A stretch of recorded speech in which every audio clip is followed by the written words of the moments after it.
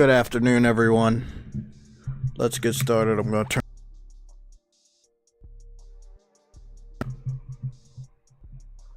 Okay, let me turn down the music just a tad bit so you guys can hear me clearly.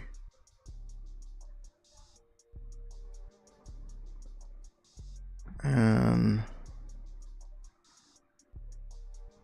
I might turn on the Elgato, but we'll see. Testing. Cool. Welcome back. Again, this is Tuesday. It's supposed to be a news and updates. There was a hell of a lot of content. I mean, a hell of a lot of news happening. So I thought that we would turn it into a red alert. It's simple to just say that I was right about not trusting Jim Ryan. It's also simple to say that Jim Ryan wasn't the reason why Sean Layton left or got fired, and why Shuhei Yoshida left his position and downgraded severely. Now we know he was given an ultimatum by Jim Ryan to either leave the company or to just be, the president of the indie indie game relations, which again, he did an amazing job. Let's not talk about him not doing a great job. He's done a great job. He learned to enjoy that position, but it's really fucked up that, okay, Shuhei Yoshida is not in a position of power anymore after Jim Ryan is there. Jim Ryan then handpicks Herman. Herman is the lead guy over there at Guerrilla Games. He then puts the biggest exclusive the biggest new IP exclusive that PlayStation had at the time, and announces it for PC, being the first party title of a studio that they own going to PC. Now, before that, obviously, there was Japanese RPGs that had never went to PC before, ended up going to PC in years earlier, leading up to 2020. And I've seen all of that before, and I tried to tell everybody, I said, hey, man, I see these games going to PC because PC fans are begging for them, but I also see that once they land on PC, that they're not buying the games. And I did not want that to be our fate, but enough people, I guess, just didn't pay me any mind. So what actually happened was, what the hell? That's crazy as shit. What actually happened was they did put games on PC, and I'm talking about PlayStation and their first party. They, between 2020 and 2025 right now, they've made less money each time they've done that. Like, every game that goes to PC, they make less money. This is just, it's not a hypothesis. This is actually what goes down. They make less money. The theory was that they would make more money with PC because PC is just just an additional stream of revenue. And a lot of people just thought that it would just be super fucking easy to make this imaginary money over there. Now, I think they looked at the concurrent numbers for some of the bigger games in the last 10 years, and not only Sony, but Xbox and, other third-party developers. They looked at PC, they were like, hey, can we capture that magic again? Are we able to capture that magic by putting these games on PC and then people just buy them? Now, the thing is, you have to ask your question, is that game a good fit for PC? Not every game is a perfect match for every platform. We've seen that, let's just say, when it comes to Xbox, as an example. Xbox fans love shooters, they love sports games, they like racing games. Anything outside of that spectrum, if it isn't mainstream and hyped up by the masses, they're not going to touch it. Let's just say, not Elder Scrolls, Assassin's Creed. Game's been around for a long time. Ubisoft made a lot of money off of it, got a lot of fans from it. So, when they see Assassin's Creed, they'll buy it. Will they buy it as much as Call of Duty? Probably not. Will they buy it as much as Madden or NBA 2K? Probably not. But they will buy it. Other than that, like outside of Assassin's Creed, that's when you start to look at any of the third-party titles that go to Xbox. They start to get lower and lower in sales because they just don't care. If you just put nothing but sports games, racing games, and shooting games on Xbox, you'll probably do all right. Now, this kind of changed in the last 5 years with Game Pass being just a main source of revenue for Microsoft, and then Xbox fans feeling that they don't need to buy games anymore because they get them on a service. So, that doesn't really match up nowadays. But on PlayStation, what we do see, when this is just not us from a consumer standpoint, we're also seeing this from the third party, second party, and obviously a first party standpoint. With the attach rate, it's being high as fuck. Like, if you put your game on PlayStation, people will buy it. I want to get circle right back around to, Jim Ryan. Jim Ryan should have built on the momentum from the PS4 and understand how precious it is to have a platform, which is the ultimate platform. This PS5 is the ultimate platform. You can get PC titles, you can get family-friendly titles that are similar to the ones on Nintendo with respects to Astro Bot and Ratchet and Clank. You have shooters, you have RPGs, you have all types of games, MMOs, and you have good performance with a PS5. And with the PS5 Pro, you have better performance and better resolution. People buy games over here. They buy games that cannot run on the Nintendo Switch or not available on Nintendo Switch. They buy games that if your friend is on Xbox, they probably won't buy that. So this is the ultimate gaming console on the market. It is helping the industry so much because people buy over here, and if you don't buy, the industry dies. So PlayStation has been holding up the gaming industry on their shoulders, and for Jim Ryan to even fuck around with that formula is kind of weird. For him and Herman to say exclusives, we shouldn't have exclusives. Look, third-party games are all over the place. You don't need to try to dip into third-party. You've already have good relations with third-party studios. Their third-party games are on PC. Those PC third-party titles come to consoles. The PlayStation third-party games go to PC and vice versa. But you didn't need to put your first-party games over there. You kind of erode the trust of the consumer. When they buy this platform, they know that they're getting exclusives. This will be more of a talking point when the Nintendo Switch 2 comes out. But as of right now, you can probably pass it by. Looking at the financials from last year, seeing that the holiday season gave PlayStation a huge boost of 9 million consoles sold worldwide in just the last 3 months of the holiday season is a massive fucking record. Especially when Xbox only sold 2 million consoles the entire year. So with that being said, that is fucking pathetic. It is pathetic. But with that being said, you got Jim Ryan trying to fuck up that formula with, again, getting rid of Shuhei Yoshida, which is a mastermind, a legend, an icon. You already on that subject. Oh my. Yeah. We've started, but we're gonna talk more about it. And it's just like, again, you get rid of Shuhei Yoshida, you bring in Herman. And listen. I'm gonna tell y'all right now. I'm sorry, 1 second, Trudy. I'll tell everybody right now. We don't have to wait anymore. I'm not gonna answer to anybody in the chat that says, "Hey, we don't know." Bro, we told you this 5 years ago and you didn't listen. Now we had to wait 5 years for the information to come out, and now you finally fucking know what we were talking about. We're not gonna wait. I've heard people today say, "Well, no, not about Herman." No, Herman was, bro. It was a package deal.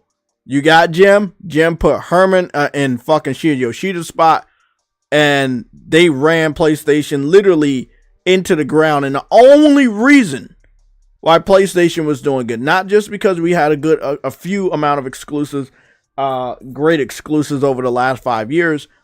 No, it was the only major platform for third-party developers to make money. Nobody wanted to make money with Xbox because you can't make money with Xbox. And from a consumer standpoint, Xbox had, let's say they had, exclusive games that were on Xbox and PC, but they weren't interesting. So people by default going to come to PlayStation. Why not go to Nintendo? Well, Nintendo Switch was an outdated piece of hardware. It doesn't have your favorite third-party titles. And again, it really was that simple. Now, if this was, I'll say this and don't get upset. If this was wartime, where it was the heat of the console war and all big three were running on all cylinders, then the mistakes that Jim Ryan and Herman made over the last 5 years would not be acceptable, and it would definitely hurt PlayStation. Now, knowing that Nintendo is no fucking joke to mess around with, especially at the launch of any console, Sony is taking it back to the roots of Japan. Totoki is in charge, and for Sony Interactive Entertainment president, they put Hiroshi Totoki. Hiroki. No, it's not Hiroki Totoki. It's another guy. It's another guy. We gotta get it. We gotta get the guys. We gotta get the guy's name. We don't know a lot of these guys that well. Herman, he's been around for a while in the public eye. So we, as gamers, we really, it's not really our job to know these people. Let me see.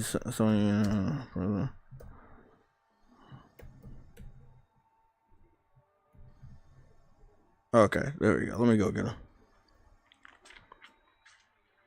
Hideki Nishino. Hideki Nishino, yeah. Hideki Nishino. Yeah, Nishino. Okay. You really need to learn how to pronounce Japanese names, my guy. I know, but I'm American. No disrespect. No disrespect. Come on, bro. No, I mean, the way they taught us in English, it sucks, man. I was looking at a video today about like because they don't yeah, want I mean the English language is so confusing though. Like there's it's like read or read, but they're written the same way. You know what I'm saying? Like it's weird, but I'll get it. Well, I'm hoping I'm getting his last name right, which is Nishino. No, it is Nishino. Okay, Nishino.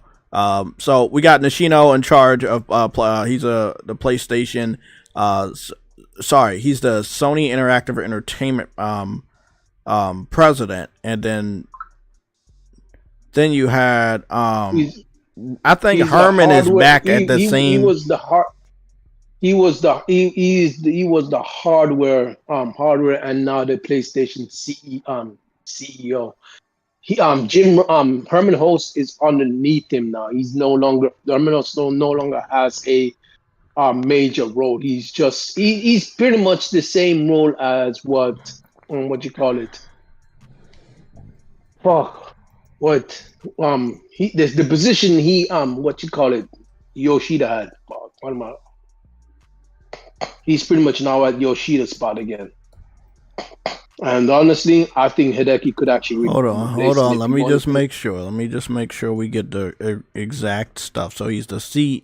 Okay, so Herman is currently the CEO of Sony Interactive Entertainment, and Nishino is the president of Sony Interactive Entertainment. So Herman, I just want to correct you. Herman still has a good title, but I do believe he is a bench warmer. I think they are preparing someone else to take his role. We have not seen Herman publicly. We have not heard from him. We will. He sounds like he's going to be replaced. Yeah, it does sound like he's going to be. There's going to be one important event to find out if he is truly going to be replaced, and that would be the PlayStation Summer Showcase, which is very, very big. And then normally they kind of started out with whoever's in charge. Jim, let's just go take a look at that so we can have it visually, so you guys know what we're talking about. The summer showcase is a major showcase, and when we get those, basically, you normally see the head. You normally see the head person up there. Let's see, PlayStation. When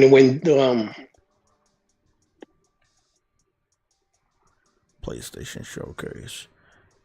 So we don't want to look at that one. Let's go take a look at the one from 3 years ago, and then we'll also take a look at one of the more recent ones. So let's go take a look at the one from 3 years ago. And that one would be the diamond studded one. I think that gem. Yeah. Here we go. Okay. So this is what we're going to be looking at. So president and CEO.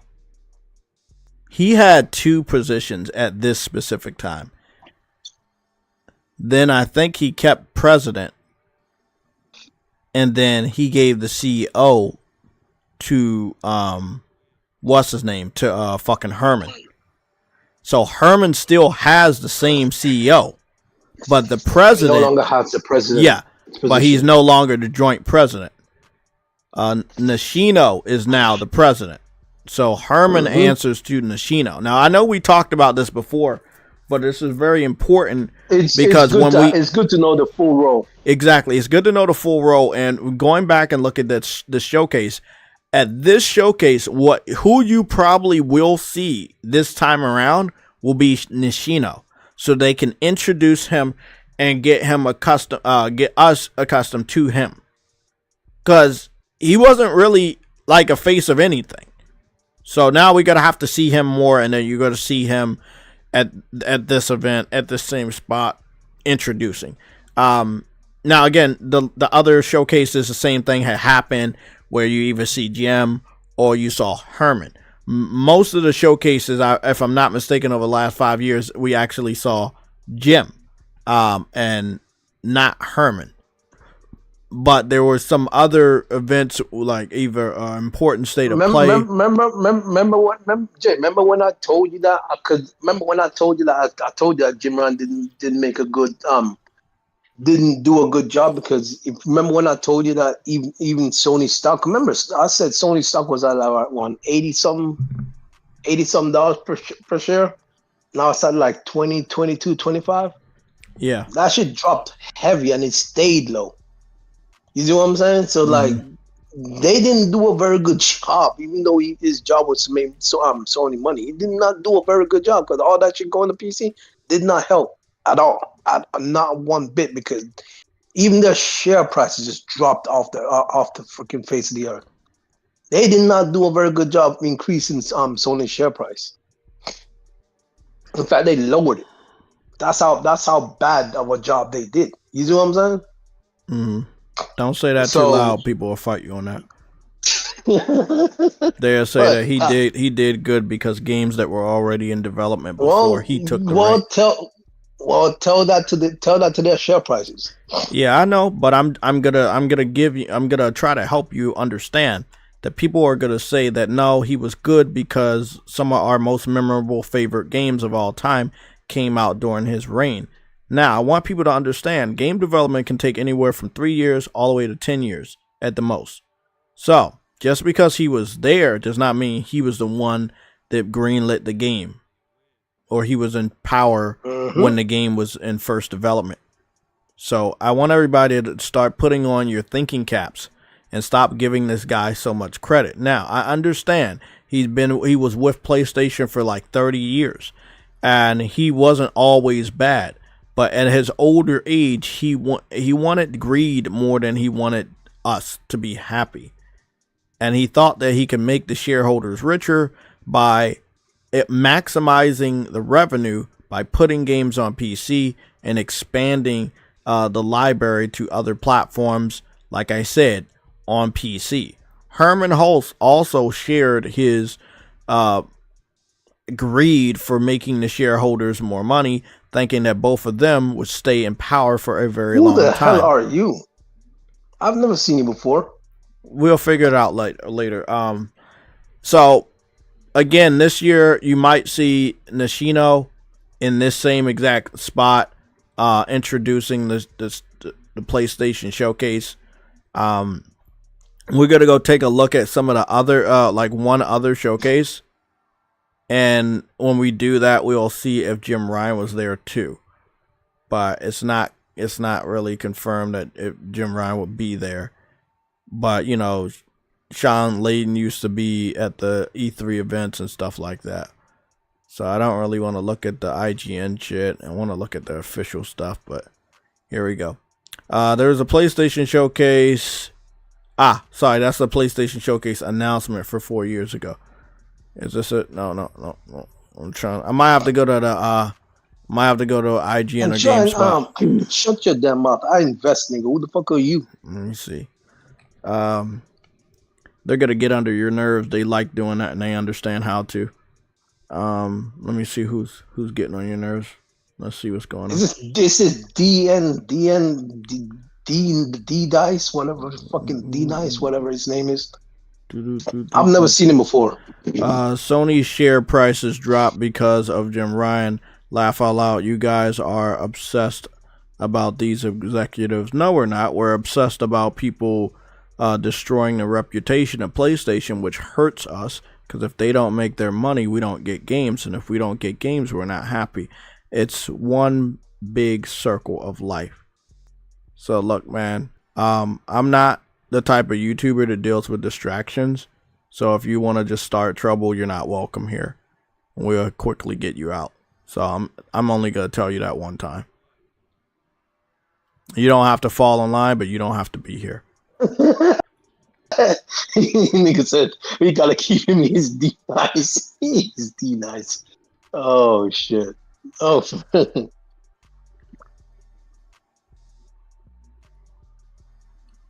Nah, he can go suck a dick. I'm not keeping nobody for no names. We ain't on no bullshit. This is the same type of confusion. Hold on, let me get this out, Troy. This is the same type of bullshit that we entertained 5 years ago when it was very important topics to be talked about, like the betterment of PlayStation and why they shouldn't put games on PC. Now, 5 years after they put games on PC, we're not in the best spot. So we're not gonna entertain the bullshit. Not today. Okay, you know what, bro? I'm not even in the mood for you. Don't worry about it. No, I'm good. I know what I'm gonna do. Yeah, he's already got dealt with. We're not doing that. Remember, 5 years ago, people in my own subscription pool, my own PlayStation Legion, they were like, hey, Jay, you should relax. Jim is not the problem. He didn't do this. He's doing that, blah, blah, blah. Now, all these years later, the truth is coming out, and guess who was right? I was right. So I'm not going to let you guys understand. Like, y'all have to understand what's really about. I put him on timeout. You hit him. Yeah, it's all right. It's all right. You guys have to understand. This is a very important Red Alert stream. I'm going to be laser focused. I got a couple more topics that are right here on my phone. We are majorly. We got to talk about this again. I said there was a theory that I had years ago that Jim Ryan was the reason why Sean Layden got basically ousted, and that fucking Shuhei Yoshida got a downgrade. It comes to find out that Jim Ryan was the reason why Shuhei Yoshida got a downgrade. So I'm guessing when Jim Ryan rose to power, he got rid of fucking Sean Layden, and then upgraded his second in command that he really wanted, which was fucking Herman. Now again, PlayStation has strong momentum for the PS4, and even with these weird things going on with Jim Ryan and Herman, it didn't really like fucking kill PlayStation. But we gotta understand, Xbox was not in a fucking strong spot. We weren't going head to head with a competitive fucking foe. Nintendo was over there in the corner playing with their bottle and rattle on that baby shit. So it was the perfect fucking time for Jim and Herman to do stupid shit. Certain PlayStation dudes tell me, oh, it's all right. It's all right. Yes, it actually was all right. I have to agree. It was all right. They could fuck up in those time periods because there was no competition. Now imagine if Nintendo was on their big boy shit and Xbox was doing some good shit. That would have hurt PlayStation. Heavy. No, that would have hurt Sony heavy. I think a lot of you guys, we can love PlayStation, but we have to be critical of the shit that doesn't look right. Putting games on PC is not something that you grew up fucking knowing.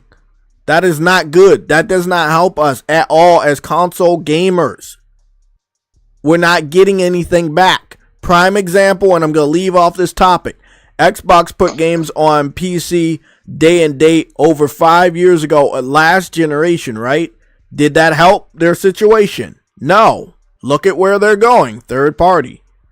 One of the major things attributed to that is putting games on PC, one, and also giving games away for free via Game Pass subscription, two. They kind of one and the same because once you put your game on PC, you're basically giving it away for free via piracy. So you don't make money off of piracy.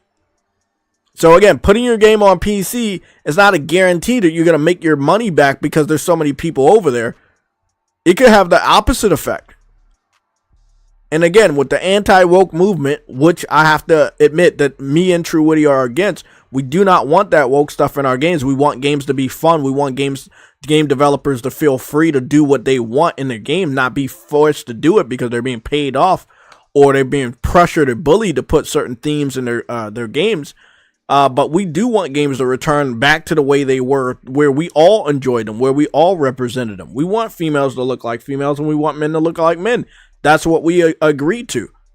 But there are some people that didn't like that, didn't want that, and those games on PC flopped.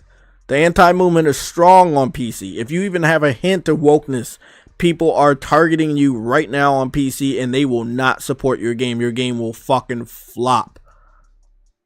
So, you know, when The Last of Us goes over there, Part 2 goes on PC, they are not going to buy that game. They are not. That's going to get pirated to hell. And before I get started, I just wanted to, you think I got started now? I ain't started yet. I want to report that also sitting right beside my live stream is Marvel Wolverine boat chasing gameplay and cinematics from the Wolverine video game. So again, we had just talked about this during the Sunday show, and people were like, well, I don't normally see this, blah, blah, blah, I don't normally see this. Well, I fucking see it. And I ain't even trying to look for that shit. And that video was posted 4 hours ago. Now, again, I'm going to ask you guys, because I'm going to hand out L's again. When this, if and when this game gets canceled, do you actually believe that is real? No, that is real. That is real. We can go take a look at it, but I'm gonna tell you right now. No. The only reason when something get fucking leaked like this and a developer or a publisher leaves it up is because they have abandoned that IP. Now that does not mean that anybody has abandoned Wolverine the IP. It just means this particular instant of this IP, the video game, may have been abandoned. They may have canceled it internally, which is what we found out a lot of times from different games. We've also found out that internally games have been pushed back, like Fair Games, which we'll take a look at. If you don't remember what that looks like, that's basically the second coming of Concord. It was the game that was a games as a service that I actually spoke out about not liking. And I actually like Concord more than Fair Games because Concord only showed a snippet of cinematics and we didn't really have a lot to go on. Fair Games showed us enough for me to already know it was woke as shit and that it was going to fail. Not just because JayTech said so, because I already saw the grassroots movement of the anti-woke, and I knew if it get to the level where it's at right now, if you even fucking smell 1% like you're woke, your game is going to fucking flop on PC. It's not going to sell the way it should. With that being said, I'm interested in seeing what this... When you're the official vehicles of winter, you can embrace everything the cold has to offer. Leave fresh tracks with the safe and secure Jeep Grand Cherokee. Melt limitations with our most capable Jeep. Hold on, Trudy. I gotta find my remote.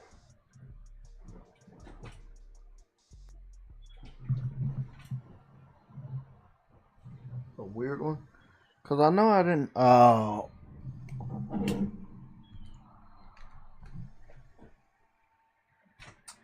It's on the fucking floor. I was like, bro, I know this remote is bigger than my other one. So it doesn't... I don't lose it as much. Okay. I'm just interested. I've seen this scene. I've seen this scene before. Oh, okay. That's I've seen that Wolverine in the Deadpool movie. That's a classic Wolverine suit when he has the suit in the eye patch. Oh shit! I changed something on my side. Sorry.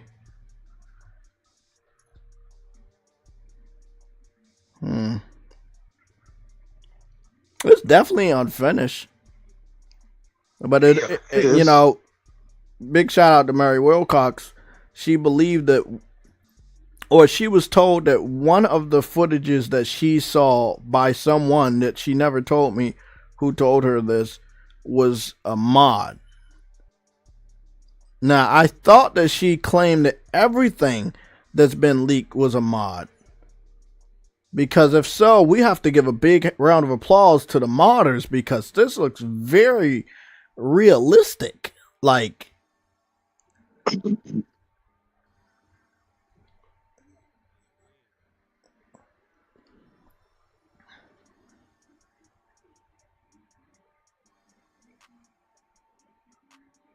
look like they may have adamantium armor on.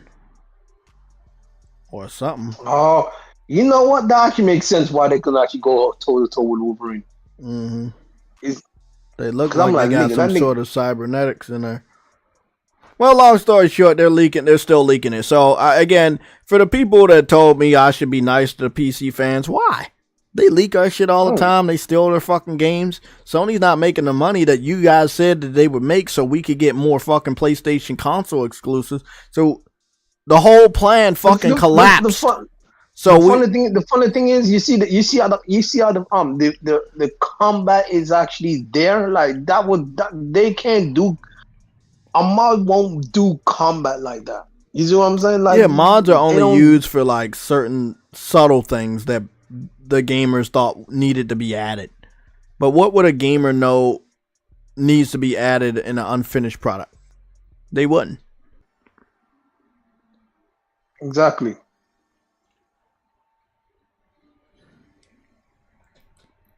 Canceled Transformers game.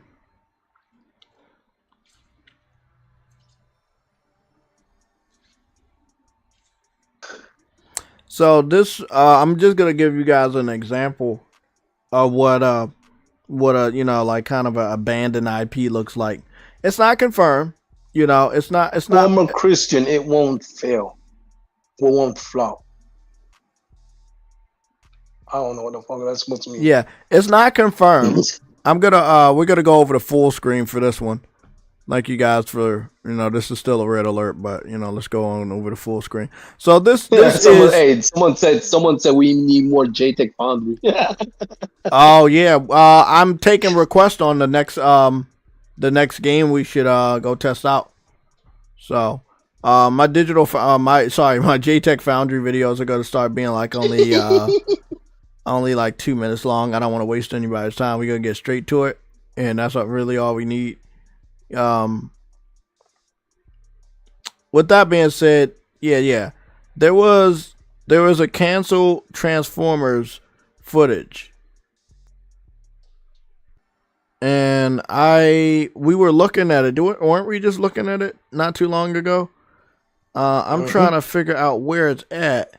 There it is. This is the one. Okay, so this was the canceled Transformers game. You see how it's pretty much complete, but it's some stuff that's missing. But it's less things that are missing on this than Wolverine, which means at the time that they hacked Insomniac and took the shit, it was less completed than this. But this still shows areas that are not completed. Now, this was a game called Transformers Reactive. It was going to be an open world Transformers game, obviously starring the world famous Bumblebee Autobot. And you would be able to run around, shoot Decepticons, and also turn into the classic style of the buggy, which we hadn't seen since Generation 1. Well, there's been other versions of Bumblebee where he had the buggy, but I just haven't seen it a lot. They've been messing around with the Camaro ever since the live-action Transformer movies. But it looks like the story for this is that they Cybertron actually bonded with Earth in some degree after they invaded, and it looks like he'll be in New York City, obviously. And then, yeah, it just looks like a fucking good game, man. Graphically, it looks fucking good. I mean, obviously, it wasn't completed. We don't really know why they canceled it. Maybe they didn't see enough attraction with the Transformers movies. I know Transformers Year 1 or whatever, Transformers 1. I watched the movie. I didn't go to the theaters to watch it, but I did watch the entire movie. I think that they definitely shouldn't have went with Chris Hemsworth because his accent's so thick that you could tell it was Chris Hemsworth. The story for it was really well done. But one of the reasons people go to these Transformers movies is to hear the legendary voice of the original voice actor for Optimus Prime. And I'm telling you, man, some diehard fans, they'll get up off of their ass, go out the door, pay for a fucking $20 movie ticket, pay $40 for fucking concessions just to hear that voice. They will do that. So the fact that they tried to replace him, that movie flopped. In my personal opinion, I don't think it did the numbers they wanted it to do. Merchandise kind of was lame. Cause like you can't really like you basically remodeled Transformers and they were pretty much the same, but just in an uglier design. And I just think that you can't really mess with the originals. Just like I said, this looks so good with this modified version of the buggy. This is rolling around. This just looks like a great fun game. And again, get back on topic. The reason why we're hearing that they canceled the game is because they believe that there wasn't enough interest in Transformers, the IP, by the public. They didn't think that if they released the Transformers game that anybody would buy it. They are fucking wrong. People would have brought this damn game. They definitely would have brought this game. It looks like this would have been a return to form, good, fun, classic action open world game. Obviously with RPG elements. This would have been fun. I ain't gonna lie. This looks like it would have been fun. So, back to it. When you get stuff like this, it means the IP is pretty much abandoned. It doesn't mean Transformers is abandoned. Just the IP for this video game is abandoned, and that, you know, they're done with it. They canceled it. You can pretty much just share it, and they're not going to try to copyright you. I've been scared for over 7 months. You just turned into the video. Oh, that's dope. I've been scared for 7 months to even show Wolverine on my YouTube channel because I still had hope that they were bringing the game out. So out of respect, I never showed it on my YouTube channel. We only looked at thumbnails from YouTube. And now I'm showing it because I deep down inside, I know that they're on either verge of canceling it or they're going to reboot it and take forever to bring it out. And it's already been like this September going to be 4 years since we got the reveal of Wolverine.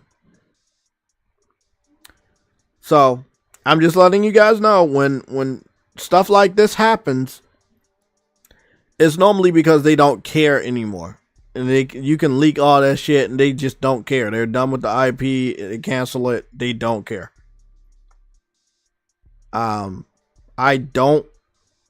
We don't have a confirmation that Wolverine was canceled. But we also we didn't have a public confirmation that Spider-Man was canceled. Spider-Man, The Great Web. We just know that shit got leaked out.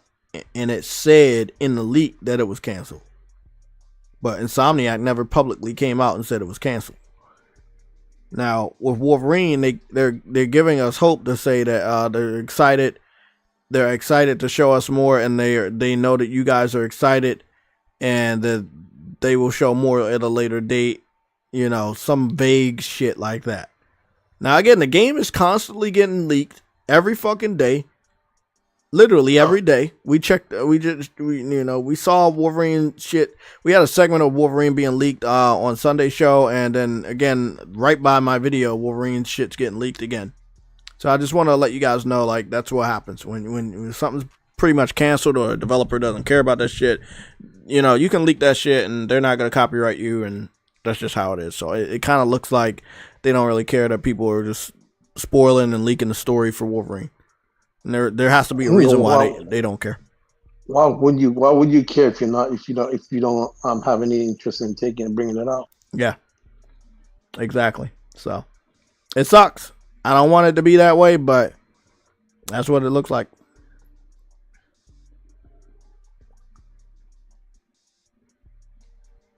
Yeah, that's what it looks like. Sorry about that, guys. I mean, I don't want that to happen, but you know, don't be mad at me. Be mad at the PC community. They're leaking the PC build of the game. That's the only build of the game that exists, is the PC build of the game. So if anybody was ever able to play Wolverine, it was only on PC. See, this is why we don't want them to put games on PC.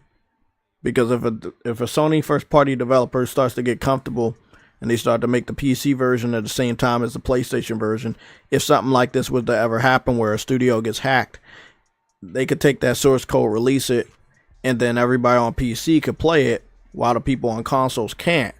And then that will be a loss of money, because again, they want to bring this game out on PlayStation and then turn around and bring it out on PC. Like, you think PC fans are going to go buy the game they already have access to? Fuck no. So that right there in itself is why this is dangerous. You know, if they want to play these games, they really need to get a PlayStation. PlayStation has been trying to give the PC fans an olive branch for the last 5 years, and we found out that they don't care. They're not going to buy your games, and they don't care about the financial goals of Sony. They don't care about Sony making enough money to make more good games. They don't care. I feel like if they don't care, Sony should not care anymore either. So I think that with Totoki in charge, we're going to be going in a direction that kind of leaves the PC scene, respectfully or disrespectfully. It doesn't really matter to me. Yep. I think if Wolverine was to be brought out on PlayStation 5, I think it would do big numbers, even with all the leaks and spoilers. But if they still want to do this weird strategy where they bring out a game on PlayStation, then they bring it out later on PC, well, then Wolverine would never make any money. And even if they did day and date, they still wouldn't make no money because they already have the leaks. They can make the excuse as a customer, hey, your game got leaked. I'm not going to pay for it. I've already seen the spoilers. I'm not going to pay for it. And that's exactly what they're going to do. And some other people, maybe even on consoles, might be the same way.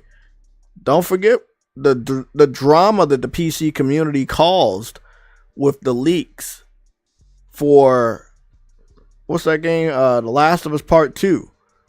How the PC community facilitated those leaks and spread them all around the internet along with the Xbox fan base.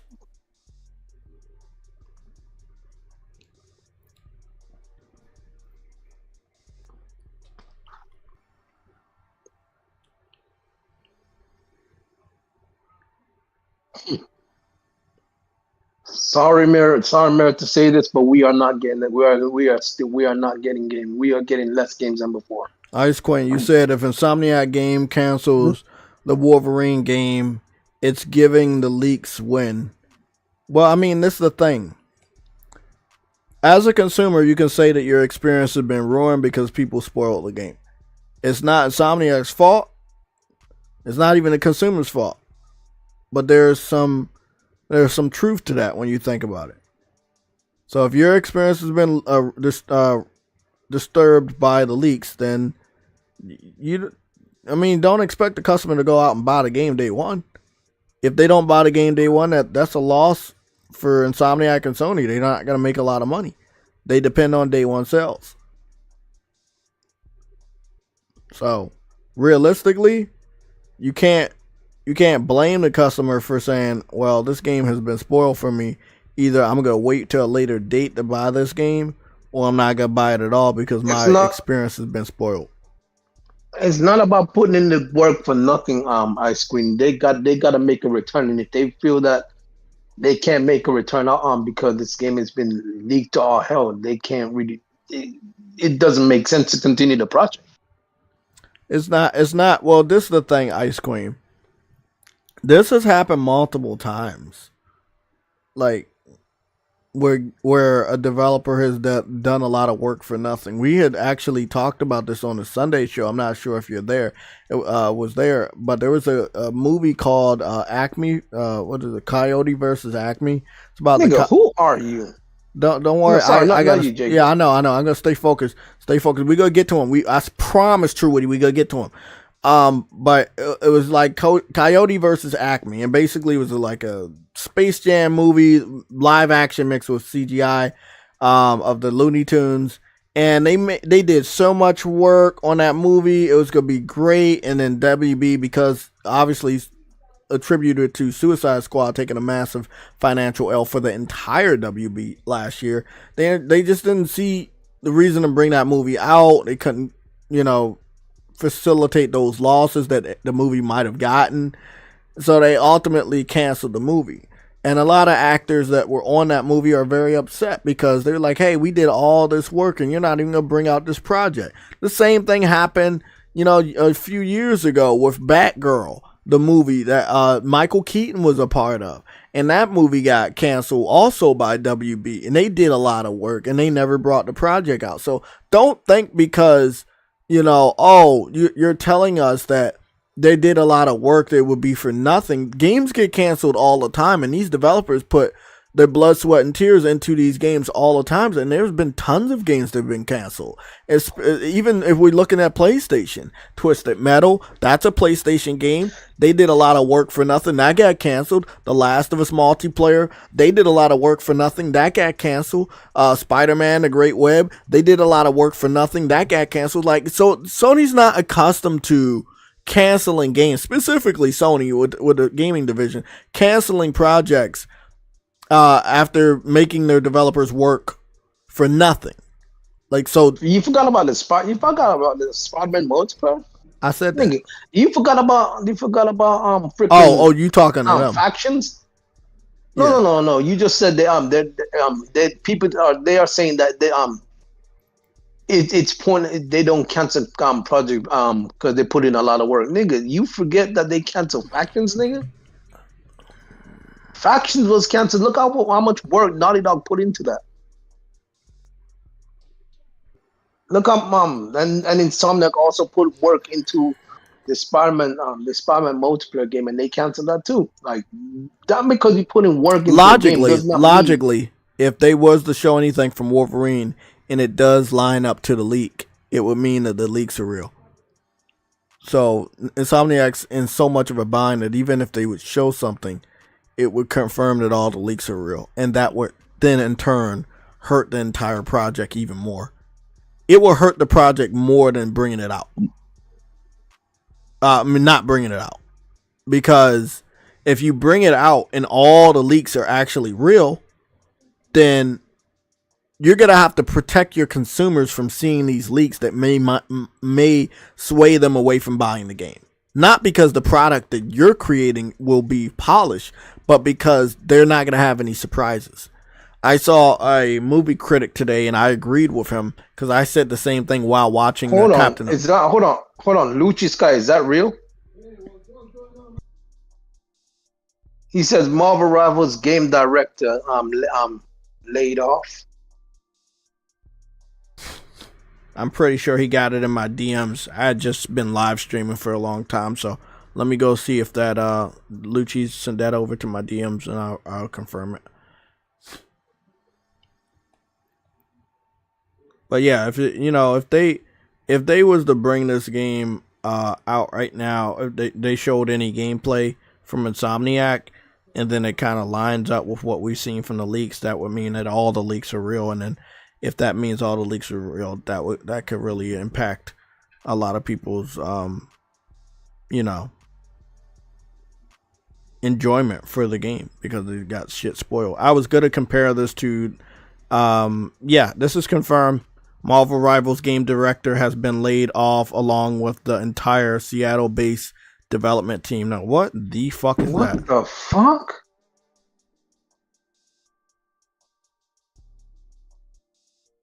Yo, this live service is volatile, bro. Like, what the hell? Another team member confirms the layoffs.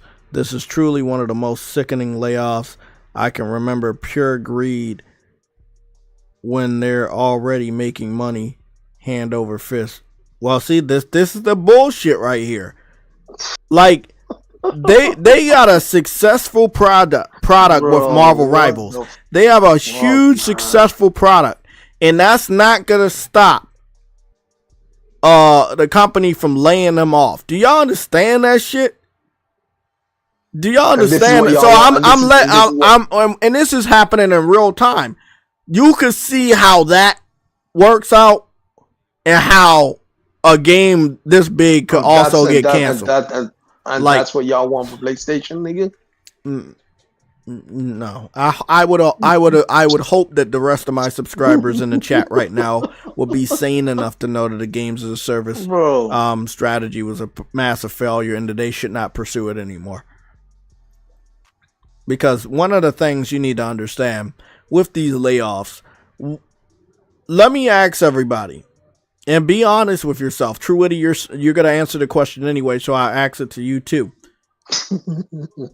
What platform is Marvel Rivals more successful on, PC or consoles? Yeah, it's PC. And PC fans have been engaged in doing what?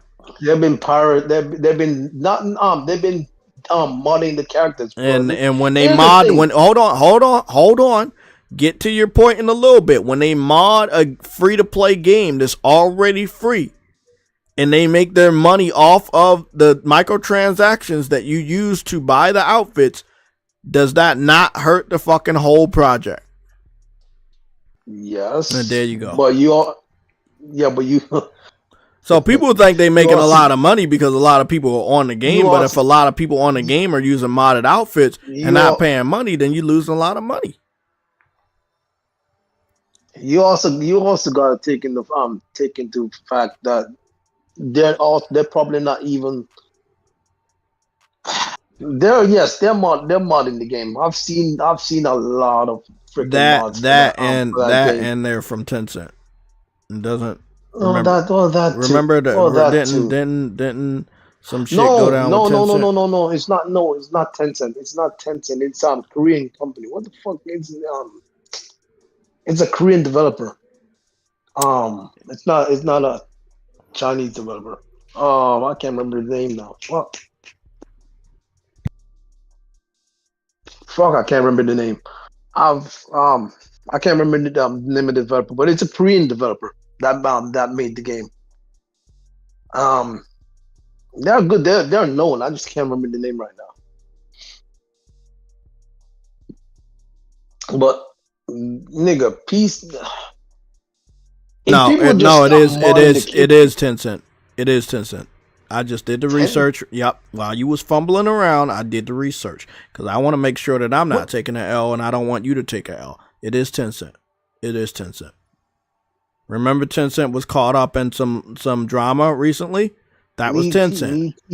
NetEase. The fuck is NetEase? NetEase. You said this is by NetEase? Oh, yeah, NetEase. Yeah, that's the name I couldn't freaking remember. That's the name. That's the one. Where is NetEase located? Isn't that still China?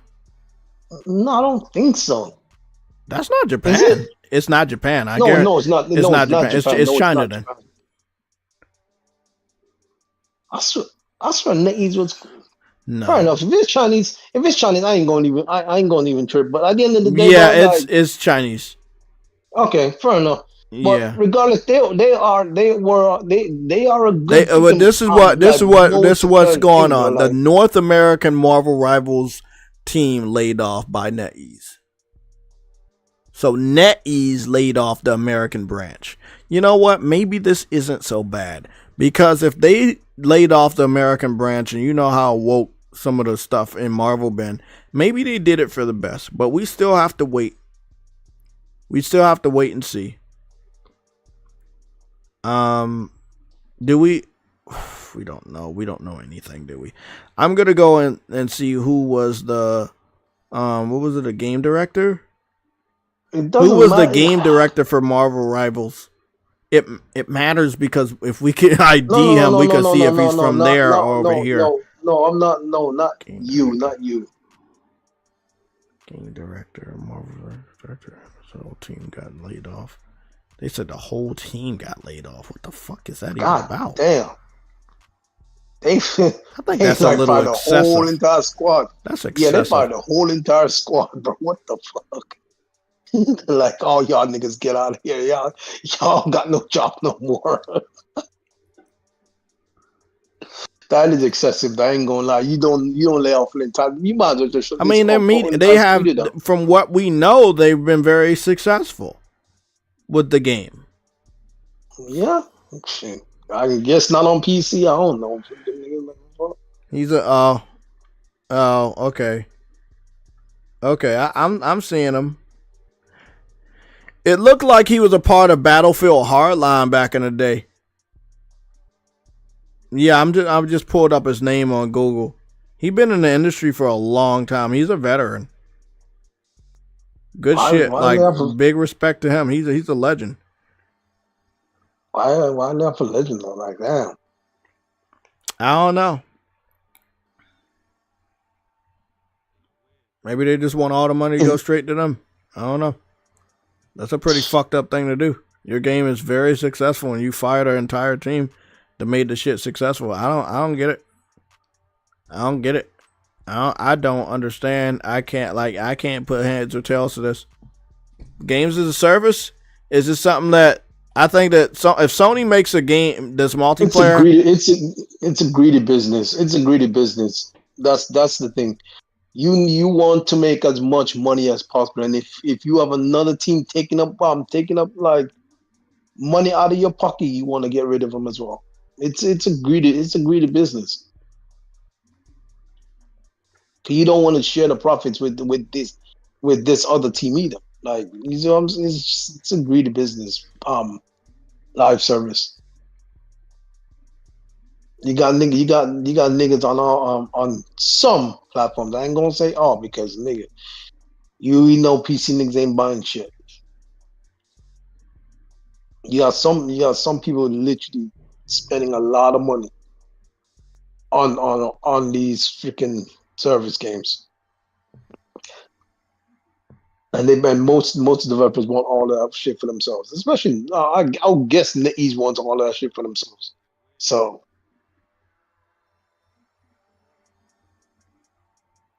well, I want to look at the glass half full, and you're open to disagree, and everybody in the chat, you're open to disagree. But you know how it is when games are launched, they kind of like downsize, and with a game as a service. When most of your work is pretty much concluded and all you're going to be doing going forward is bringing out new characters every 3 months. You don't need all. Yeah, exactly. So, I mean, in a business sense, it makes sense instead of just paying people to just sit in the office, you know, and not a lot of work is being done. But then the optics of it, the optics that we're looking at, it's really, really bad. But then we don't know why they did it. There needs to be some clarity by the end of this week.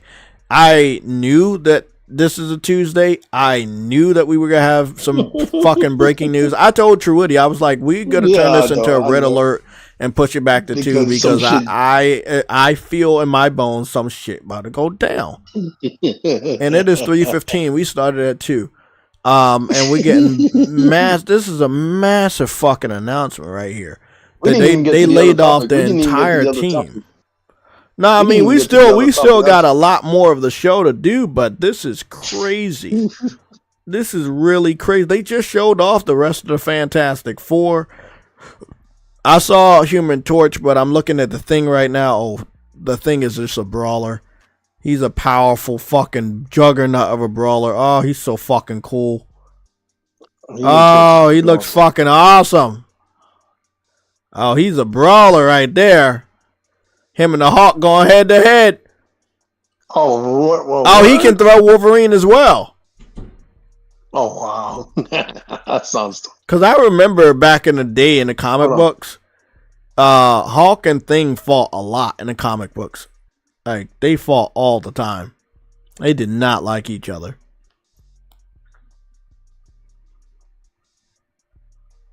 That's a really cool design for Thing. I really like that design. It's man, their art design for this game is phenomenal. Like, it truly is. It's like a mix of comic style and anime, and it's a perfect fucking mix. These characters are going to be coming to Marvel Rivals on the 21st of September. So, I mean, shit's heating up. I know it's only the second month, but shit is definitely heating up, man.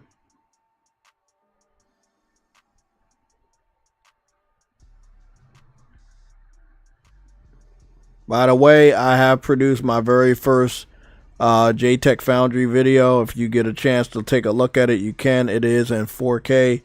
For some reason, they didn't put it in 60. I'll make sure I fix that on the next video, but this one is up. Frames per second counter is up there on the I premiered my new logo too. I'm just gonna go take a look. Get that up there, bro. That's fucking insane. I didn't think that what happened?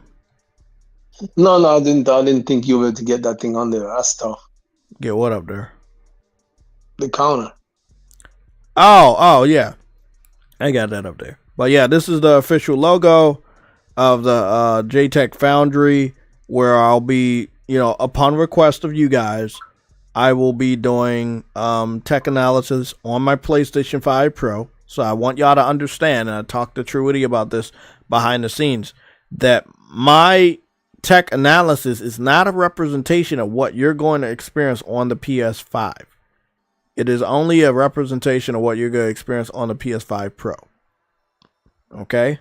So I just want I want to be 100% clear on that. And the reason why I'm using PS5 Pro is because I have a PS5 Pro. It is the best PlayStation 5 console on the market.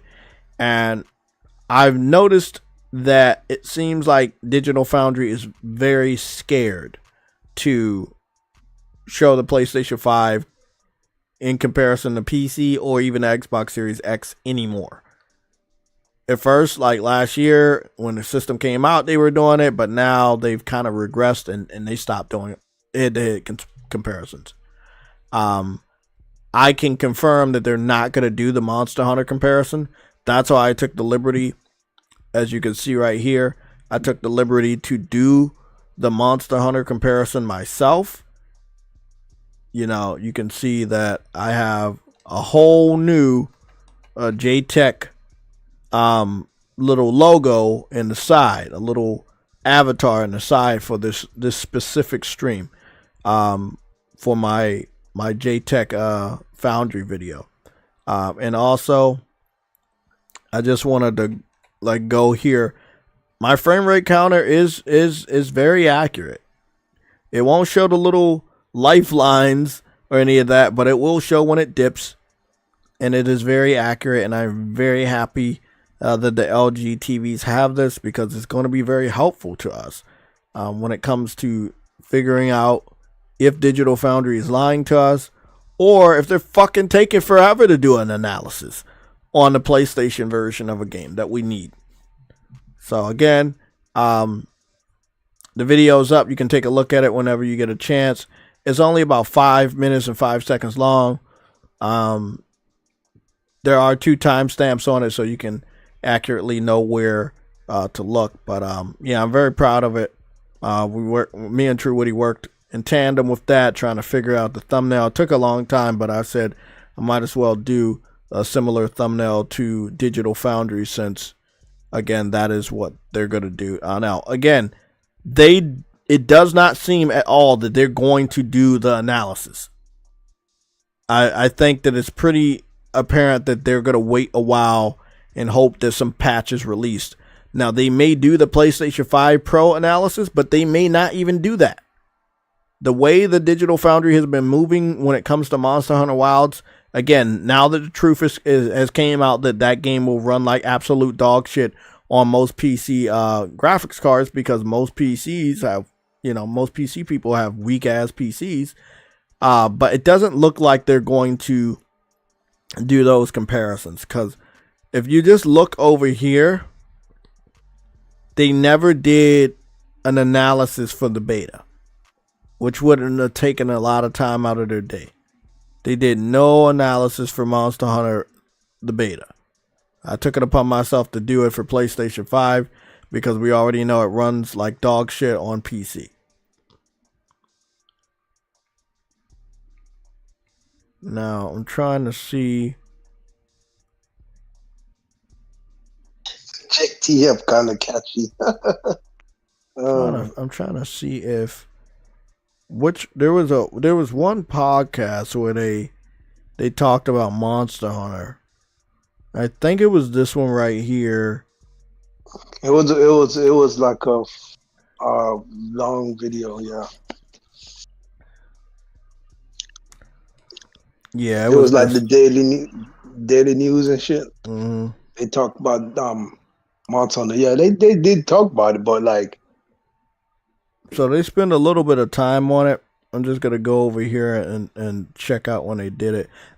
I've watched this once, and all I can tell you is that when you hear them freely talking, you can see how biased they are. They are biased as fuck. This guy right here got caught in a scandal being a part of a Discord that has been spreading false news about the PS5 since the launch of the system. He hates the PS5. He hates the PlayStation 5. He hates it. And I would assume, since he can't look in the fucking camera, he hates the PS5 Pro too. That nigga is looking away from the camera, bro. Like, looking down on the ground. Nigga, like, would you see on the ground that much? I'm gonna tell you right now, it's not gonna be a good year for PC fans either. Yeah, it's a horrible year for Xbox, but PC fans gonna suffer. Bro, again, this is the biggest game of the year, and they can't run it properly. You realize he's not even looking nowhere near the camera. He's looking down on the ground, on the side, on the floor. I'm like, what the fuck? Everyone else looking at the camera. This thing is looking on the ground everywhere else. So I'm like, damn. I want to say that they're about to do an analysis, right? They're about to do an analysis in this podcast, but they did not do an individual analysis. So the only way for you to see them try to run the game is in this this lengthy podcast right here that they did. The direct it's weekly, hidden because they hit it. I'm seeing inconsistencies on textures, but I didn't see those inconsistencies on the PlayStation version. Actually, they're much more smoother. I'm just going to take it as it doesn't really matter what your graphics card is. It's not going to be as optimized as the PlayStation version. And that's okay, because the console version is supposed to be more optimized. I'm seeing some really massive drop frames. My frames went as high as 60, as low as 48. I'm pretty happy about that. It looks like theirs is going as high as like 70, maybe 80. I haven't seen how low it goes yet.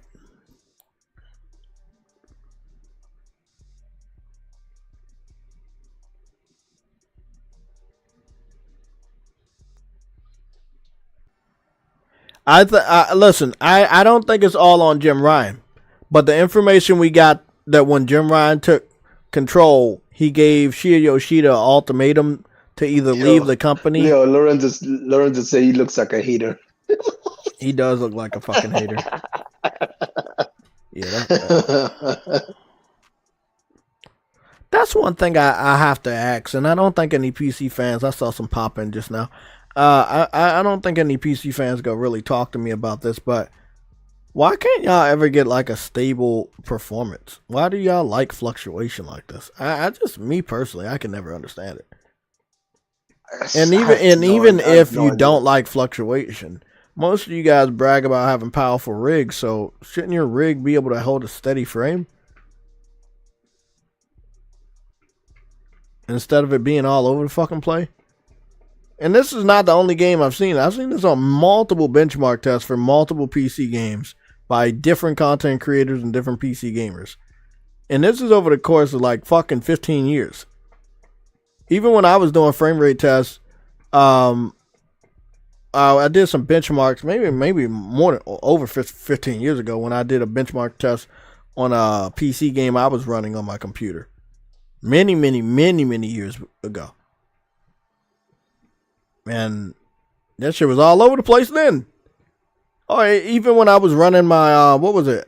Recently, like a few years, maybe like a year and a half ago, I was running that game. Oh my God, I could show y'all right now. Cause they had it in the corner, but I don't know if y'all gonna see it. I think it's called let me see. JayTech. Probably gonna come up with a lot of haters though. Let me see. It should be JayTech PC. It should be JayTech PC gameplay. But I don't know if that's the actual video. Is that the actual video? PC gameplay by JayTech. Yeah, I've renamed it. So I can fucking find this shit.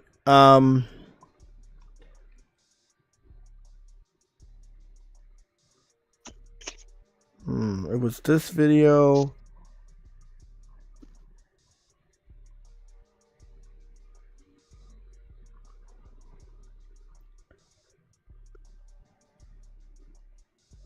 Yeah, I had a frame counter all the way. Yeah, it's always on the top left. Yeah, it's at the top left. Yep, top left.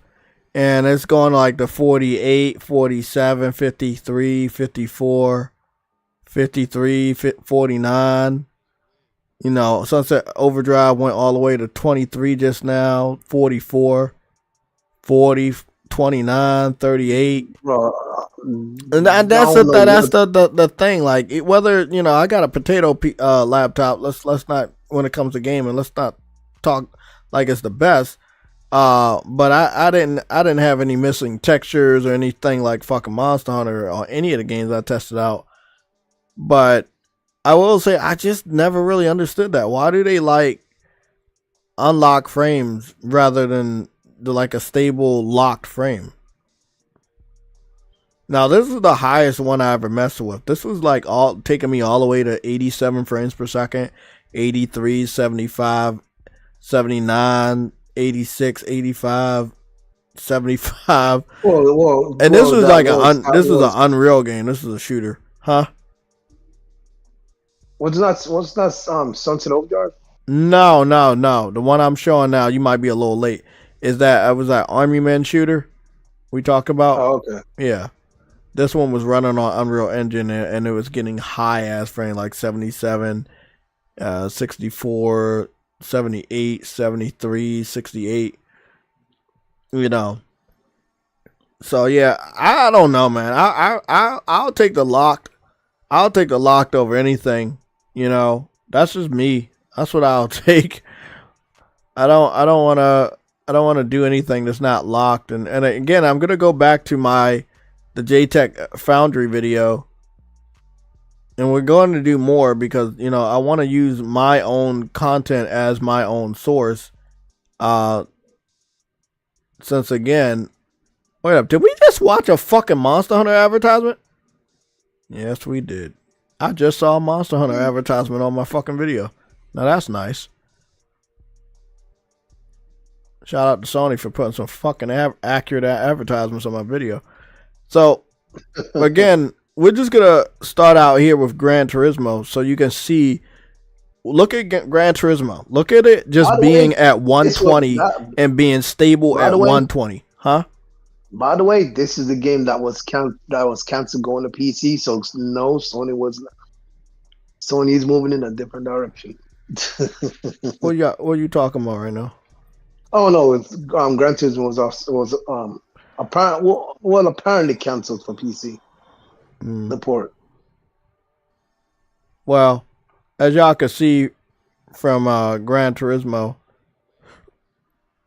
y'all can see that it was running at a stable 120. It wasn't like all over the place like Monster Hunter is on PC. And again, it may be more just a development problem, but it also is.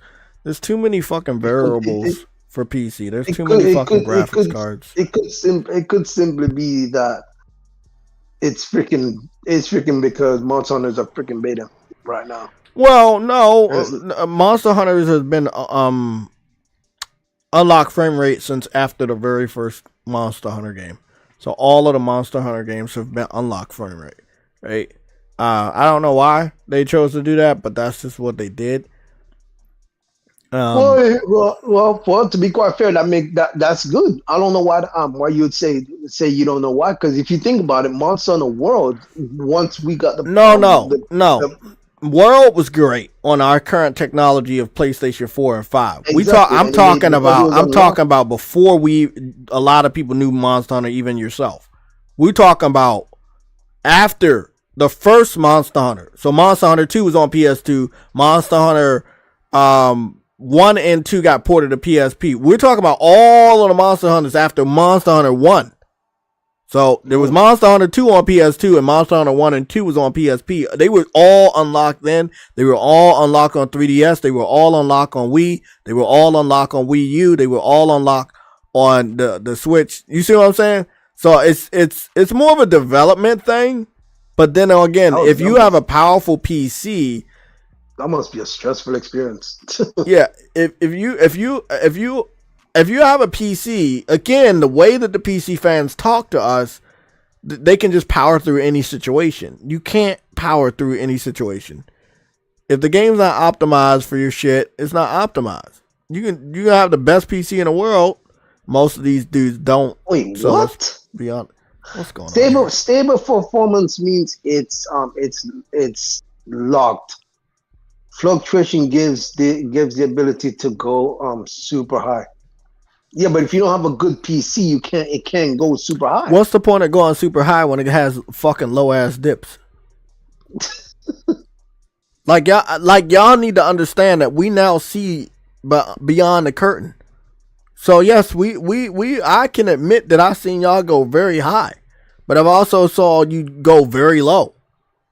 I'd rather have a stable performance than something going high just to get on the internet and brag. Hey, my shit, it reached 500 frames per second one fucking time.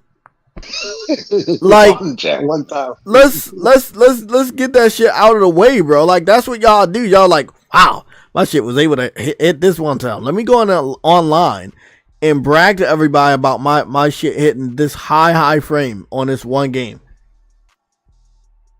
But not show them that shit keeps dipping all the fucking time.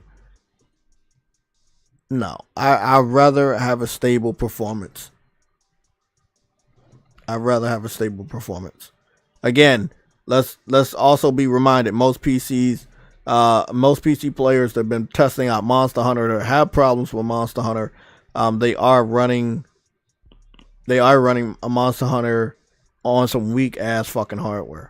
So that is something I've confirmed with my own eyes, and we've tested that out. Trust me, we still have the screenshots. So Lorenzo's trolling. Goddamn. Hey man, it is what it is. But again, this one, he was going lower than me. Oh, they're going lower than me on the 4060. He going lower than me. I only went as low as 48 frames per second and as high as 60. He's going lower. He's going in his 30s. And he's using a more powerful PC. You see what's that's the 4060. That's a 4060, and he has 1440p with DLSS balanced high frame rate generation off. Now frame rate generation on, it gets him to a higher frame rate, but with the frame rate generation off, he gets very, very low frame rate. Very, very low. So again, this is the thing you gotta deal with PC. Huh? No, continue. Yeah, that's the thing you gotta deal with PC, man. Like, it's shit all over the fucking place. Like, come on, man. Let's look at this shit. Look at this shit. It's all over the fucking place. Dip, dip, dip, dip, dip. Look at that. Dip, dip, dip. No straight line. Just a fucking dip, dip, dip, dip, dip, dip. You see those low fucking green dips? Nah, bro. Give me something solid, man. I don't think I'm ever gonna understand y'all PC dudes. Y'all see something, a high frame, you record it, you go online, brag about it. But deep down inside, you know that your shit's not stable at that frame. But you go online and brag about that high frame that you reached a few times.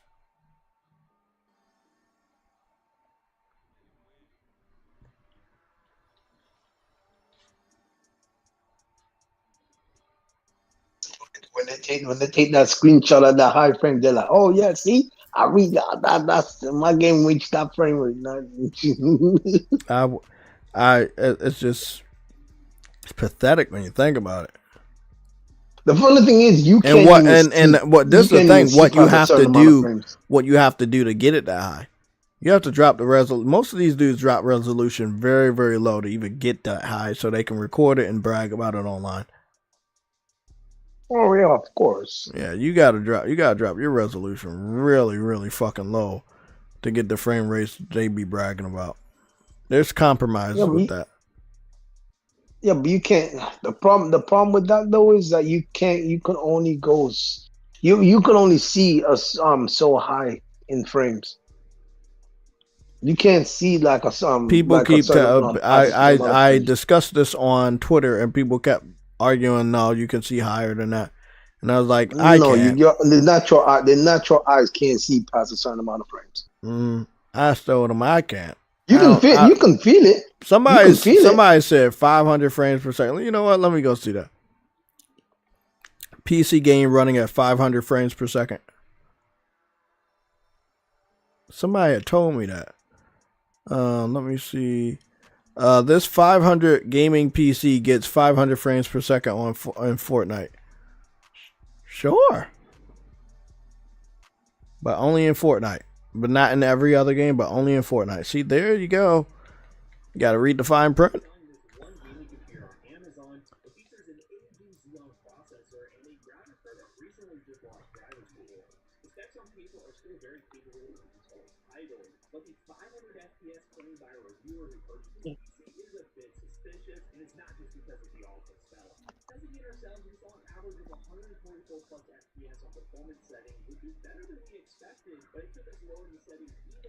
It didn't get anywhere though.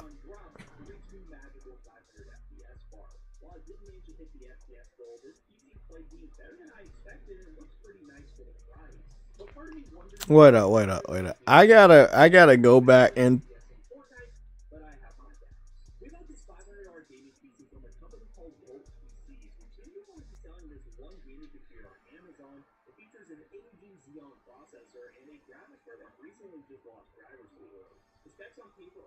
they said the shit lost driver support, so even if you buy that PC, it's not even supported anymore with drivers. There you go. There you go. That's the shit we talking about. And there's so many different PCs they got out there. Now I'm about to go take a look at when that shit get to 500, and then y'all tell me.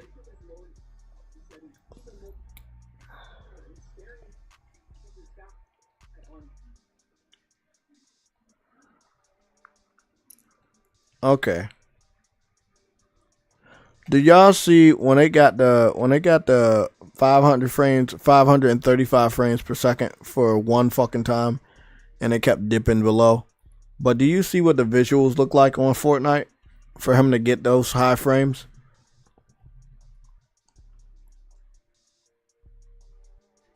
Do y'all see that?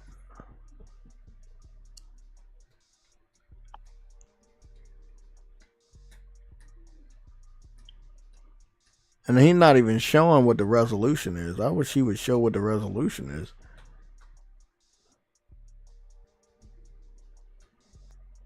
That shit look fucking. That shit. That is as pixelated. And I remember seeing these types of pixels when I played a game like Sims Herbs in the City on a Game Boy Advance. Bro, Jay. I know, I'm not lying. I've seen visuals like that on my PSP back in the day. Hey, Actually, yo, I've seen just- better visuals in my PSP than that right there. Like that game I told. Yo, Remember that niggas- game I told you niggas- about? Brave Story New Traveler. Brave Story New Yeah. Traveler looked better in visuals than what this dude had to do to get 500 frames per second. Bro, the nigga, yo. I want y'all to nigga, look at that. I Herbs- want y'all to look at that. So whenever you hear a PC fan brag to you, oh, well, we got this, we got that, bro, ask them what did you sacrifice to get those frames? This niggas at Herbs on the GBA. God damn, Jay, that's messed up, bro. Y'all think I'm fucking real? Hold on. Sims Herbs in the City Game Boy Advance gameplay. Oh, I know what it is. Oh yeah, I played baby. Herbs. Oh yeah. You think I'm fucking around? I played Herbs. I know, Herbs, but I need them to see it. Seeing is believing.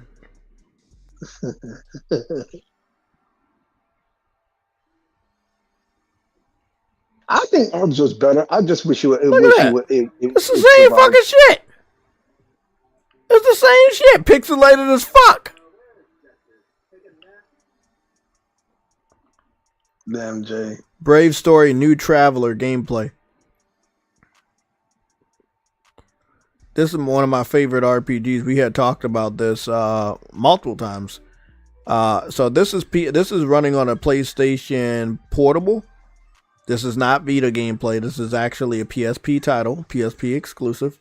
Look how good these graphics look compared to what we just looked at on Fortnite running at 500 frames per second. It's not fucking worth it. Never in my life would I sacrifice visuals for those high ass frames just to go online and brag about that shit. That is the lamest shit I've ever fucking seen. That is so fucking lame. That's so fucking lame. It's not even fucking funny, bro.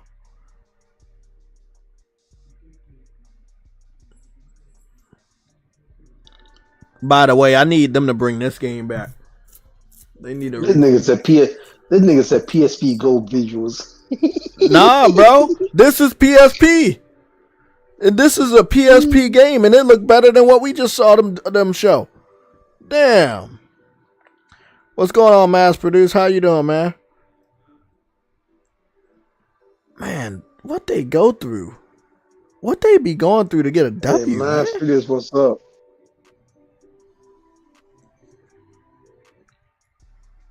Like this is They need to bring this back. Yeah, this is a PSP game, right? They need And to bring this these back. visuals look better than Fortnite when that guy was running it at 535 frames per second.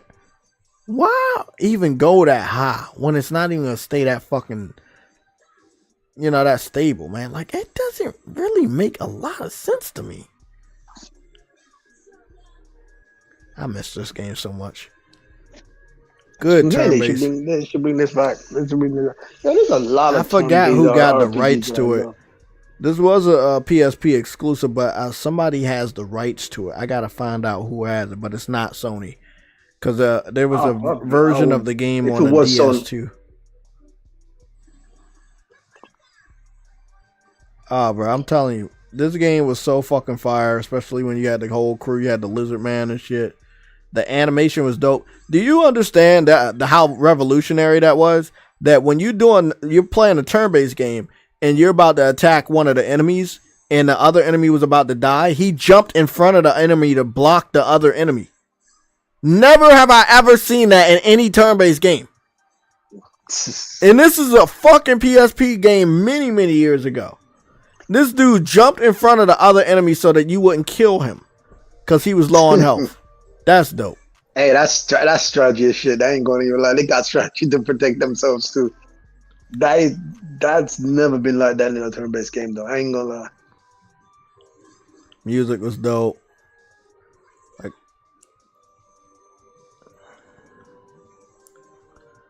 damn. I'd rather play this shit again than play Fortnite at 500 frames per second. What am I getting out of that shit? Fuck out of here. It's the fucking dumbest thing I've ever fucking seen. Play that shit at 500 frames. It depends if it depends if the frames still stay high after it dips. But it's like, what's the point? Why don't you just have just a stable frame?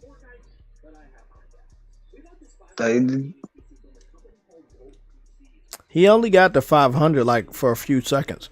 He had to look underneath the bus in order to get it while he was in the sky. Other than that, he never reached those frames. Because, you know, frames can drop. Oh, wow. No, you know what? Now I get it. Because there's nothing else to render. You're not rendering the map anymore. You're just rendering this. He's rendering the sky. When he was in gameplay, when he was actually shooting, he could only get 100 frames. Look. I'm letting y'all know, bro. When he trying to run this shit at fucking 60 frames, 500 frames. Look at what happened with the visuals. Look at what happened with the visuals, bro. Come on, no way in hell. Bro, this look worse than what I just showed y'all. Bro, that looked worse than the PSP game I just showed y'all from like fucking 17 years ago or some shit. Why do you... Bro, I don't get it. Why do you need the game to be this this high? Why you need it to be that high? I have no idea. The hell? Nigga, I'll take 120 frames. Don't get it twisted. I'll take 120 frames. I ain't gonna lie, man. This PC over here, I'm definitely want to go mod it and get some shit done with it. But I might send it out to a professional, see if they can like soup it up for me, get some specs and everything. So, I mean, ain't no point in letting this shit go to waste, but it ain't no way for you to be bragging, I got 400 frames, and look at those graphics. Look at those graphics, Truity. You just saw a PSP game, and they look way better than this. Way more fucking stable in resolution.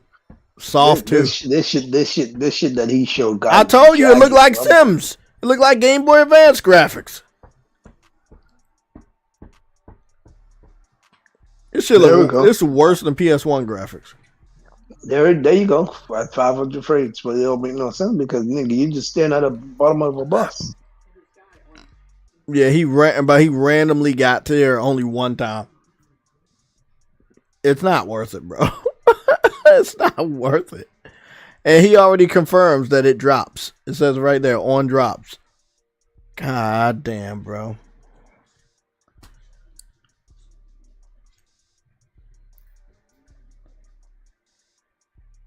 Yeah, we talked about Phil and Jimmy, but we're going to be talking about them in a little bit again.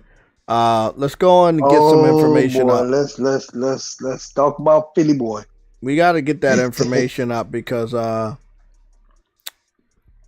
there's some stuff that we have that I wanted to share, and big shout out to. Okay, it looks like we got the confirmation for the Ninja Turtles for Call of Duty. The images are out and they look kind of weird and out of place, but they look cool. So yeah, Ninja Turtles are coming to Call of Duty. That's so silly. What the heck, man? Call of Duty is becoming like a joke, bro. What the hell?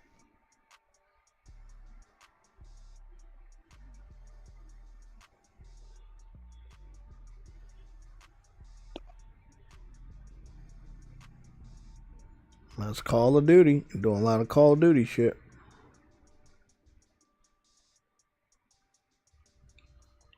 You're supposed to have a military shooting. You have a freaking like a turtle shoot. Freaking guns. That's freaking wild. It's supposed to be a Hey, by the way, did you see the Battlefield thing that they showed off? Yeah, for the new Battlefield game, the Battlefield teaser. Yeah, we covered it. Yeah. Oh my freaking goodness! I forgot to mention it actually. By the way, that's what I forgot. So it looks like awesome. Each Ninja Turtle is gonna have its own DLC pack. That kind of makes sense. Yeah, because they're all different. Yeah. If you want to collect them all, it's probably gonna be like fucking over $100.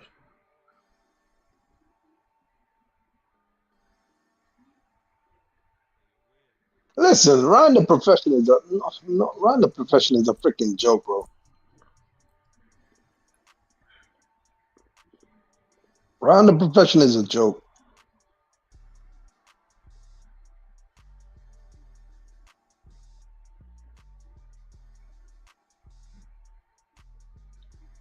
That's false. When I think that segment of the finances, we're only talking about their third part. Yeah, it was only specifically talking about when their games were on other platforms like Steam and like Switch with the Horizon Lego game. But that wasn't a segment talking about the overall software sales for last year. So that's false. Yeah, Helldivers sold very well on PC, but they didn't even make $1 billion on them putting games on PC and Nintendo Switch. Big Cloud Gaming allowed people to be racist to him and then just sit there and laugh, bro. I think it's weird, bro. I'm sorry. Well, we're gonna try not to talk about him over here. No offense. I know you gotta go rogue, Truity, but please try not to. Don't want to give him any more attention than he already has. Let him fade away into obscurity. With that being said, yeah, I would never sacrifice my visuals for frame rates. I can't understand how PC fans do it. This is not the way. You got your game looking like a Game Boy Advance title just so you can run on the internet and brag about frames. Nah, that wouldn't be me, man. That shit is as pixelated as a Game Boy Advance title that we were literally just looking at right here. And the PSP game looks better than that, obviously.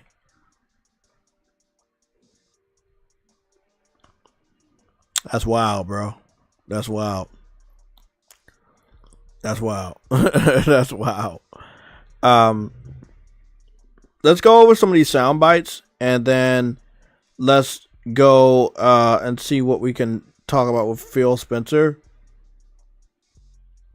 But I want to have the Phil Spencer thing open. I hear you, Ice Queen. Cats.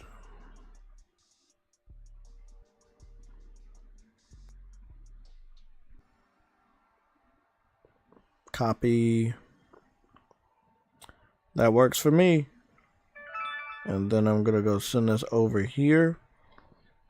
Let's go start with the sound bites for Phil Spencer, and then we're gonna go into the visuals in just a moment.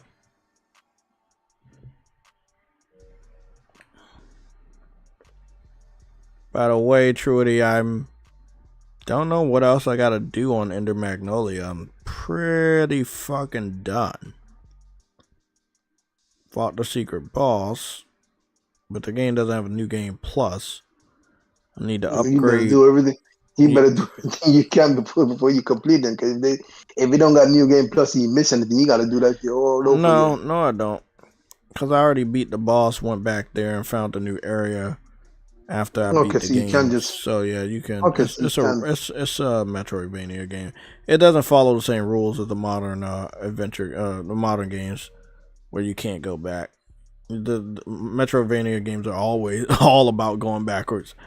Where we at? I see where I'm gonna send this file at. I'll send it over here. What else do you need? Like, what else you need for that? Because you clearly going for the platinum. Let's see. Unlock all abilities, fully enhance all abilities, obtain all relics, obtain every bangle, expand the craftery offerings to the maximum extent. And then I have 2 hiddens. One of them is discover every area.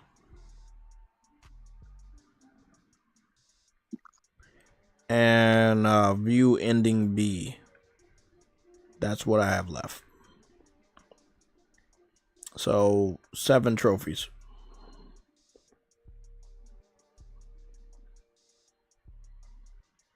Fair enough.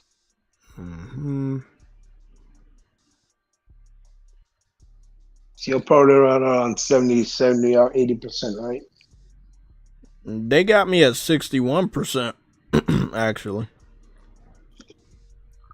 And that's only because of the value of the remaining trophies. Oh, the value of the remaining trophies are high. Okay. They're gold and silver.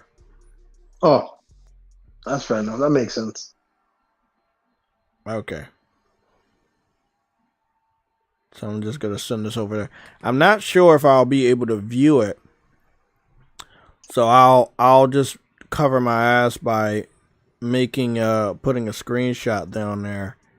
Cause I had taken a screenshot before we went live. So I'll make sure I'll add that just in case PlayStation doesn't let me go to Twitter. Cause I'm not sure if that's banned. Yo, they stop us using everything. Well, nope, they let me go. So let's have this on screen so you guys can see. Your boy Jay doesn't lie to you at all. So we're here on Phil Spencer's official Twitter page, and you can see, and I've already posted this in our community section that is now renamed Post. It says Head of Microsoft Gaming. We're gonna keep that right there. Just remember that, guys. That's Head of Microsoft Gaming. It was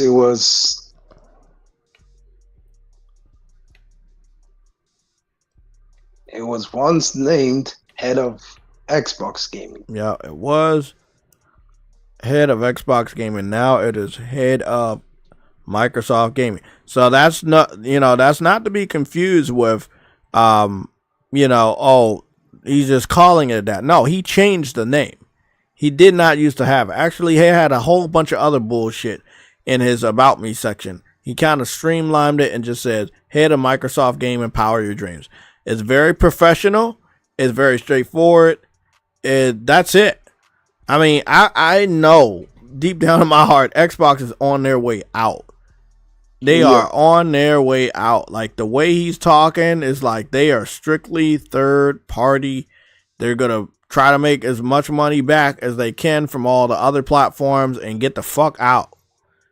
I know a lot of people are hanging on to what Cerebon and Phil Spencer told y'all about new hardware.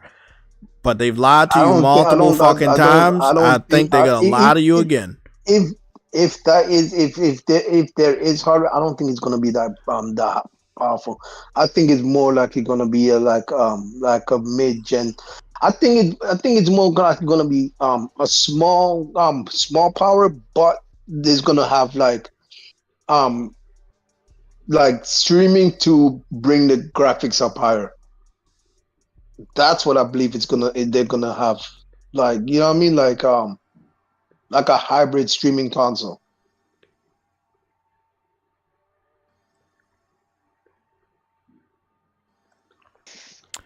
I saw that Maximum Dude was pretty upset about Jim Ryan saying that Shuhei Yoshida could either leave or do the indie job.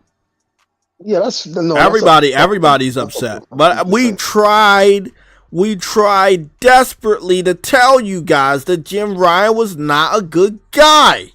And y'all kept telling us no. What did y'all know that we didn't know?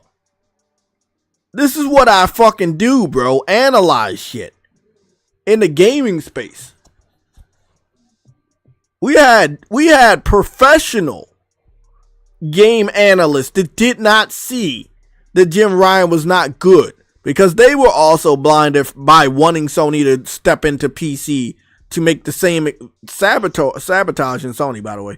Step into PC to make the same mistakes as Xbox so they could talk bad about PlayStation, so they could have more content for their for their websites. They don't give a fuck if Sony puts games on PC, but if they fail at it, they can make a lot of ad revenue by getting you to click on their website articles by talking bad about PlayStation.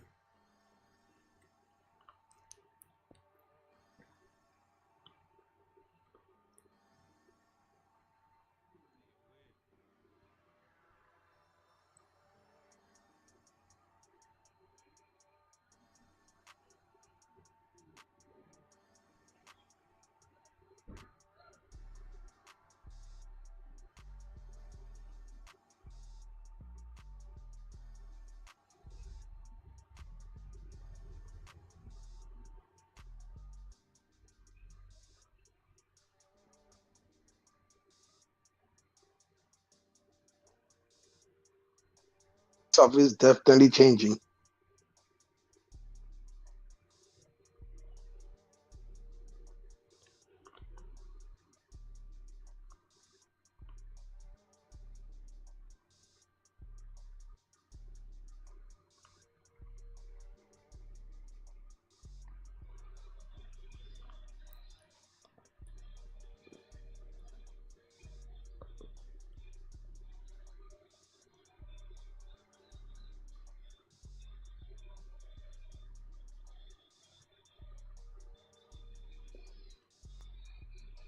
Um,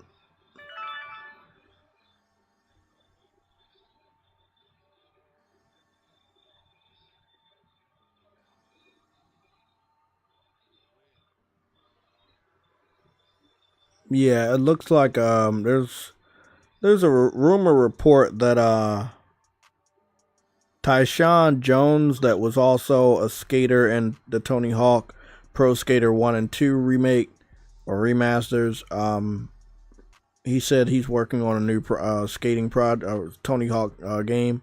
So he's claiming that the new Tony Hawk game is a remaster, but we don't know which one, and it's coming out. Now, let's be honest, most people that are not gamers don't really know a lot about video games, so he may not know if a game is a remaster or not. Me personally, I wouldn't know what game would actually get a remaster from Tony Hawk, because they gave us the best Tony Hawk games. Pro Skater 1 and 2 are like the best, unless they do Pro Skater 3, which I don't think anybody gives two fucks about. And I know they're not going to do any of the Underground games unless they do Underground 1, which was really well done. I really did like that. It did allow you to make your character, and it gave you some sort of a RPG style. So I don't know. Maybe they do that. Not Underground 2 though. No, they're not going to do that. I highly don't think they can get the band together. I think a lot of people passed away too, so I don't think they could get any of that shit done. It would be good though. Yeah, it would be good.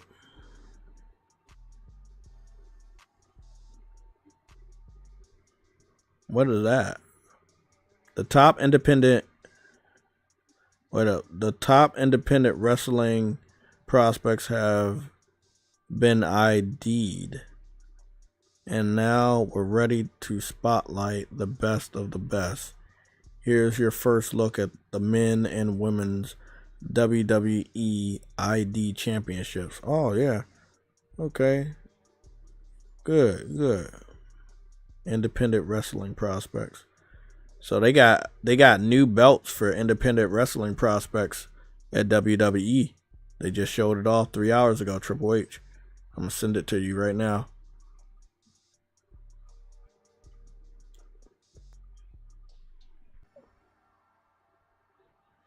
They're really trying to spam. They're really trying to support the indie scene.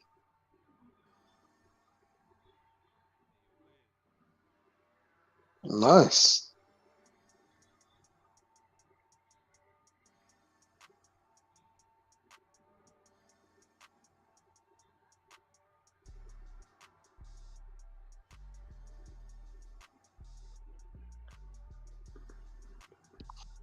I take it the black one is for the men and the white one's for the females. Okay. Mm-hmm. Interesting. I like it. So it looks good. Let's go again. You guys have this information right here in front of you, so there's no lies. You see that Phil Spencer obviously changed his, because he used to be the head of Xbox. Now he's just head of Microsoft Gaming. This kind of goes in line with what Truity pointed out multiple times. That when you go look at an Xbox game on PlayStation, it does not say Xbox Gaming. It says Microsoft Corporation.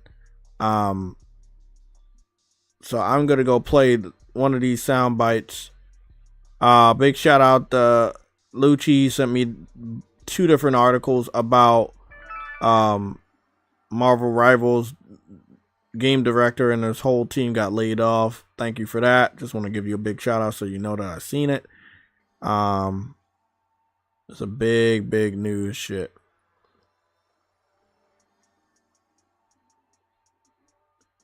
It looks like PlayStation blog made an article about the new Soros game. We're going to cover that in just a little bit. We also should take a look at Avowed on the Steam database in a little bit. Right now, it looks like it. At the time that Lucci Sky sent me a screenshot from somebody that posted this 5 hours ago, it was only 5,000 people, but we're going to go take a look and see if it maxed out beyond that. There are 2 sound bites I want to listen to. There's a sound bite with Phil Spencer and there's a sound bite with Colin Moriarty. Big shout out to Colin. I do love that new video about the downfall of Xbox. The one about Icarus and how they got too close to the sun. Beautiful analogy. I watched the entire video. It was a really... Did you say Colin Moriarty made a video like that? Yes, it's on Twitter. It's like 23 minutes long. It's a full breakdown. He did such a good job, bro. Like, the fact that IGN and Greg Miller lost that guy, God, they missed out. It's a fucking great mind. Let's go play this one soundbite, 1 minute from Phil Spencer and Xbox Era, which we listened to 2 different soundbites. They wanted him to come back, to be quite fair. He just didn't want to. Nah, well, you talking about IGN? Yeah, they wanted Colin Moriarty to come back, but he just didn't want to. Yeah. Let's go play this soundbite for Phil Spencer, and then we're gonna go take a look at the soundbite by Colin. I just want to show respect to the people. 1 second. Their concerns to me. I just want to show respect to the people who voice their concerns to me. Like, I get it, and it's not. I would never disrespect anybody who comes with me a concern. I've got a library of games on Xbox console. I want to make sure I'll continue to be able to play those games. Are we going to still do hardware? Are we going to still get to play the games the way we've always played? Am I going to have to rent all my games? Can I still buy games? Like, all that, but I get it. Like, I get the questions. I think we've shown respect for people's libraries over the generations with back compat and play anywhere, and I want to continue to do that. You can buy every game that's in Game Pass. Like, there's no thing. We're not trying to funnel everybody into one business model. Play the games the way you want to play them. We obviously have to run a good business, so we'll have our pricing and everything that we do. But I want to make as many options as possible for the games that we have, so they find more and more players. It's why us, like, embracing Windows and embracing cloud, it's allowed us to grow. Yeah, you're going into third party. Yeah, he's like that. If you listening to that the right way, this dude's what I got. This is my second time listening to that. He's basically saying, y'all good. Y'all still have Xbox. You still have access to the games y'all have. We're moving on. And pretty much. And I hope that people understand that if they do sell more copies of Xbox games on PlayStation when they re-release them, this is one of the major reasons why. They're gonna continue to bring more, and they're gonna leave quicker. They're gonna jump into the full costume of third party even quicker. If you're an Xbox fan and you're still holding on, let go. You're right, Murray Wilcox. Avowed is not doing so well on Steam. We're gonna check that out. Let's go play the Colin video because that one's good. Listen to this. And PlayStation 5 is murdering. 75 million PS5s have now been sold. There were 9.5 million consoles sold in the third quarter. Crazy. Damn. It's a pretty fucking big deal. Jeez. Oh, I gotta play it again. True, you might have to mute your mic. They have to hear this information because it is. You're gonna love it too, but just let him talk, please, because it's a theory that we had about Grand Theft Auto that he finally picked up on, but we've already been saying it. But just let him talk so everybody can hear because this is very important information, very important. And PlayStation 5 is murdering. 75 million PS5s have now been sold. There were 9.5 million consoles sold in the third quarter. Crazy. It's a pretty fucking big deal. So Sony's well on its way to 100 plus million of units sold. And Chris, the thing I wanted to talk to you about is the race is on to get Grand Theft Auto 6 marketing, I guess, right? Because that I don't know if you guys saw this. I didn't even put it in the news because it's like I don't even know what to say about this anymore. GTA 5 has now sold 210 million units. That's like, okay. I mean, these are like, I don't even know what to do with that, but you have to assume GTA 6 is going to be good for. I mean, I don't like. How do you even? It's not going to be on PC. Can you imagine it selling less than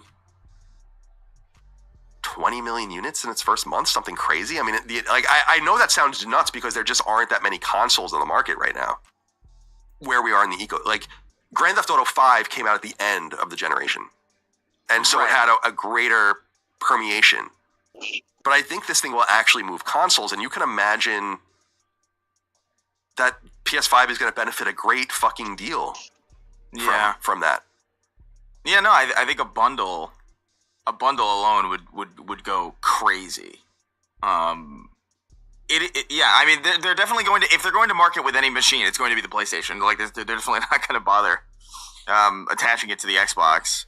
I think actually it's a big reason why Sony's pulling ahead too. It's just the fact that there's like now there's an entire machine that's gone from the equation now that people probably would have flocked to that are now flocking to this. So they're basically saying what we said. There's no reason to even for anybody to even thinks. Xbox fans, you guys were crazy last year and the year before thinking this. For anybody that even thinks that Xbox is getting the marketing for Grand Theft Auto 6, you need help. You need more help than therapy can give you. Because there's no fucking way that Xbox gets the marketing for Grand Theft Auto 6. And I've said this statement privately to True Witty and privately to Lucci Sky. I'm saying it publicly right now for the record that I believe that Monster Hunter Wilds can move 5 million individual consoles for the PlayStation 5. I believe that Monster Hunter Wilds can move 5 million PS5s. That will put PlayStation at 80 million by the end of the summer. That's what I'm looking at. So between February and July, I believe that 5 million PS5s can be sold. But by the end of February to the end of July, I think 5 million PS5 consoles can be sold because of Monster Hunter Wilds. There were tons of people that played this on the PlayStation 4 with Monster Hunter World. The game stands at 28 million copies sold. Most of them sold on PlayStation. That means that if you played it on PS4 and you maybe have not migrated to the PlayStation 5, that it is definitely an incentive to get a PlayStation 5 to play Monster Hunter Wilds. And then with Grand Theft Auto coming out, there's a whole different demographic that would have a reason to buy a PlayStation 5. Now, Grand Theft Auto is going to get it to 100. And that what Colin said with that 20 million copies sold in the first month just for Grand Theft Auto 5. Yeah, but I think he's missing something. Attached to those 20 million copies sold, half of that number would have to need a PlayStation 5 if they don't already have one to play Grand Theft Auto. And the people that are afraid to miss out on the FOMO. Oh boy, those PS4 people are stuck over there. Exactly, and then also look at the other demographic. Just your normal average person that knows of Grand Theft Auto but does not have a console or have not played on gaming consoles in years. They're gonna go look. Oh, I need to get a PS5. you know, your rappers, your musicians, your athletes. They're gonna want to play Grand Theft Auto 6. They're going to talk about Grand Theft Auto 6. Your content creators, they're gonna be playing Grand Theft Auto 6. They're gonna want to talk about Grand Theft Auto 6, and most of them are going to play this game on the PlayStation 5. That's gonna make more people want to get it on PlayStation 5, knowing that this game will run better. Grand Theft Auto 6 is going to do massive numbers, but it's going to sell a shitload of PS5s. If you was to ever market this game with Xbox, the only question people would be asking is if it's going to Game Pass. And that would hurt the sales just because people would ask that question. So there is no fucking way in hell that Take-Two is giving the marketing to Xbox, especially in Xbox's current state of going full third party. To be quite fair, Sony already has Sony's already partnered with freaking Rockstar from, because if you remember at the yeah, I know they've marketed with Rockstar multiple times. The very first Grand Theft Auto 2. No, I'm talking about this gen. They're already marketing with PlayStation. If you I know about the remaster of Grand Theft Auto 5, right? When they gave us 1,000 currency every month before the remaster. Every single month, and on top of that, when the remaster actually came out, they gave it to us for free. Yep, we're still waiting. But I know what's gonna happen. But we're still waiting for that confirmation that they're getting the marketing for Grand Theft Auto 6. But we do know that if you look at the history of marketing, whether you start all the way from the beginning or you want to start where True Woody just started with the remaster of Grand Theft Auto 5 on the PlayStation 5, you can see the PlayStation and Rockstar have been hand in hand since the very beginning. There is absolutely no fucking reason to market this game with Xbox. But again, before we get to Grand Theft Auto 6, Monster Hunter Wilds is right there. That's going to do massive numbers. That is another mega game that's coming out this year, coming out next week, actually. And the last game sold 28 million copies. And most of those copies were sold on PlayStation. Hell no. You are 100% right, though, man. But hell no would Rockstar allow Microsoft to put GTA 6 on the Game Pass. Hell no. They want that for you, right? They want that for money, 100% of that shit.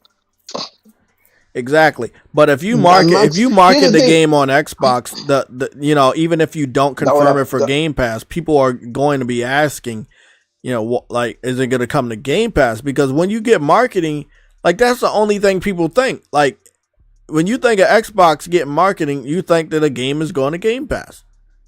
Mm-hmm. So they would hurt themselves by marketing with Xbox, even if they don't confirm Game Pass, because by default, people are going to think that it's going to Game Pass. They need to do the same type of marketing as Monster Hunter. All days good said my cousin is buying a PS5 Pro just for GTA 6. Oh, good shit. Yeah. And that's just how it's going to be going forward.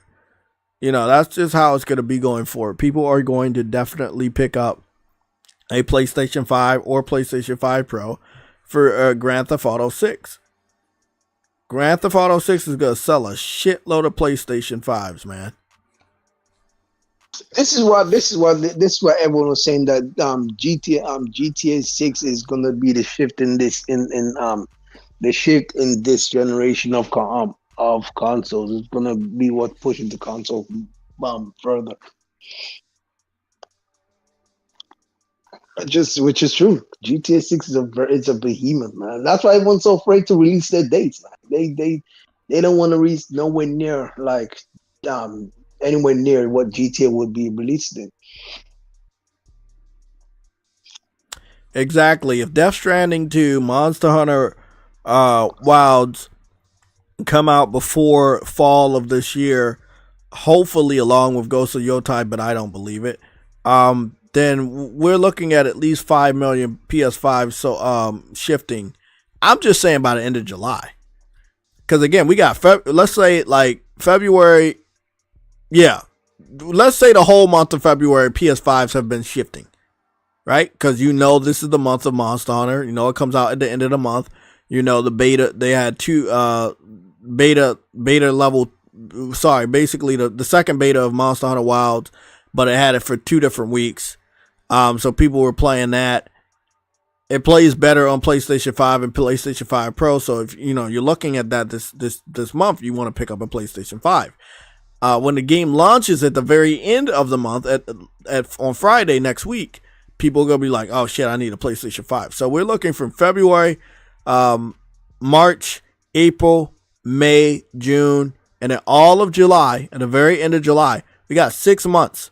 I think in the next 6 months, I think that 5 million PS5s can definitely shift in 6 months. I believe that. From all of February, all the way to the very end of July, I think that 5 million PS5s can definitely shift for the benefit of Monster Hunter Wilds. And if that is the case, it lines Sony up to sell 20 million PS5s with the help of Grand Theft Auto 6. Now, how long it'll take, I don't know, but it's basically confirmed that PlayStation 5 is only 15 million consoles sold away from reaching 100 million consoles. So they're 15 consoles away from 15 million consoles away from selling 100 million consoles. And I think that Monster Hunter doing 5 million and Grand Theft Auto and other games helping to get 20 million consoles sold in a quick amount of time. By the way, it's gonna happen. To be quite fair, they did what, 9 million consoles last year. They did 9 million in the last 3 months of the holiday season. Yes. Mm-hmm. So that's not exactly far from being possible. I mean, I'm being generous in saying that Monster Hunter could shift 5 million consoles by July, but I think it might actually happen before July. I think that, yeah, it'll happen before July. Nobody's buying Monster Hunter on fucking Xbox, and most PC fans can't even run the game. It's been only marketed basically for fucking PlayStation. So anybody that knows how this shit about to go down, yeah, you getting a PlayStation to play Monster Hunter Wilds. And once you do, you'll already be set for Grand Theft Auto 6. Easy strategy. But I'm glad that my boy Colin Moriarty understands the strategy. I've been looking at this shit with True Witty behind the scenes for a while now, for a few weeks. This is definitely going to be the case. Monster Hunter's going to get that in a clear 80 million consoles sold. And then right after that, you only need 20 million. You'll be at 100. For them to sell 20 million, sorry. No. I miscounted. I said 15 million. No. That's 25 million. Sorry. I miscounted. It's 25 million. No. You didn't miscount. You said GTA 6. Colin Moriarty said that GTA 6 could hit 20 million, and you said Monster Hunter could hit 5 million. That's already 25. No, but I was saying 15 million left. Is actually, if Monster Hunter does 5 million, then there's 20 million left, not 15 million left. But yeah, Monster Hunter does 5 million, and the Grand Theft Auto helps Sony to get 20 million.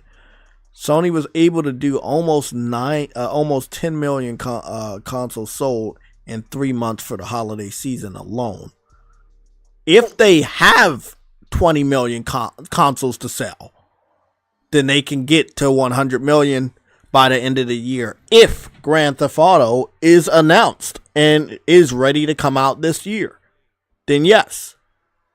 Now the question is, will they be able to facilitate that many customers with just 20 million or 25 million additional consoles sold this year. Do they have that many consoles sold ready for this year? I don't know. Listen, you better fill them warehouses up. That's what I'm saying. I hope they ready to fill those warehouses up because, bro, Grand Theft Auto, man, y'all got no idea, man. That shit about to fucking, that shit gonna do numbers. Big ass Game Pass numbers, you know. Oh, hold on. That's not right because Game Pass is not that big. Oh yeah. Well, I did want to talk about that though. So Game Pass is around 34 million, and the Xbox Series X and S consoles sold together are at 25 million. 23 around that. Oh. Well, we're just gonna go give them the benefit of the doubt and say 25 million.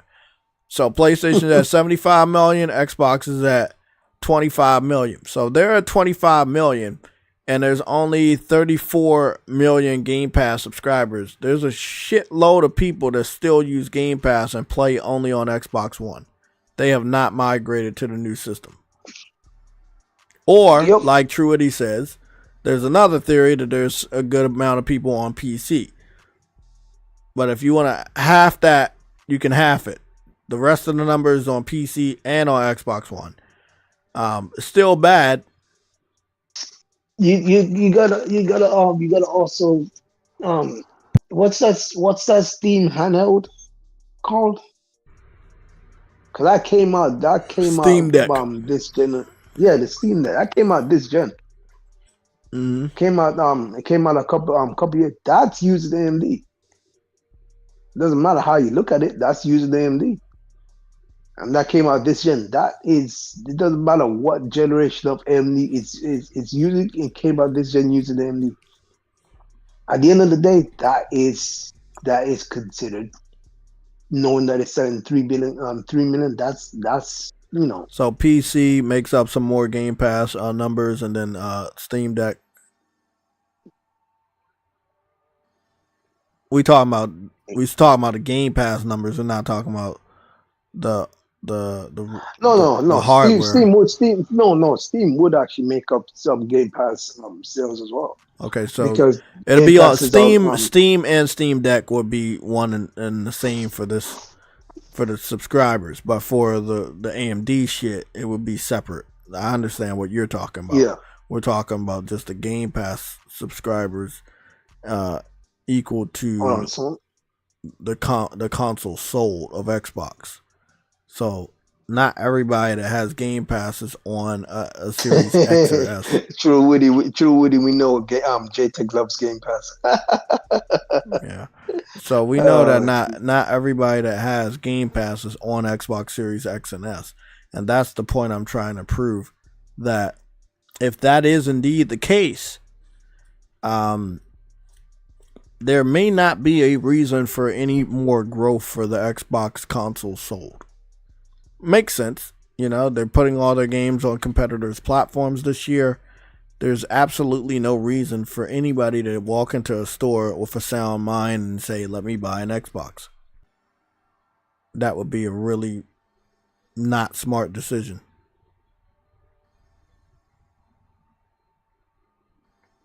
Well, Phil Spencer did also say, even though he is a liar, he also did say that that PC Game Pass is growing while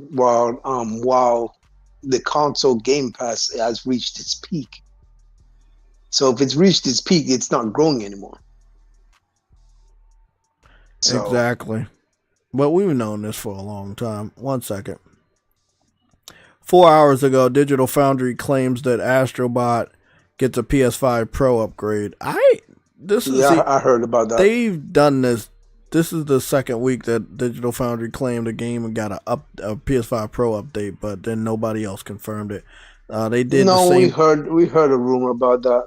Yeah, a rumor is one thing. A confirmation from PlayStation is another. You don't think they would have you don't think they would have marketed that so they could get more people to buy the game? That's what I'm saying. This is the second week. They did last week. They did Helldivers, and this week they did fucking Astrobot. So that's what I'm saying, man. Like PlayStation, if there was a fucking upgrade for your fucking game, you don't think PlayStation be all over it?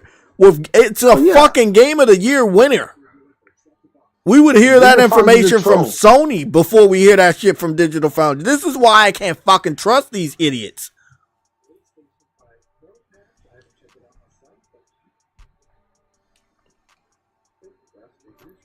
Along with 5 levels, we are pleased to say that the owners of the PS5 will enjoy an improved version of Astrobot features a consistent best resolution while still running at 60 frames. I don't understand that because it was already running at, wasn't it already at 60 frames already. Yeah, but what was the resolution? The resolution was 4K. It was never. I don't know what they're trying to do. If anything, so it went from 36.88 gigabytes to 37.40 gigabytes, and that's primarily because of the brand new update of the new levels. Yeah. Let me see what their comparison shows. Lucius Scott draw distance look a little bit better. Draw distance looks a little bit better. Still a little bit of flicker, but it looks like there's a little bit more detail and foliage from draw distance. Lucius Scott says to watch it. It's legit. I'm watching it.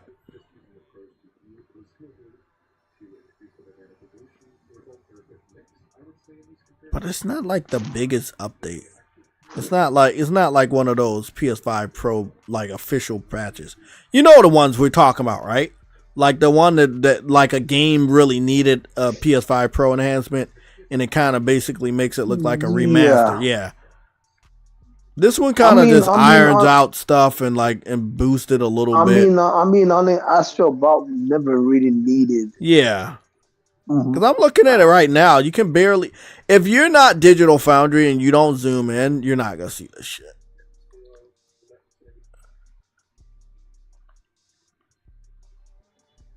So, I don't get it. Instead of resolution, did the resolution go down? I'm so confused. You can always check your console, bro. No, because it's just gonna show me what the upgraded the upscale version of the resolution is. It's not gonna show me the accurate resolution, like the frame rate. Right now, and I found that the Pro version now counts at a consistently lower res than it did before, which. So they say it counts at a lower res than it did before. That's what they're saying. So that's not an upgrade. I think what you would assume, given that PSR consumes a decent chunk of GPU time, for 2 milliseconds for 4K upscale in that vicinity. So even the PlayStation Store doesn't say that there's a PS5 upgrade. PS5 performance Pro is simple. It's a lock 60. So the other visual change that I saw that's a little bit odd is that sometimes shadow maps at a distance looked a bit different. There could be a difference in filtering or resolution or something, but they looked a bit softer on PS5 Pro, but less obviously aliased relative to the prior patch now. They've also added, perhaps more importantly than all this technical minutia, they've added a new galaxy and a new challenge level, and I think they're going to be releasing a new challenge level for the next few weeks here. I think they have 5 challenge levels in total. Oh wait, the PlayStation Plus catalog is here already? I will say. But pretty fun. Yeah, it's the 18th. It makes sense. Level, so you have to restart. Yeah, I don't think it's because they did the same thing with Helldivers last week, right?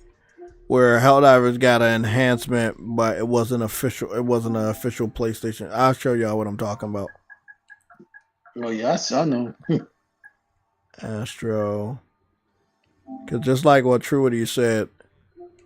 And Monster Hunter didn't have it too. I'm gonna let y'all know. Monster Hunter actually did not have a pro enhancement confirmation. But then after me looking at it, I found that it did update it. So Astrobot currently right now, it does not have an official PS5 Pro enhancement. because it was already a really good game. It didn't really need anything.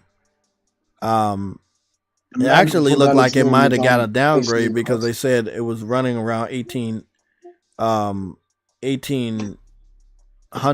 what is it, 1800p, and now it's like scaled down to 13p.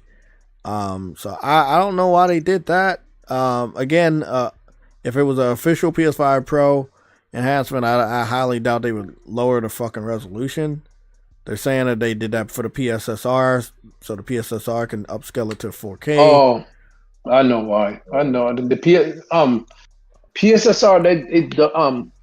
All types of like upgrading software like that, it does that. So the frame rates can hit its peak. That's how PC does it though. That's how PC does it. They lower the resolution so they can increase the frame rate. But it also not just increases the frame rate, it smooths out the upscaling resolution. Makes it look like it's 4K when it's actually not 4K. Helldivers was last week also got a rumored enhancement for the PS5 Pro. And Digital Foundry reported the same thing, but when you look here, and again, this one has been up a little bit longer than the Astrobot one. It probably went up sometime this week, maybe even today. I don't know. But the Helldivers one was up since last week, and I even tested it out, and it looked much better. But I was running it on my new TV, so I don't know how much of an upgrade it was and how much my TV's making up for those visuals. But I'm not seeing a official Pro enhancement. And that's what I'm saying. Like, Digital Foundry is like, okay, it's good that you're covering that, but it's not official because it's not here. It's not like that big PS5 Pro enhancement like Monster Hunter, which is going to make that shit noticeably better than the PS5 original version of Monster Hunter Wilds. Like, it's going to make it look better. They need something to talk about. Yeah, that's what it looks like. It's weird. It's a weird thing, man. It's like they hate PlayStation, but they need to use PlayStation in order to get people to watch their fucking YouTube channel. It's really fucking stupid. So I wanted to go on over here and show you again. Monster Hunter did receive its PS5 Pro enhancement tag, so it does have a PS5 Pro enhancement.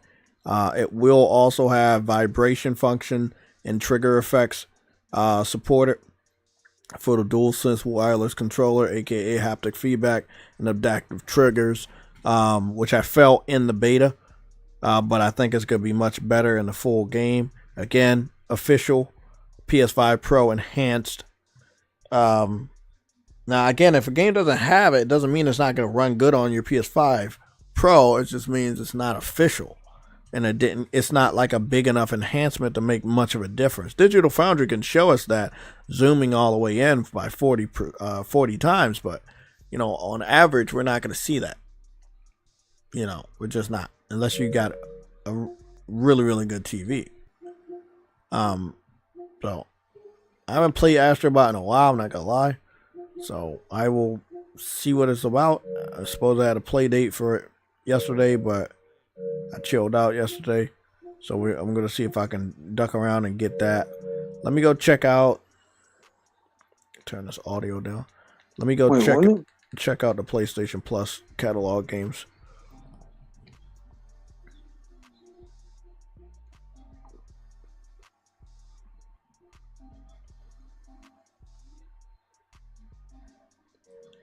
Oh, wasn't this... Oh, yeah, I purchased this already. Yeah, the Star Wars Survivor is up there. God damn it. I already own this. Yeah. Let's see what I might try it out. Honestly, I never played I have it and I never got to it, like the original. That's why I never freaking bought this one, because I never really got to the first one. A JRPG, Saga Frontier. Oh, nice. Mm-hmm. Oh, by the way, Joe Raptor did a No, he apparently he played Crimson Desert, and he showed new gameplay shit. Cool. The fuck. I'll check it out. But he showed off his shorts. I don't know why he showed off his short. But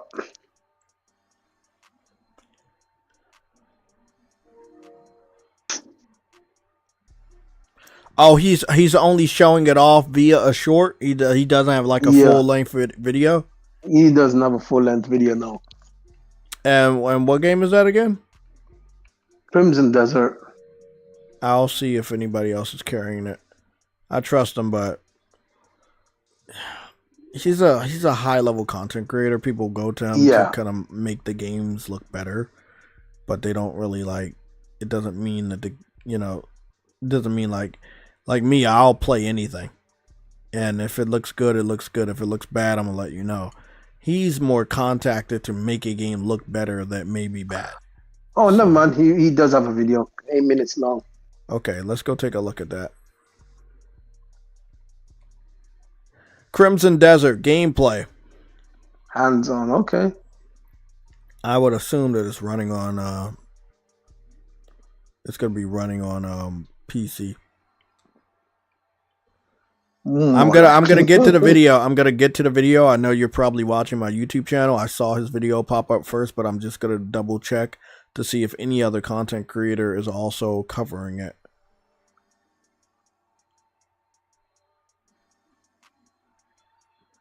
Looks like something happened 5 days ago from XT Games.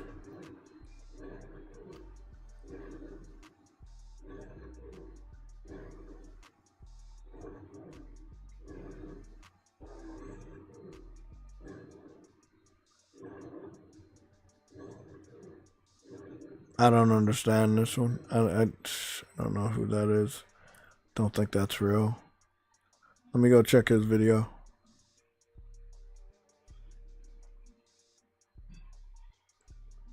There's some chick riding a fucking dragon, but I think you only play as a dude.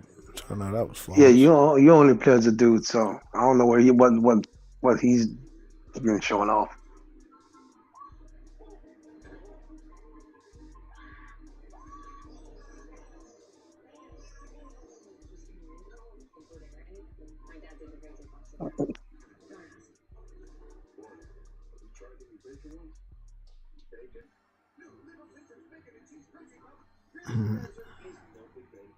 He did like an RKO. That's a legend. What the hell?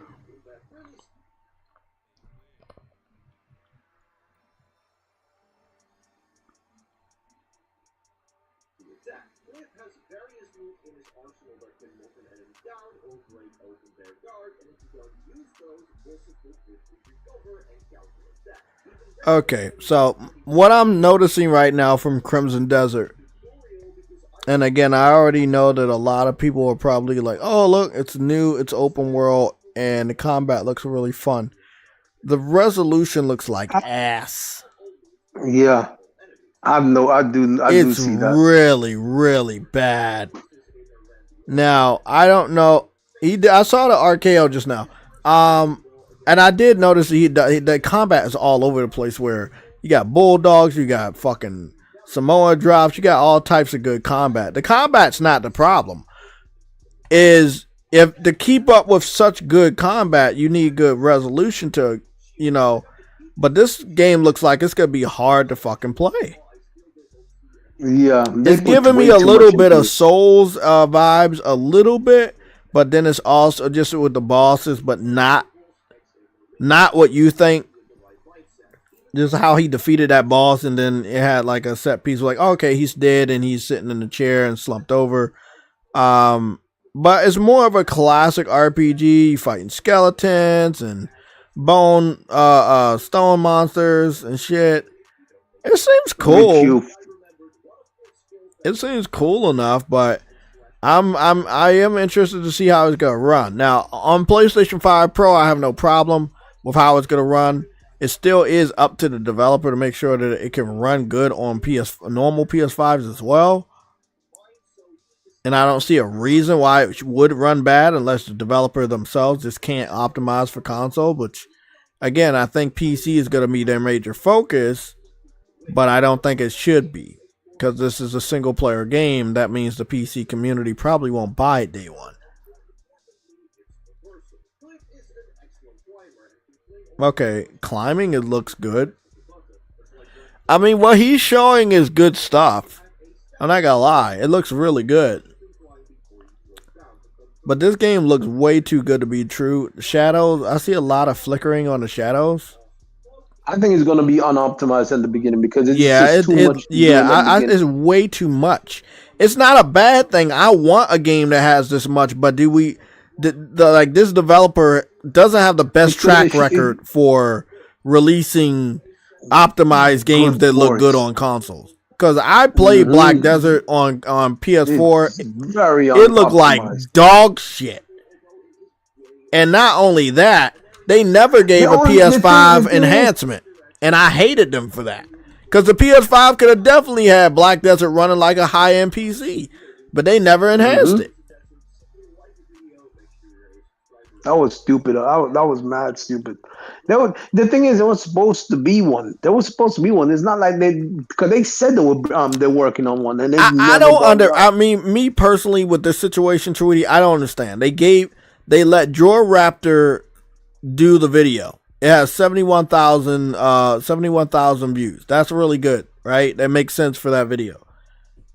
But they haven't announced anything. IGN didn't get to play it. You get what I'm saying? Like, I'm confused about how they're marketing this game. Joe Raptor has more of a PC-centric fan base, so I guess I can understand the strategy behind letting him show it off first before IGN, but IGN's a huge publisher of news. I'm very confused about how they're doing this. Again, I don't like that they're only showing this off on PCs. That's very sketchy right there. It is. Trust me, it is.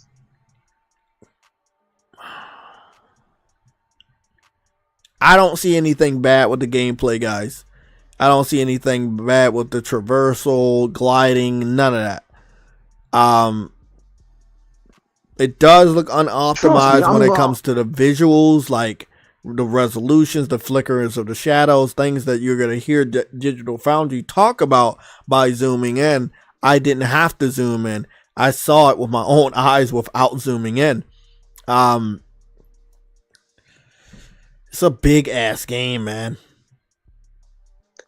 Do you see how high up? Let's go take a look at that release window. Yeah, I saw it. Do you see how, bro? That's gonna take a lot of CPU processing, bro. Like, what the hell? Yeah, I'm gonna be honest. A lot of PCs ain't gonna be able to manage this at all. It's gonna be a high performing PC thing, bro. Again, they keep only showing this on PC, which is sketchy because you need to make sure this runs good on consoles, because this console gamers will buy this game more than a PC fan will. I'm gonna tell you that for real.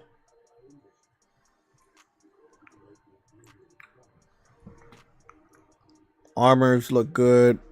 Towns look good. Oh, you got cooking? Wait up, you can cook in this bitch? Yeah. Game of the year. Yeah. I think what I said was wrong. Yeah. Bro, what the hell? Yeah. You could easily win Jay over, bro. What yeah, I think that's game of the year right there. Yep, I think that's game of the year. Let me see if they got some water. Then it'll be game of the generation at that time.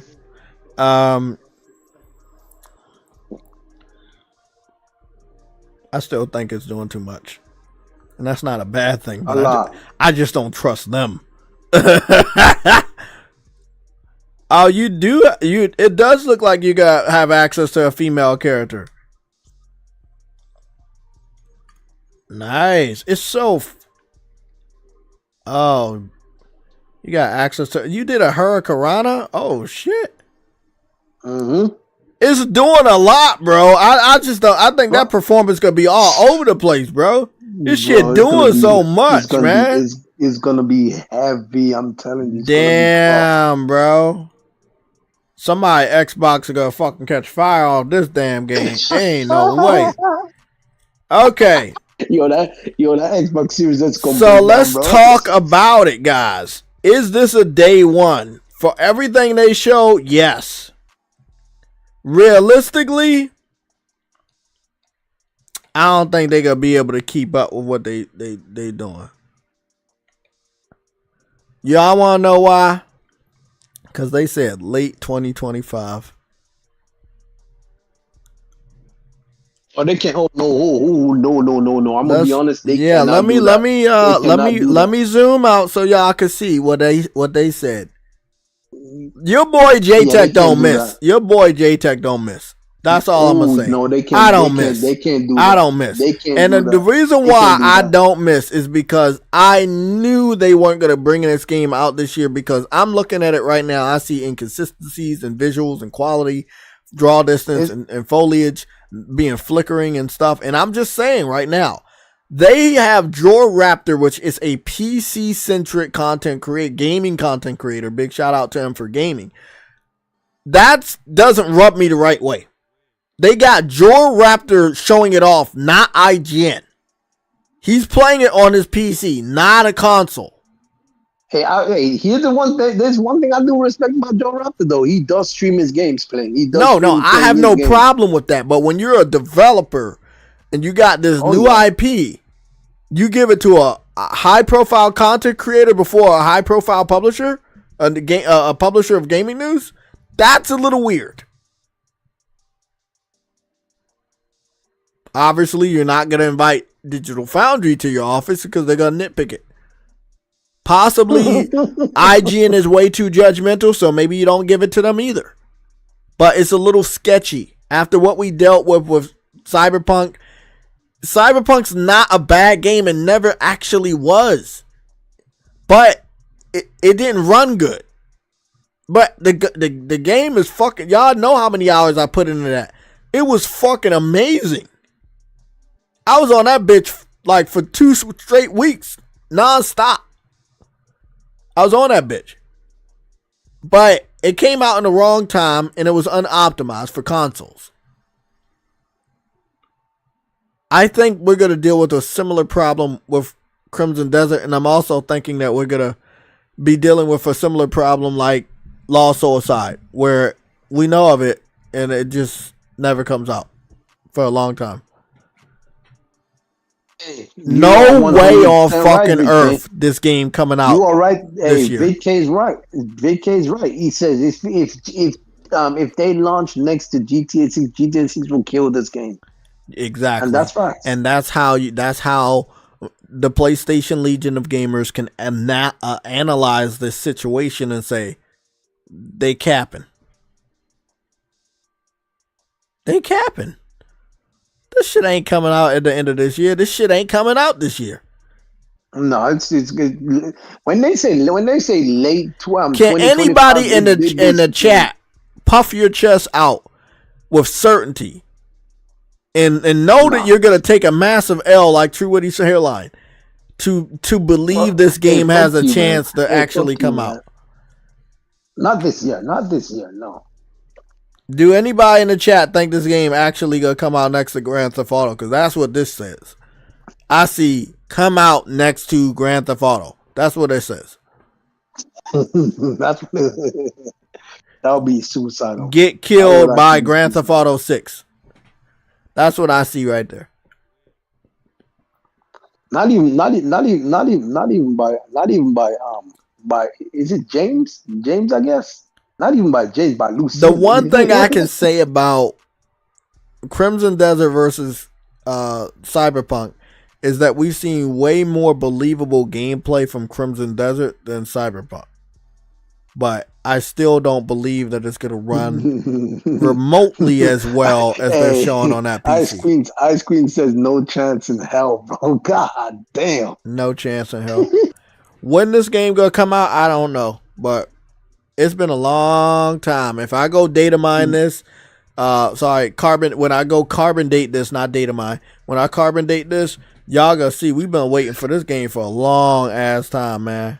Yeah, at the start of this gen, they showed this off. At the Oh, start you of sure this gen, about they that? showed this off.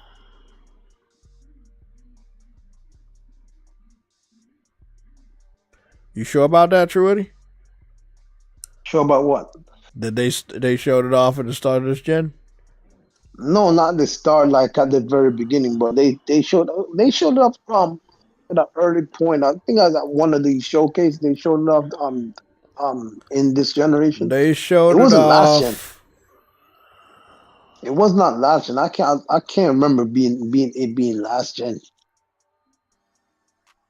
Hold on. I think it was Hold on. I it got it. could've been in- Relax. I got you. I got it. I got the data right here. November 14th, 2019. So this is what I'm gonna tell it you. was last gen. Yes, it was last The fuck? gen.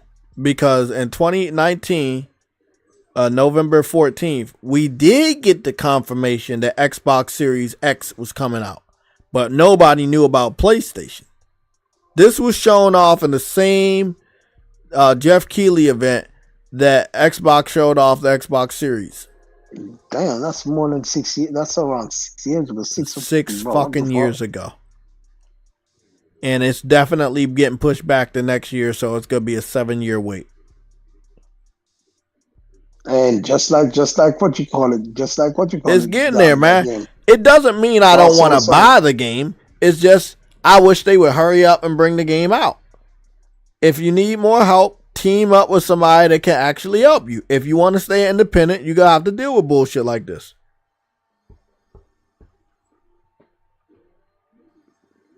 Oh no, Pearly Biz is an MMO studio, so I'm not even sure. Exactly. They're why a they- PC why they- centric MMO studio about to do a single player game. It looks great, but I just don't. Something's not right about this. You know what makes it look annoying, Jay? The fact of the matter is, yes, you are an MMO studio. Yes, you make MMOs, but the difference with them is that they're making it. You know how in MMOs you got so much random shit that you can do. That's what this feels like. It feels like they made an MMO and made it single player.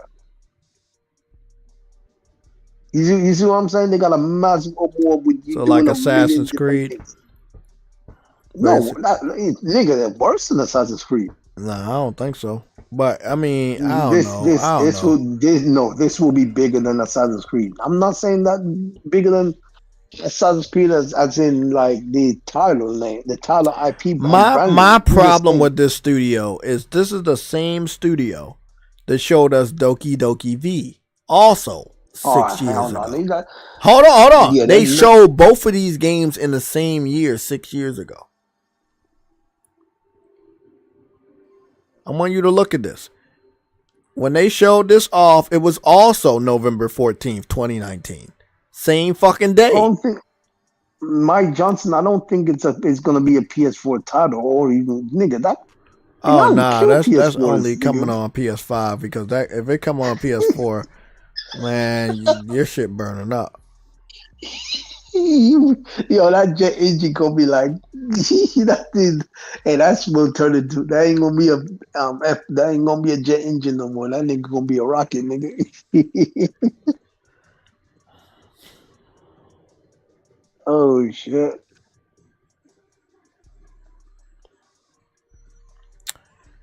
I'm gonna be honest. I really wish we could get Doki V, but with Nintendo going after any and everybody that look like they making a better Pokemon game than they, it might be a little difficult. Yeah, bro, Nintendo's freaking a pain, bro. Like, god damn, bro. I kind of dislike their business practice, but like, god damn, man. Let people. I'm gonna tell you right now, if this game come out, this game will make so much money if it ever comes out.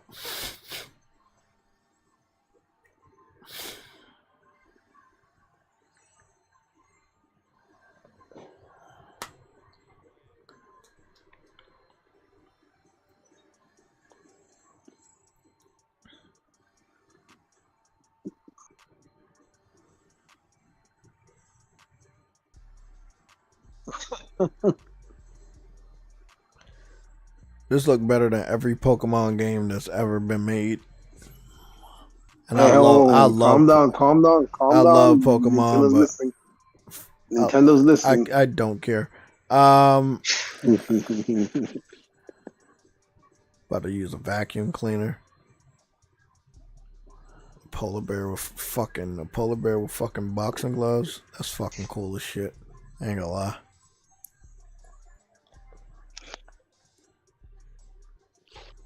He'll never be a. He's not a not a freaking bear. What do you call a monkey?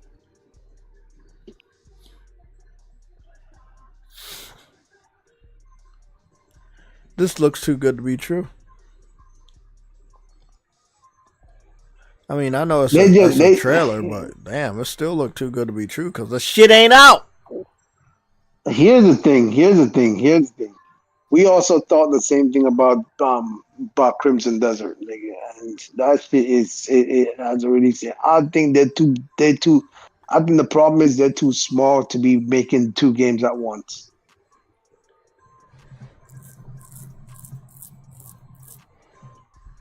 Now this is up their alley. This would be an MMO style game, open world city. You know, you make a character, you got your Pokemon.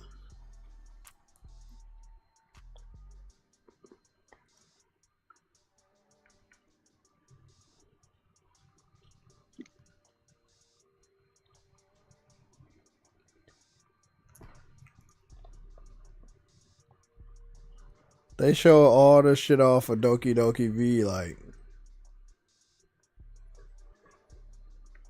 so long ago, bro.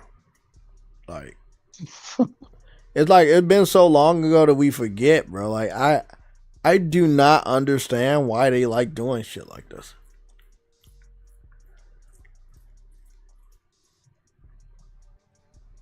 Like we were all ready for this game and they just never brought it out.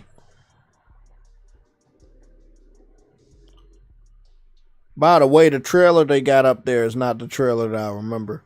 There was another completely different trailer. I know I ain't fucking crazy. You might be. The trailer we just watched, that wasn't the one that we remember. You might be cuckoo for Cocoa Puffs. So we don't know yet.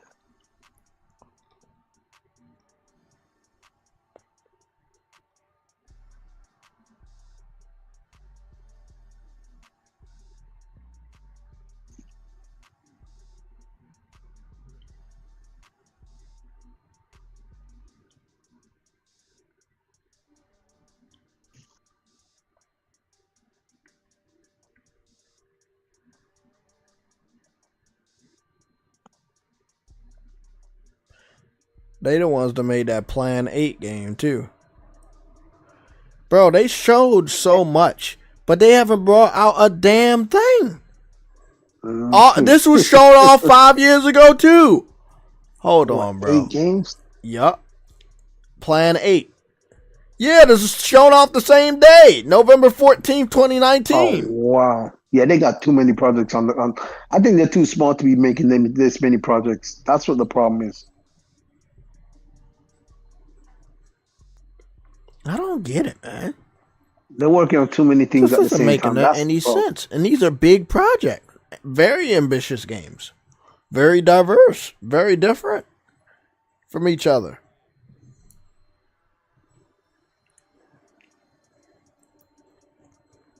Hold on, let me look up. Before I say that, let me go see how much developers are. I don't care what the number is. They got 3 major AAA style games that they're working on. It's not enough.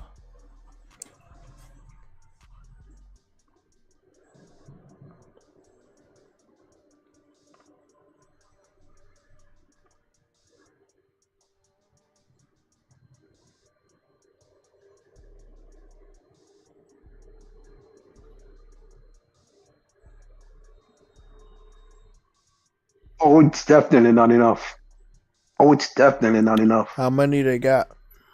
They only got 1,331. That's nowhere near enough. What are you talking about? That's enough. That's more than for enough. three major projects, nigga. Yeah. Nigga, Rockstar. No, Because no. only one of them is a multiplayer title. That's more than enough, bro. There's more than enough, bro. That's more than enough. That's more than enough, bro. There is freaking.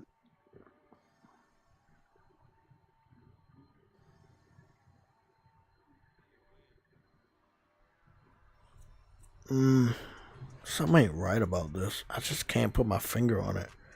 Why announce all these games 6 years ago and then don't bring any of them out? There's only one of the three games actually is getting updates, and that's Crimson Desert. Everybody else, they just like forgot about it. There hasn't got a single update for any of these.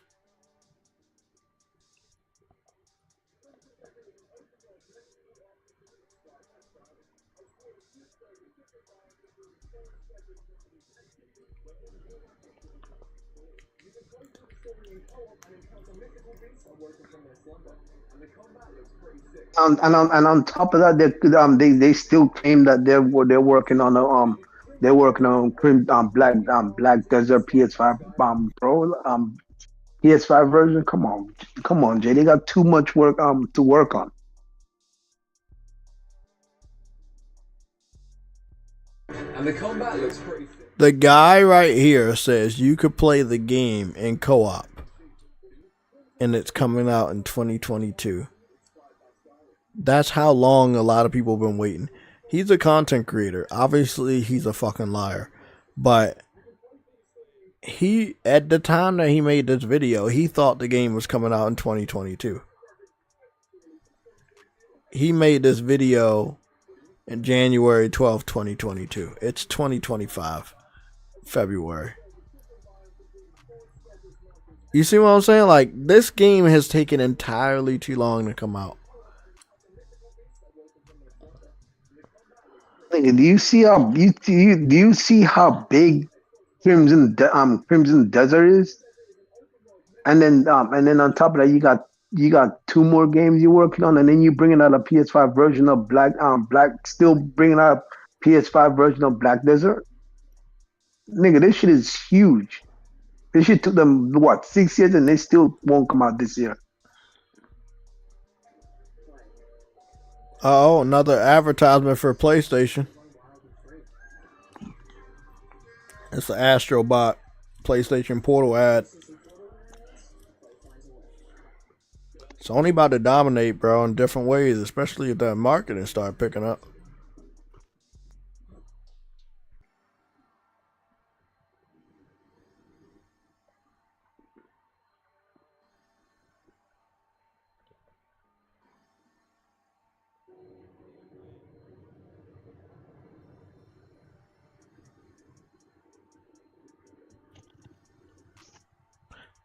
They said coming 2025, so that's another massive game.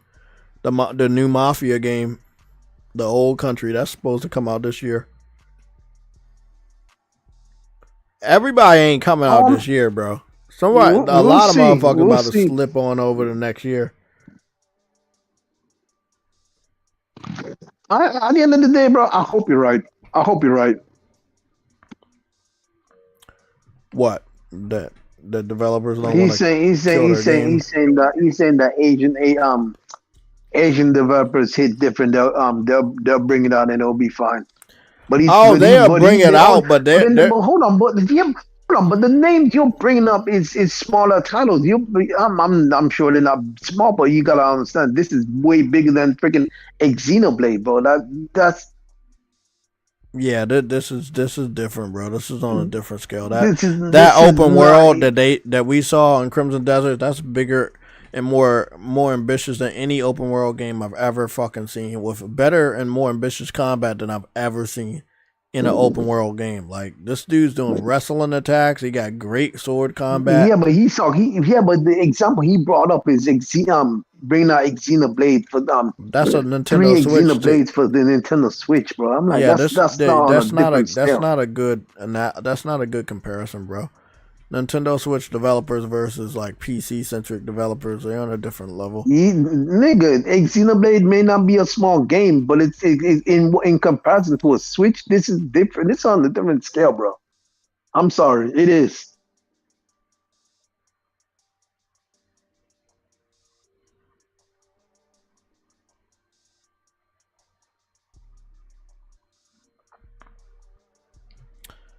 Let's go check the Steam database for Avowed, because I was wondering about that. I was gonna watch this compare. Oh, by the way, if you guys didn't see the Ninja Turtle shit, I'm pretty sure there's a trailer around. We got to take a look at that. Oh yeah, Lost Soul Asylum will be great, and yes, it's one guy, and I do agree. But you also got to take into consideration this game is much bigger than Xenoblade.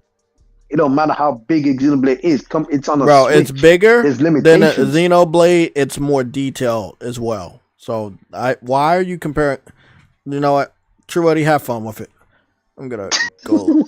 No, not even gonna get in the middle of that. That's a pointless fucking argument. Comparing the Switch to a fucking next gen game, it's not happening. The best dev for Nintendo. Okay, come on, man. Stop, True Eddie. He's Okay. fucking baiting you. Let's move on with the topic. Stop.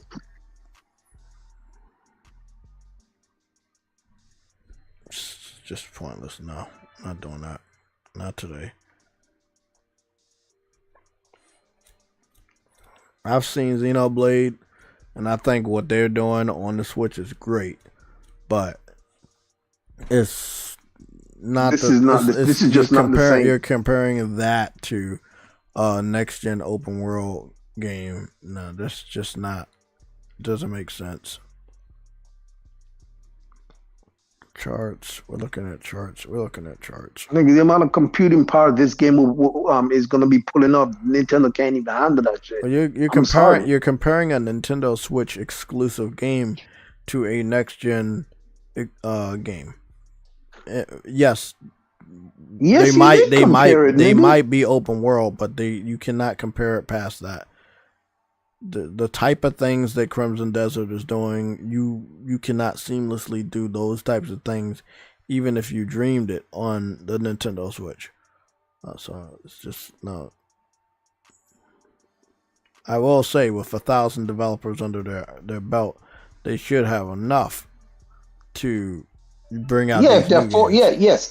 If they're focused on one game, then yes, they have way more than enough to get the project done in time. But if you're doing all three at once, and plus bringing out a PS5 version of does anybody know where Black Avowed Desert? Is Avowed on the top 30? Or do I have to search? He said 15K. What the hell? About 15K. What do you mean by that? Lucius Kai. I believe he's talking about 15K concurrent users on Steam. That's what I believe he's talking about. That's low. Well, it is the game. Remember, it's the game that the developer attacked Donald Trump before he became president. Oh yeah. And remember what we talked about earlier about the anti-woke on PC? It's crazy. Yeah, they didn't. Yeah, I heard you before you start, you have to select what your thing. I'm not gonna say. Yeah, no, but it's true. Okay, Avowed. Yeah, it's currently at 15,000 concurrent. It's high. It's higher than most Xbox games, if we're being honest.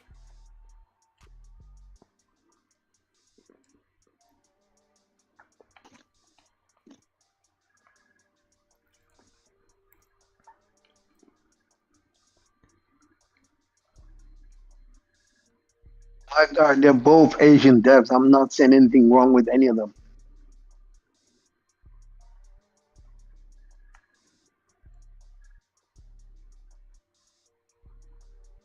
Valve flop, like I said. Yep.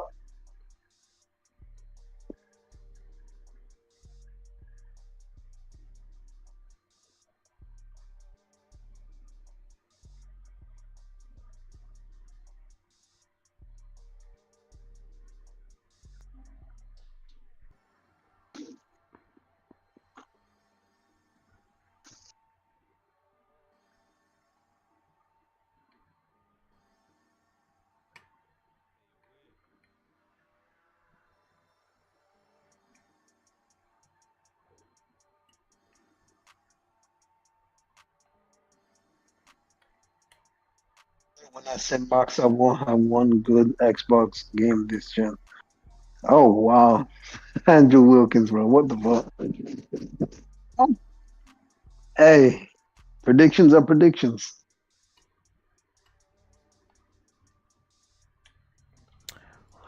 We got Avowed, and we're comparing it to Helldivers.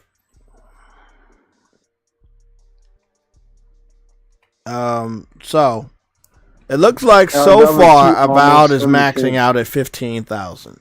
That's what Avowed looks like it's maxing out at. Far underneath Helldivers, but let's get this information on screen a little bit better.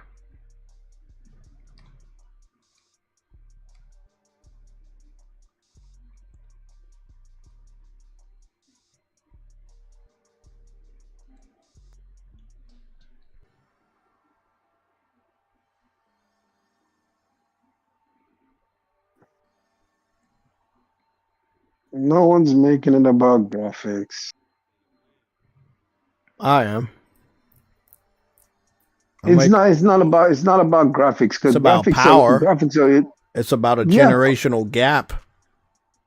Did Xenoblade start on the Switch, or did Xenoblade start on Wii U? I don't remember where it started on Wii U. It started on Wii U. It doesn't matter where it matters. It matters because it's a limit on what you can do in an open world game. I'll explain. It matters. It does matter, True Woody.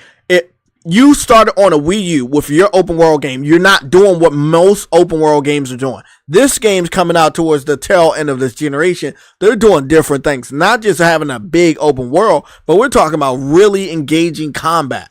Combat we haven't seen in an open world game ever. What's up, Andrew? So yeah, it matters. Switch couldn't do that shit even if they wanted to. Maybe the Switch 2, maybe. But no, it matters. The Switch 2, if what they're saying about the Switch 2 is going to be, no, it still probably wouldn't be able to pull what this Crimson Desert is. And they're both Asian. Somebody said that it started on Wii. Somebody else said it started on 3DS. So yeah, bro, I don't know why anybody comparing that shit. How the fuck we got here?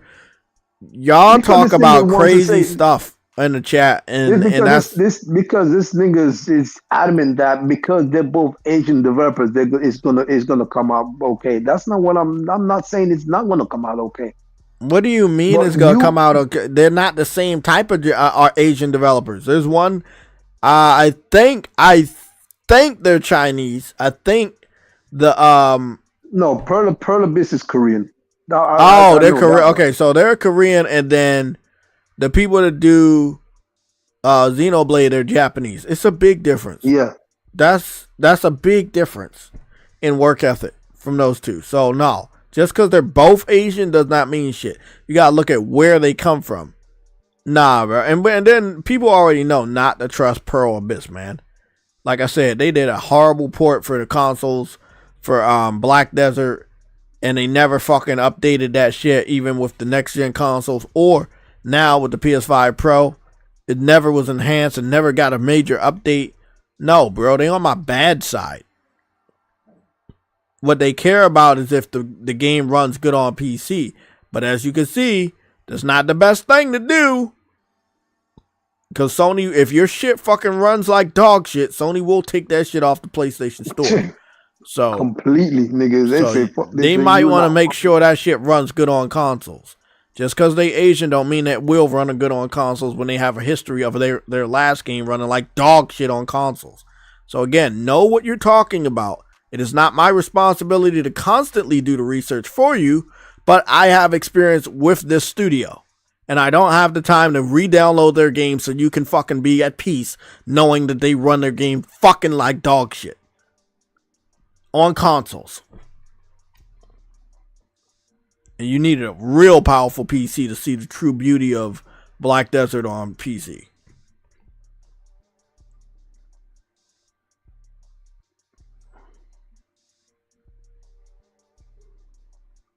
Hold on, say what's He came from the 3DS and then remade for the Switch, nigga, what? Then why are you even trying to compare, bro? Stop, True. I'm done with you. He can easily get your attention like that. You need to steal your mind and strengthen your mind to ignore people like that. Trust me, man. Other than that, they go always get you. Just you'll get better at it, but yeah, they always gonna get you with that, man. Pointless debate. Nintendo is not on any level of any modern day developer that's making open world games. And that is not even a fucking Nintendo that's a Nintendo IP now, but they didn't like a first party when they first made it, they were not first party.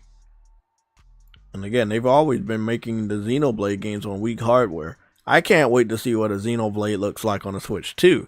Now that's something we can talk about. But most of the skeleton of those Xenoblade games came from the foundation of a Nintendo Wii or 3DS. Regardless, he's come. Okay, here's the thing though. Here's the thing though, Jay. He's comparing these two developers. That's fine, but you also got to take into consideration his developer is a single player developer. These guys are MMO developers. You see what I'm saying? Big difference. Massive freaking difference, bro. Like.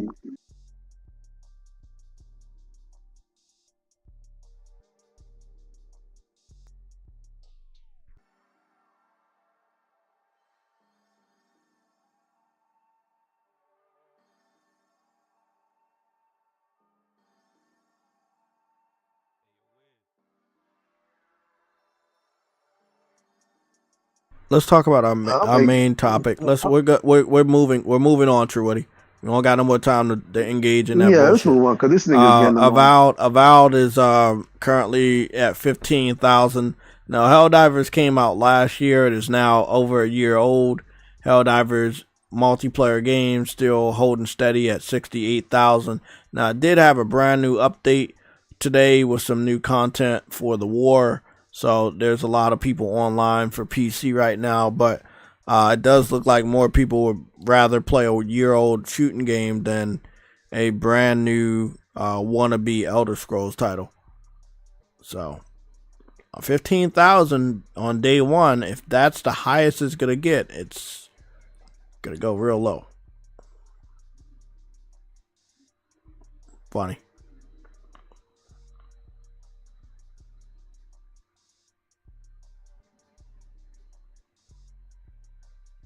The ironic thing is now he's confirming that he did compare them. What an idiot. Moving the fuck on. You said, what's the next topic? Xenoblade's based on the MMO. Yeah, moving on. This thing I thought the Xenoblade game started on PS2 and they were single player RPGs. They were single player. Yeah, wasn't it called Xenogears? Mm-hmm. This nigga's an idiot, bro. Xenoblade MMO. I can't take this thing seriously. Let me see what he's talking about. Could Xenoblade X2 be Nintendo's MMO? No, because that's still single player. You said it's based off of an MMO. Where's the MMO? Xenoblade Chronicles, the MMO. If Xenoblade Chronicles was an MMO, okay, well, they're just what if theories. You just made a bold statement as based off of an MMO. Xenogears, PS2. Okay. So, see, look at all these like the Xenosaga stuff. It started over on PlayStation 2. I remember because my brother played all of them. It started as, I think it was Xenosaga. And he's saying Xenogears is PS1. He's talking about Xenoblade is it's an MMO game. That's what he's saying. You know, MMO is like a massively online multiplayer game. Mm-hmm. I don't see that in the collection of Xeno series games, but I mean, I literally just searched for it, like word for word, and I didn't see anything, man. Like someone said the first game was Xenogears. Exactly. Right. I'm confused about what he's talking about. Like, I'm very confused. When the fuck was Xeno anything? When was that ever an MMO? They've always been a single player RPG. Like, can y'all please stop with like misinformation and lies? Just if you don't know something, It's not based on an MMO, my guy. What MMO is it based off of? I'll research it right now. You can get a W right now. Just tell me what game with Xeno in it is an MMO?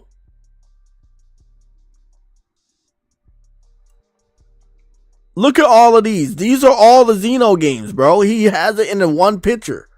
None of them were MMO to my knowledge. I mean, I did. If you saying you keep playing, you played many Xenoblade MMOs, then tell us one. Just send us one. Okay. You said Xenoblade.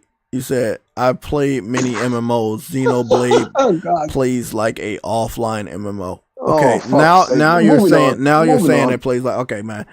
Moving on. How about this? Warlock, you gotta take an L, buddy. You gotta take an L. You said it was based off. There's no offline MMOs. That's not how MMOs work, idiot. Yeah, you said it was based off of an MMO. I did the search to see if it actually had an MMO. Now you're saying it plays like an offline MMO. Like, you keep switching things around. You have to hold an L, bro. You wasting our time. We're gonna move on. We're just gonna give you a couple L's. Just gonna give you 2 L's, man. Just take these 2 L's and just move on, man. You get one more L and you're getting a belt. That first L don't count. I'm gonna delete that. You got 2. You got 2 only because you just like really wasted our fucking time. Like, bro, first you said it's an MMO. I go out of my way to search it. I interrupt my entire stream to search to see if I can give you a W, to see if you're right. Because I don't even know. I know I saw my brother play these Xeno games, and I saw him play it from PS1 and PS2. I've never seen any of the Xeno games be played online.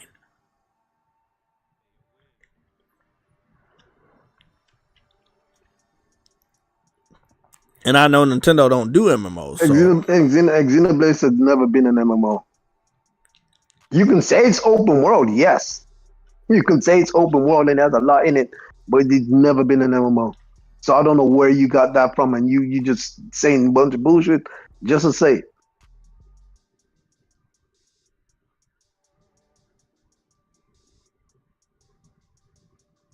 You're an idiot, dog. No offense. Xeno Peak clean sweeps every game I've played in the last 5 years. Shit's so good. I almost can't believe it. Okay. I mean, that's your opinion. Fantasy Star. Fantasy Star is an MMO. Fantasy Star is an MMO, yeah. But he didn't say that. And he doubled down on what he said. Text is delayed. Wait, what? I'll say that right now.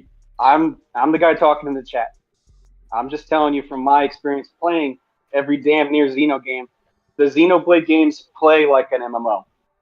They play 100% like an MMO. Okay. Playing like an MMO does not make it an MMO.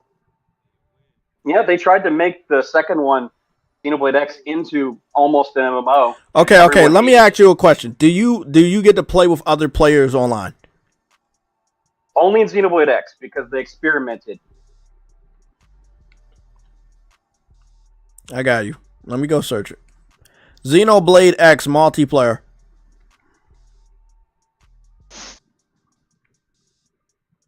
Basically, it was only co-op with X and pursued the multiplayer angle, and basically the whole series took off from Xenoblade 2 afterwards because of no one really liked X that much.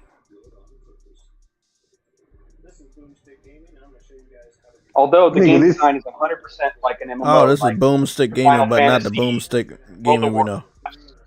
So I see what you're talking about. I've always seen this gameplay. but it is not like what we're talking about with Crimson Desert. Crimson Desert is made by an MMO studio, but they're making it in the form of a single player game. This is a single player game, and they have aspects. I don't even know how we got there. Well, because Truity kept reading the stuff wrong. Okay, well, Truity, stop reading. Oh no. Okay, no. You got to have to stop reading then, bro. If you can't read correctly, you I didn't read it wrong, but explain yourself then. Okay. Then explain yourself. Me saying that it only had 200 developers in the studio, you somehow said, "Oh, that 1,100 is not enough for." You said 1,100. I said no. I said it was 1,000. Hold on, stop. I said the Pearl Abyss has 1,331 developers. That's a lot of. I didn't say nothing about your developer having any amount of devs, bro. I only read what you said when you said 1,100. Okay, well, this is the thing. I'm gonna agree with him, Truity. 1,000 developers, like I said before, is well more than enough to have 3 games. It is. It's more than enough to have 3 games because there's a fucking. We got Lost Soul Aside being made by one dev, and he added a couple more. I think they're like up to 9 or 10. It's more than enough, huh? They got him to 20. They got 20.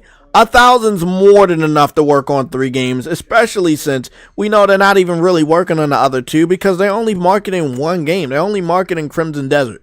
They're not talking about Doki V. We haven't got an update on Doki V in 5 years. That 9 game, that whatever, the Plan 8 game that we just looked at. Planet 9, yeah. Yeah, that game, that we haven't got an update on that in 5 years. So I'm gonna assume that we could assume that they're no longer in the active development like Crimson Desert. Crimson Desert is on a fast track to actually being out, and then they'll be picking from the other 2 that they were working on to see which one they want to bring out next. But 1,000 devs, bro, they should. This shit better be running like fucking butter. Yes, this shit better be running like fucking butter. If they have all the developers on one game, it should be running like smooth butter, man. I'm telling you right now, it should. Right now, Xenoblade 2 was made with like 40 devs, and then the next Xenoblade after it was made with like 50 or 60, and each one of those is made with a much less than your standard developer. That's fine, but yeah, you're comparing a Switch game to a next generation game that's actually doing way more than what Xenoblade is doing. Have you played? Okay, Pearl Abyss is currently 1,300. I haven't played in a long time. I haven't played in a long because I no longer have a Switch. So, explain to me, because outside of Xenoblade's camera angle and how the menu is set up down the bottom, which does resemble many MMOs that I've played, why do you think the developer made it like an MMO, even though the Switch isn't like the best? Let me see. It's not the best system for MMOs. Why did they set it up that way? The design is from when they were playing Final Fantasy XI, basically, and they liked the game design, basically. And they used to work for Square. The whole team at Monolith Soft used to work for Square, so they liked the design, and they decided, let's make an offline game of this for ourselves, because Square tried it with Final Fantasy XII, and they thought they could do better, and they did. And that's how we got it on the Wii. And that's fine. Each one afterwards, he's basically been fighting Nintendo to get publishing for every single one, because Nintendo just wanted to reassign their developers to go work on Smash Brothers and other stuff, basically. That studio's holding up half of Nintendo, if you didn't know. And they're only like 200 developers. And that's fine. Okay, so the studio that makes this game is holding up half of Nintendo. Monolith Soft, yeah. And what do you mean by that? I mean, you teaching me shit I don't know. I don't know the inner workings of Nintendo Studios. So they work on a lot of stuff like Splatoon and such, basically with co-development. Like every single one of those games, like Pikmin, Splatoon, every single one of them gets co-development from Monolith Soft. They basically are like their ICE team, essentially. They're like XDev almost, but they have their own games. They are way more efficient than any of Nintendo's developers. Nintendo couldn't figure out how to get Breath of the Wild working on a Wii U or a Switch. They couldn't figure out. So why don't Let So him why don't finish. they- Let why don't him they finish. help Let the him Pokemon finish. do- Let him finish so I can hear this, please. I'm begging you. That engine that isn't Zelda is Monolith Soft's creation. Nintendo could not pull it together. That's why the game was in development for so damn long. They can make a game in 3 or less years and have more content than any other Japanese studio. The only one who's come and matched up to a Xenoblade in terms of content is 7 Rebirth. And that is incredible at the graphics that game has. I was stunned. But basically, yes, they are just as good as any Square dev or any PS4 dev that is really good at their job. Just that they're stuck on a terrible platform, as you know. That's why the Switch 2 is so important, because they're finally going to be unleashed. Well, I'm waiting for it. That's great. It's a That's theory. great. It's a theory that I had for a while now. I hope talked they to- help. I hope they help the Pokemon developers though, because if that's the case, Oh, we're they gonna were have a making great fun of Pokemon. them.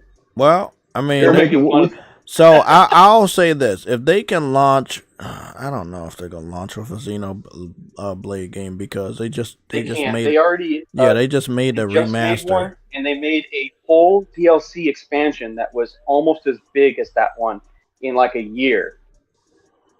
It's insane. Future Connected is way bigger than it should have been, and that was like a whole 40-hour game that was add-on DLC essentially, and that didn't. Well, get this is nominated. this is a theory I've had, right?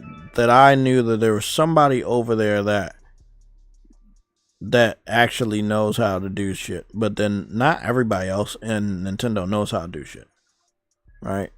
And they will never know how to do shit because they never had power. Not since GameCube, like raw power upgrade from the last GameCube had raw power. Yeah, from GameCube had raw from like power. I love Pokemon from an Stadium. upgrade standpoint. If you understand what I'm talking about, from an upgrade standpoint, from the Nintendo 64 to the GameCube, that was a big upgrade. Now I think that visually, graphics, all of that, from Nintendo Switch to Nintendo Switch 2, I think it's gonna be a huge upgrade. But I don't know. I'm not familiar with a lot of studios that Nintendo works with or has under Most their of belt. the internal studios are just driven by whatever Miyamoto says, and the only one who tries to strive for greater usually is Monolith Soft.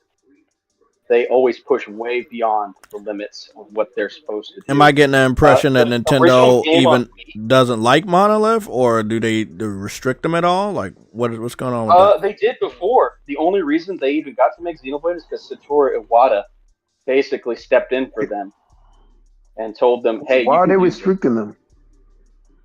Because they wanted to keep them making the engines and stuff for them for their various games. They just wanted to hold them. When they bought them, they were like, "Oh, good. These guys were kind of in trouble after Xenosaga Episode 3." And if you go look at that game, it's one of the best looking games. So you can on do the PS3. 4-player online co-op. It was Xenoblade X, yes. Yeah, I'm looking at it right Which is now, also and you coming can out you can make your own character and shit. Yeah, Xenoblade X, that's the one, the multiplayer. And it's coming out again in a few weeks, I think, or is it the end of March? I'm not a fan of that one personally, but I know there's a bunch of folks who are still fans of it, and it looks So like you said, when you said it's coming out again, is that the remaster one they made an announcement of, or? It's basically the game is reported into the new version of the engine that they made for that game. The engine they've been using the entire time, they built it basically for Xenoblade X, and Xenoblade X was the test game, and it was basically the test bed that they eventually used to go make Breath of the Wild actually work, and all those other ones. That same engine has been used the entire time, just upgraded Bethesda style, but unlike Bethesda, their shit actually runs correctly. Bethesda fucks everything up. Well, I'm going to tell you, in Xenoblade 1, one of the areas is bigger than half of Skyrim, basically, and that was on a Wii. I'm very interested to see this on with the real power. I don't want to see ports. I just want to see what this studio can do from the ground up on the Nintendo Let's Switch see 2. let's see what the Switch 2, because if what the rumors are saying that the Switch 2 is gonna have like PS4 Pro style graphics, that I mean not graphics, sorry, power, it should do a lot.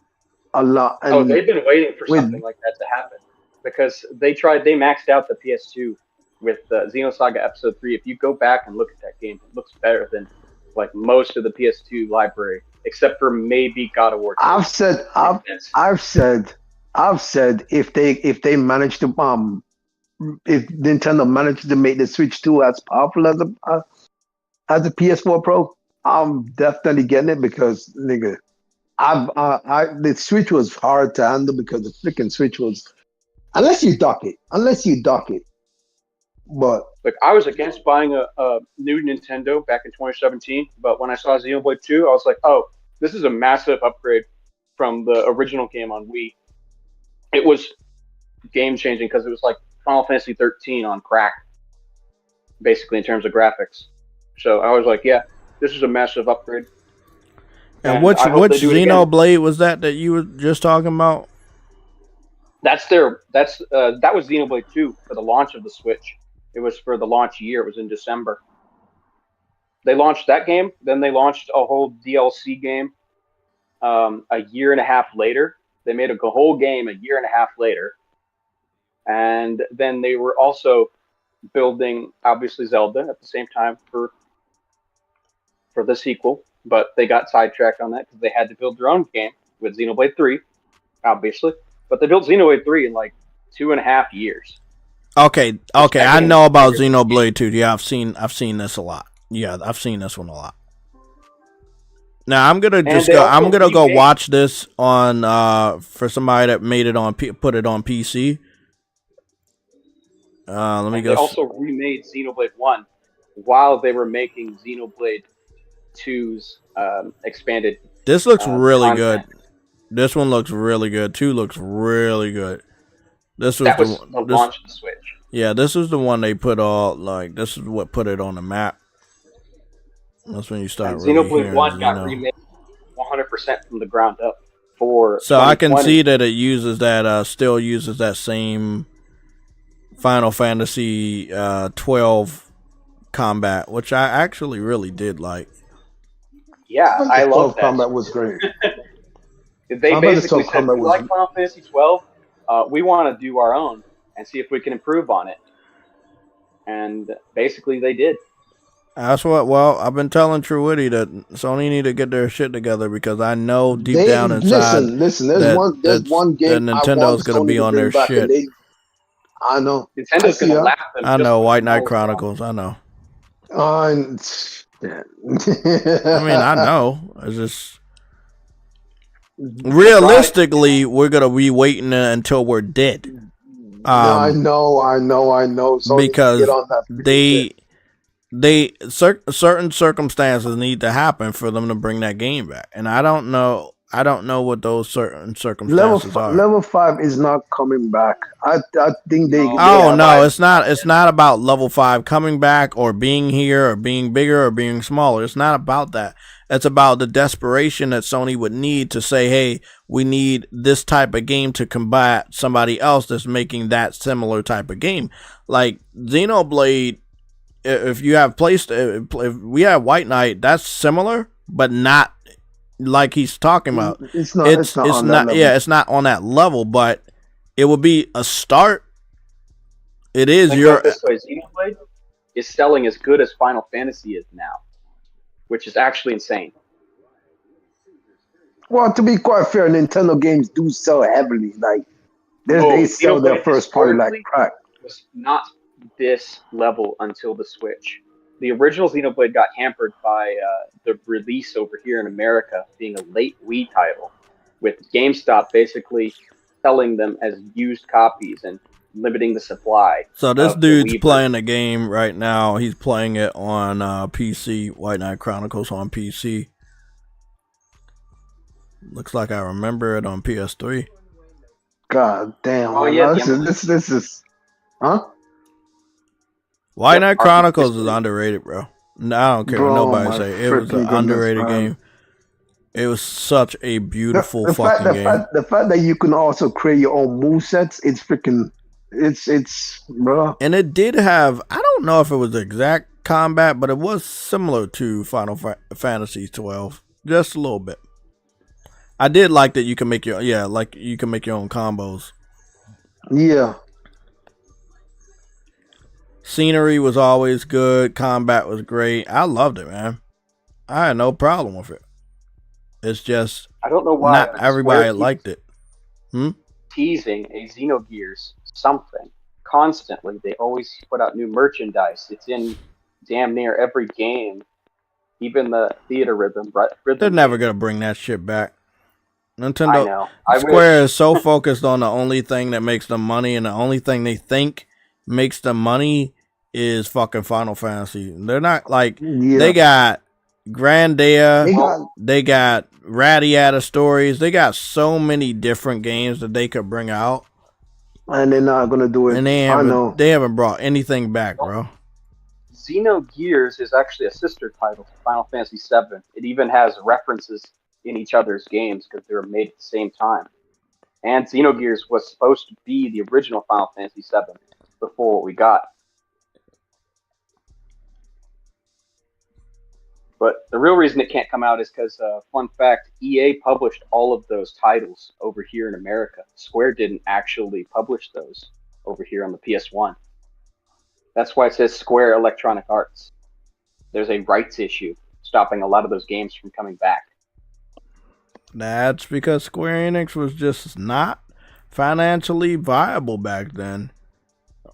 You know, it was a deal brokered back then because they were supposed to translate into Japanese all of EA's games. And EA's games didn't sell well over there.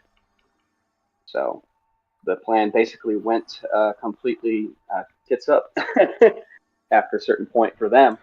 But Square still kept getting stuff over here. And it kept selling well. And the only reason we even got Final Fantasy VII back is because Sony basically fished it out from that deal. Oh, they finally revealed the Blade DLC for the Blade character, the Blade reveal character for Marvel Knights. It got leaked out by the PC fans a while back.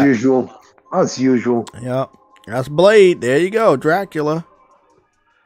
Oh, we gotta have the whole Dracula castle. That's cool. That's pretty fucking cool.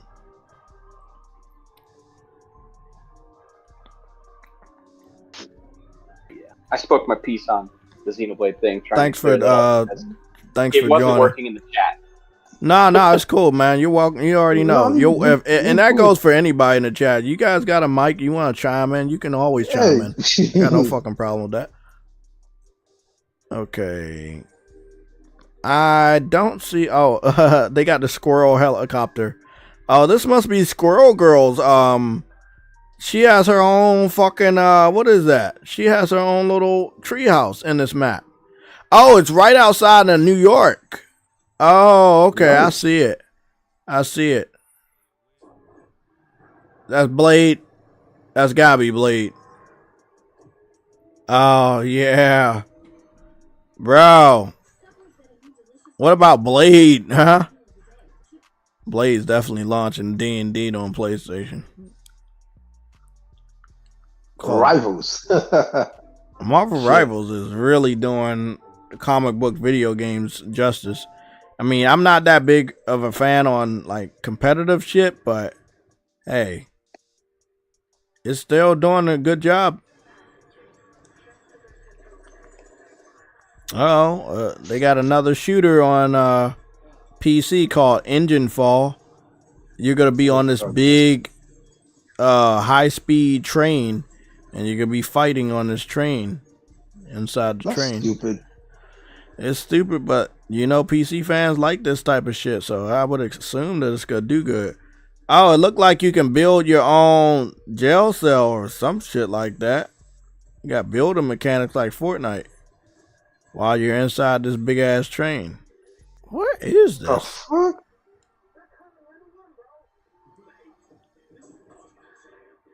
Oh, you can make your own little bunker, and you can bring your friends in the bunker, or maybe you don't.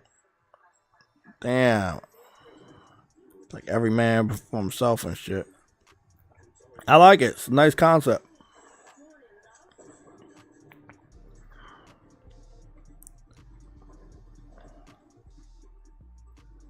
Thinking outside the box. I respect that. Is the train moving and shit? Yeah, the train is moving. You're inside the train.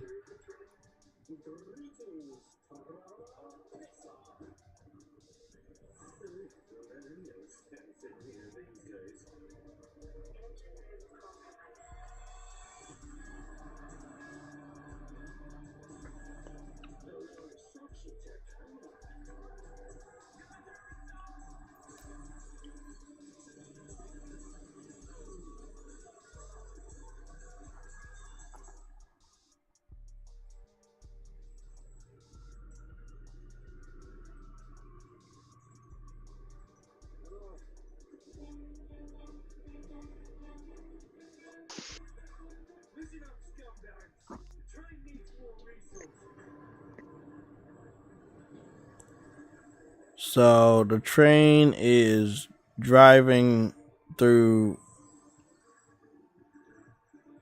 a desolate land. Oh, okay. And you need to feed the train resources. Interesting. I like the concept. It's outside the box. Don't get a lot of games like that.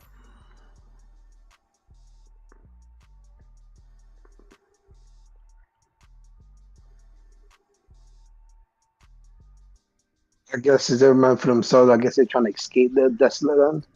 Yeah, something like that. I need to feed it fuel. Mm-hmm. Sounds about right.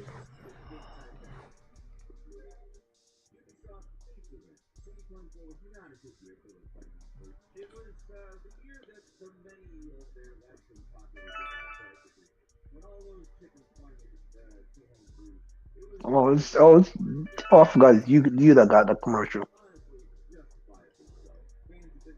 Okay, what? Oh, I said it's your YouTube video that's got a commercial, not freaking my. Oh. Were you talking about that notification? No, the commercial that was on. Oh. Ubisoft freaking Star Wars. Yeah. Oh well. I'm watching this video about Game Rant saying that Assassin's Creed desperately wants you back. Kind of makes sense though. No, it's there. They need to survive. So. Yeah, that's what I've been saying this the whole time. A lot is riding on this game, and if this game does not need to sell good. This game needs to sell like it's Monster Hunter. And I'm only saying that because I'm saying that because this game selling good does not help Ubisoft's current situation where they're in the negative. They need to sell like 3 times as many copies. I said the same thing about Call of Duty. If Xbox was going to keep their exclusives, what happened? They didn't get to sell 3 times as many copies as they normally sell, and they quickly started putting games on PlayStation. If this could have changed their trajectory of where they're going to be at, Ubisoft needs to make sure this game sells good, but it's really up to gamers if we give a fuck. Do I want to play this? Yes. Day one? No. Wait, what did you just say?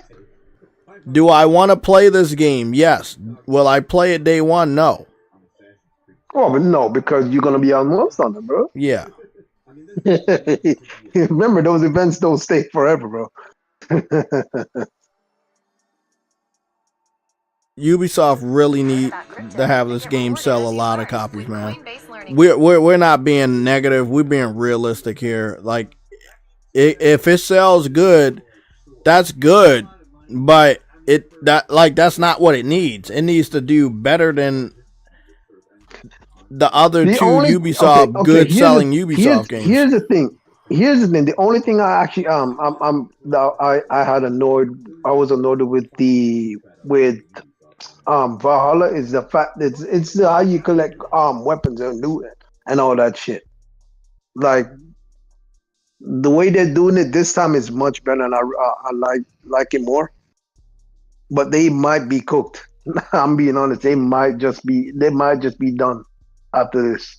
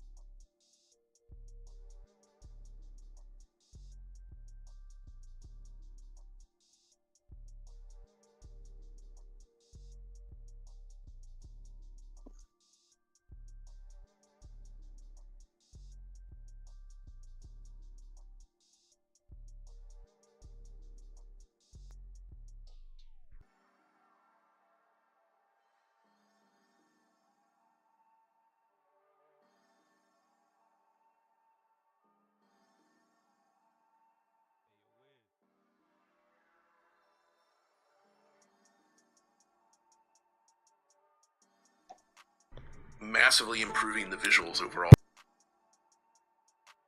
What are you watching? Giving you a context because I already figured you were going to ask. I'm watching a comparison between the PS5 Pro versus the RTX 5070. It's called PS5 Pro versus RTX 5070. NVIDIA scam is worse than I thought.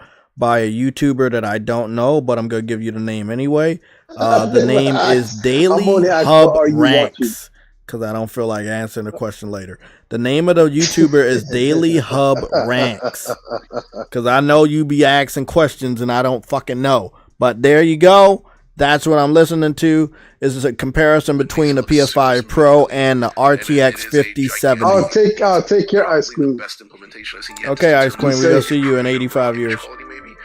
Stability is key. It's temporarily stable now, whereas before it was not. I've been following NVIDIA's 50 series rumors for almost a year now. I've made plenty of videos on why the PS5 Pro is a better deal than a gaming PC, and I've proven that point over and over. And yeah, I got dragged through the mud for it, but now the PS5 Pro reviews are out. My subscribers have bought it. At this point, I basically own a PlayStation 4, a PlayStation 5, and a PlayStation 5 Pro. Oh, and look, I was actually kind of hyped for the 50 series too. I was really hoping for a good MSRP, something that actually made sense. But the way NVIDIA twisted everything, even in their own presentation, yeah, that killed any excitement real fast. They straight up claimed the 5070 is as powerful as a 4090, said it was going to be around 570, but when you actually look closer, it's got 12 gigs of VRAM, and every demo they showed was carefully set up. 4 times DLSS fake frames, all the usual tricks to make it look better than it really is. Not only did they piss off the entire community, but they also managed to insult 4090 owners in the process. So yeah, if you were expecting a great mid-range GPU this generation, you might want to reconsider. On top of that, I've been working closely with my brother and his 4090 testing PS5 ports and a bunch of other games, including Monster Hunter Wilds, which I already warned you about. That game doesn't look great even on a 4090. I also covered Spider-Man 2's PC release. There's plenty of content I could go over, but I'm not going to sit here and repeat myself for the 5th time. If you want to check out those videos, go for it. And yeah, looking back, I was an idiot, arguing in the comments with people who clearly didn't know what they were talking about, or worse, didn't even watch the videos. So today, I just want to do what I do best, speak the truth and help you make smarter buying decisions. If you're an NVIDIA fan and you want to grab a 5070 Ti or a 5080, go for it. I'm not here to stop you or call you an idiot. If you're considering the base 5070, I'd say maybe think twice. And if you're on a 30 series or even a 20 series and you don't like all the DLSS upscaling stuff, maybe look at a used 4070 or 4080 instead. You'll probably find better deals. Or hey, maybe by the end of this video, you'll just want to grab a PS5 Pro.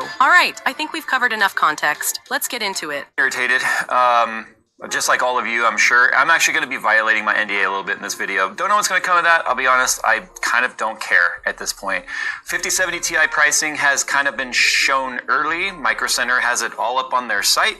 I want to talk about the pricing. I want to talk about things to consider if you're going to try and go and stand in line. I guess you'd already be standing in line at this point if you're going to try and get one. Yeah, it's just a big show, so. Alright, so Jay is just done, like completely fed up. And honestly, it's kind of hard to blame him. Right off the bat, he admits he might be stepping over the line with his NDA, maybe even breaking it. But at this point, he doesn't care. The whole RTX 5070 Ti situation is a mess, and he's just as frustrated as everyone else. So here's what's going on. NVIDIA set the MSRP for the RTX 5070 Ti at $750, but that price only applies to a handful of cards, the ones they sent to reviewers. When you actually check places like Micro Center, most 5070 Ti models are listed way higher. Some are pushing 1,000 or more. And since there's no Founders Edition to set a baseline price board, partners like Asus Gigabyte and MSI can basically charge whatever they feel like. Jay even shows the exact card NVIDIA sent him, the Asus RTX 5070 Ti Prime, which was supposed to be one of those MSRP models. But when he checked Micro Center's website, that same card was listed at $899. That's a full $150 more than what he was told. So now he's stuck in this weird situation where NVIDIA gave him a card under the premise that it's a $750 product, but in reality, it's selling for much more. And that raises a pretty big question. Who's actually responsible for this mess? There are a few ways this could have played out. Maybe NVIDIA and Asus are in on it together, claiming the card is separate.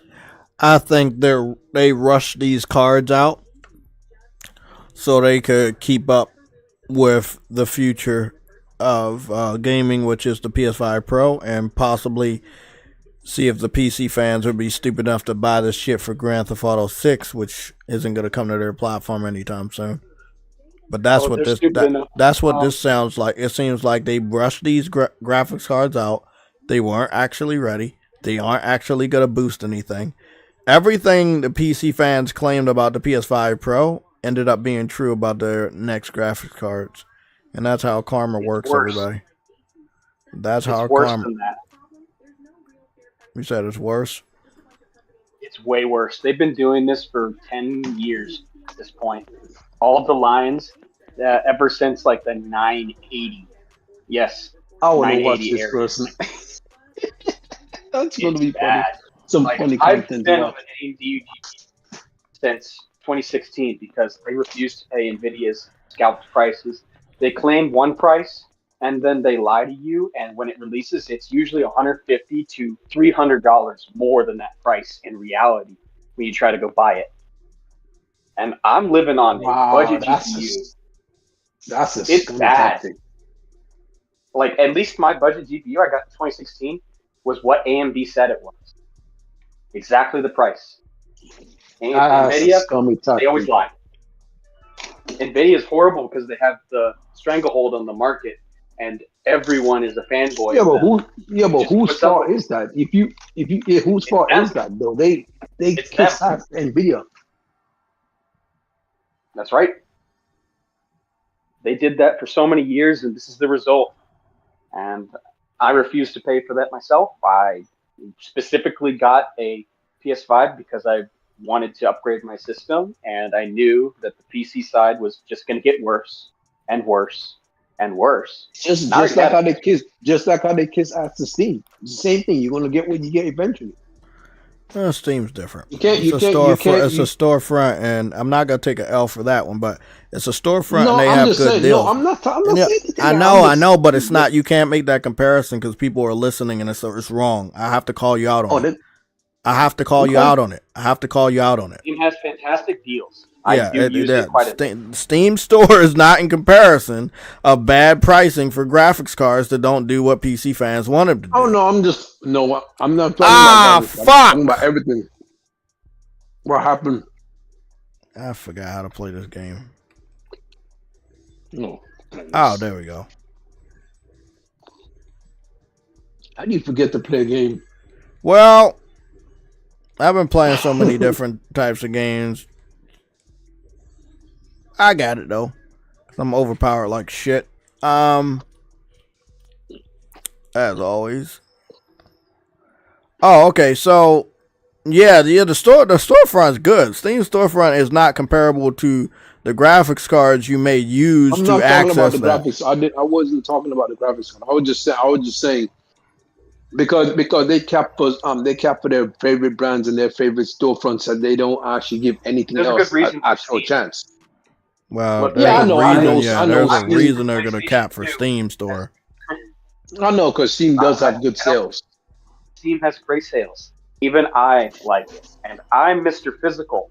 I have a ton of PS4 PS5 physical. I've bought stuff on Steam because it's that cheap, and I can play it on the go. My point Wish Sony would do that. Wish they would give me a to-go device. What kind of bullshit is this? Is this an egg?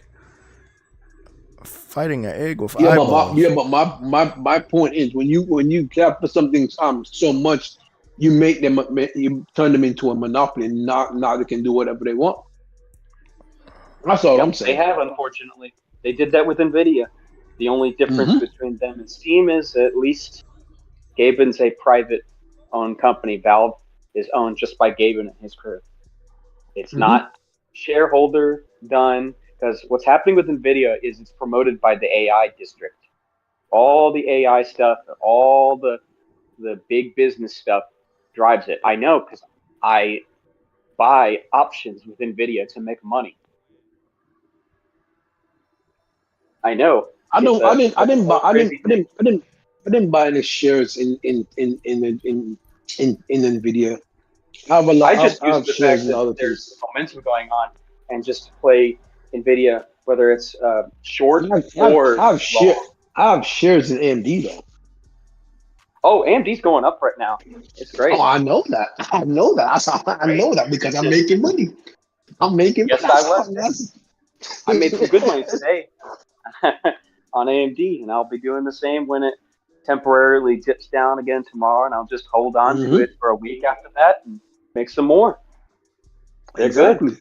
Also, this is a bit of a thing, but they have a bunch of insiders buying. That's why it's happening. I see. Oh, yeah, that makes sense. Inside trading.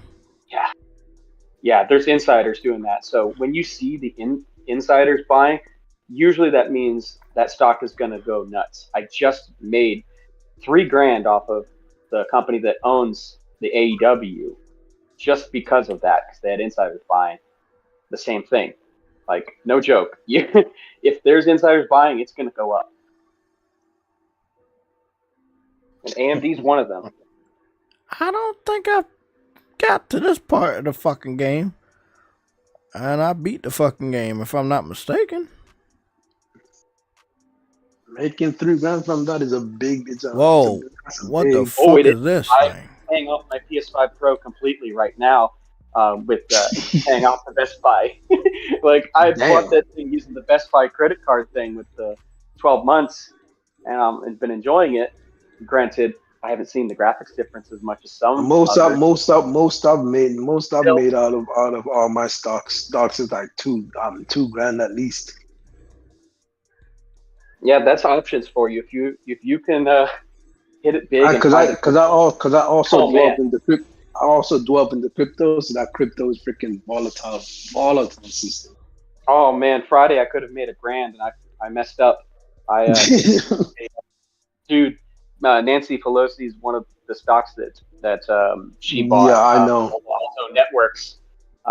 they got temporarily dropped because of, even though they have good earnings. She is doing insider trading as well. And she's not supposed to because But if she's in government. She you knows it. follow her, you make money. Yeah, if you follow her, you make money because she knows when it's gonna drop and when it's gonna rise because they're doing insider trading. Oh yeah, they know because they're the ones setting what's going on. So they know when it's gonna drop and when it's gonna rise. That's how she made her million. Technically, it's illegal. That's why she's in trouble. Yeah, that's true. But that doesn't mean the rest of us can't do it because of their games. Like, we don't have that. If you follow what she's doing, it's not necessarily insider trading for you, but you can follow her. And I'm here playing some Final Fantasy while y'all talking about stocks. Sorry, man. I needed to get back to the Final Fantasy. Good. But yeah, back to it. I just find it funny that the PC fans shitted all over PlayStation with the PS5 Pro. And they really secretly, I never really saw them privately talk about it. But they did Crisis Core. But they did want Nvidia to come out with a new graphics card so they could brag about it. But most of the PC fans that secretly wanted that didn't privately talk about it because they didn't want to pay that price that they knew they would have to pay. They already most of them don't even have 4090s. Like most of the people that's complaining about Monster Hunter running poorly, that's because they have low spec cards, bro. That's because they cannot afford it. I'm literally one of those where I cannot afford to do that. Maybe I can afford it now, but I refuse to pay that price. That price is absurd. I'd rather pay off my PS5 Pro and call it a day.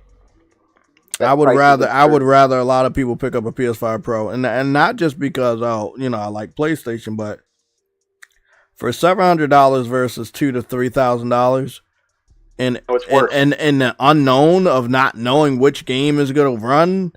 What game needs to upgrade it? Which one needs a driver that is not supported for that fucking PC? The unknowns. There's just so much. The problem with PC is it's not just your graphics card you gotta improve. You gotta then focus on the CPU as well. Don't forget about that. Don't forget the motherboard might need upgrading. Don't forget the motherboard might need upgrading to support that GPU that you just bought. So you might need to do that as well. Series, the driver broke Kingdom Hearts 3. Oh shit! The game driver. Yeah, it broke the game. Like that's what's messed up. Like there's Kingdom Hearts YouTubers talking about it right now because they're pissed. Oh my! They're like, oh what the heck is this? So wait up. The driver broke the game? Yes. How does that fucking happen? Well, that's what I wonder too. What the heck? Oh my goodness, bro. PC Master Race.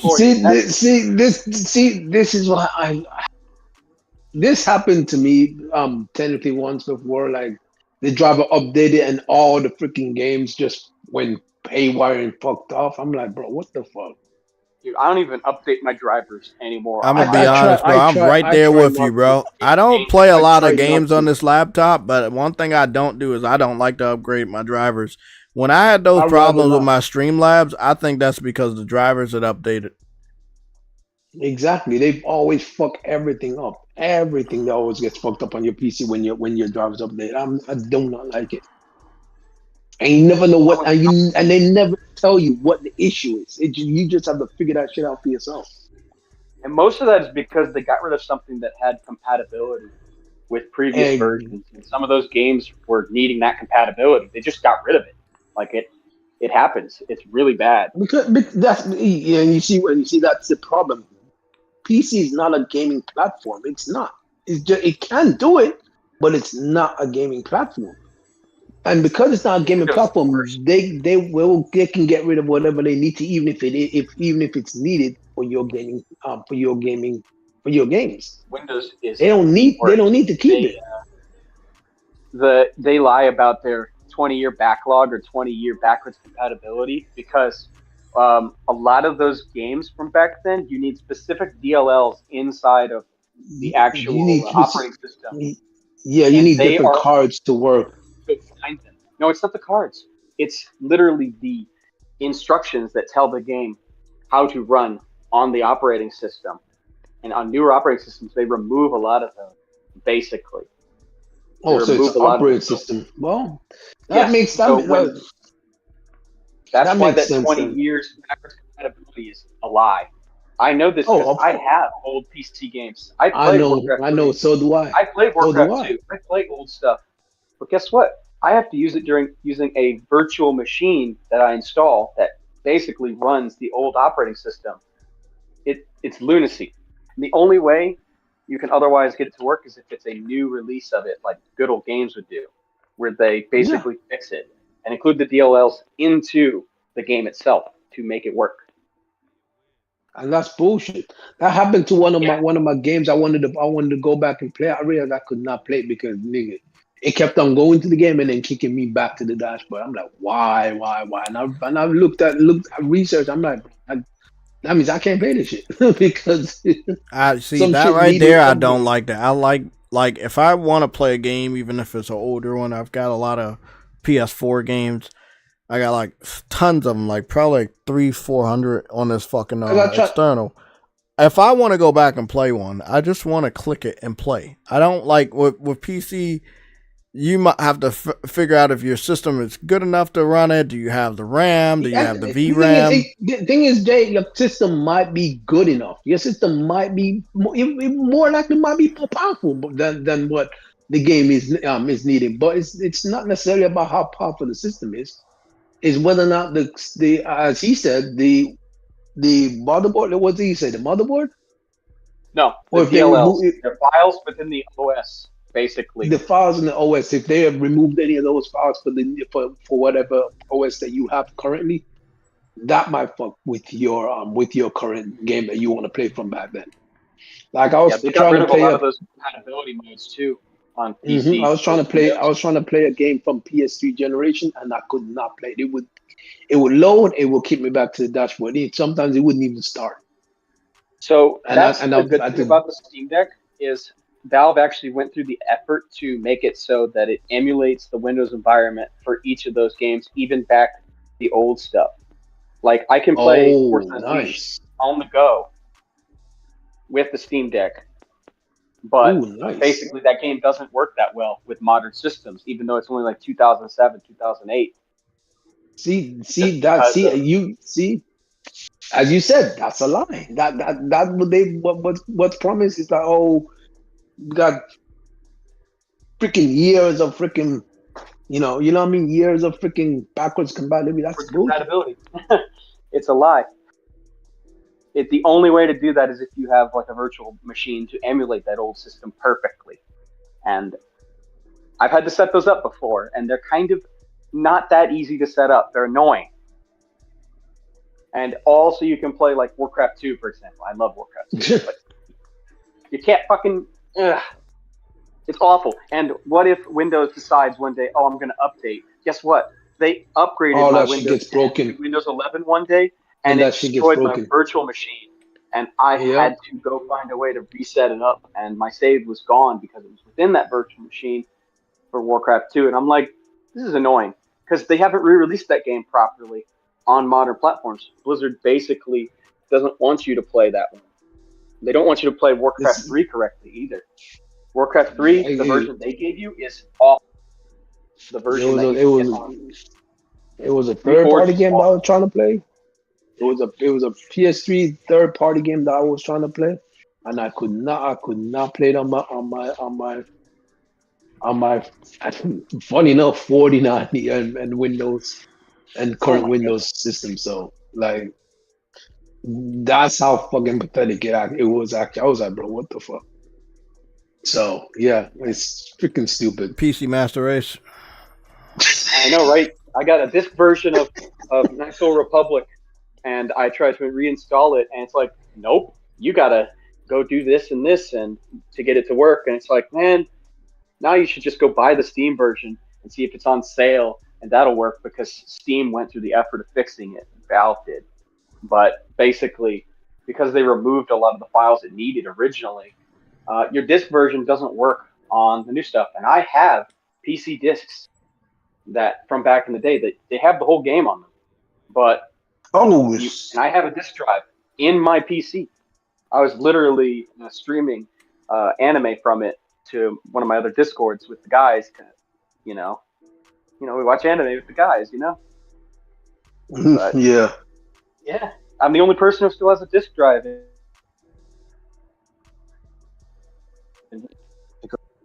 Then again, you can still put that on. You can still put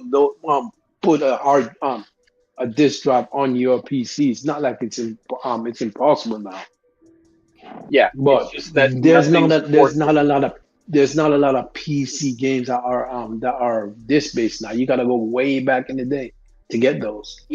The modern releases that claim they're a physical version, like Baldur's Gate 3, for example, the PC version is a digital code with the physical collector's edition. And I'm like, I would never buy that. That's stupid. Why would I buy a digital code in a collector's edition? Like, this is stupid. So I got the PS5 version of that collector's edition, and it's great. And has the game entirely on the 2 discs. The only thing that's different is obviously patches come out, but who cares? The whole game plays off the discs, so I don't care.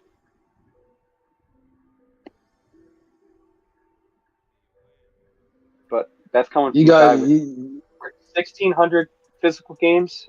If I include the PC ones, maybe an additional 50 or so. 1,600 physical games. Where do you keep all that? Oh, I have my computer room doubles as the game storage. It's not even funny. The computer room. I have a house, so I don't have to worry about nonsense like an apartment or anything. Oh no, I got space to hold like a bunch of games, but like not 1,600. I have just for the PS2 section, I have like 200 plus. You got one of those bookshelf collections. Yeah, that's probably what it is. Yeah, I've been collecting games since I was 7 or 8 years old when we started getting the N64 stuff.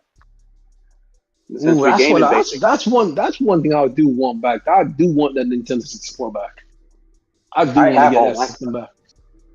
All of my friends were trading away their stuff for PS2 stuff, and I just said, I'm just going to work harder and keep my 64 games and buy the PS2 stuff. My brother and me worked together, and we got it all. We kept it. A lot of our friends just got rid of stuff over time, and I'm like, nah, man, I love this game. Why would I get rid of it?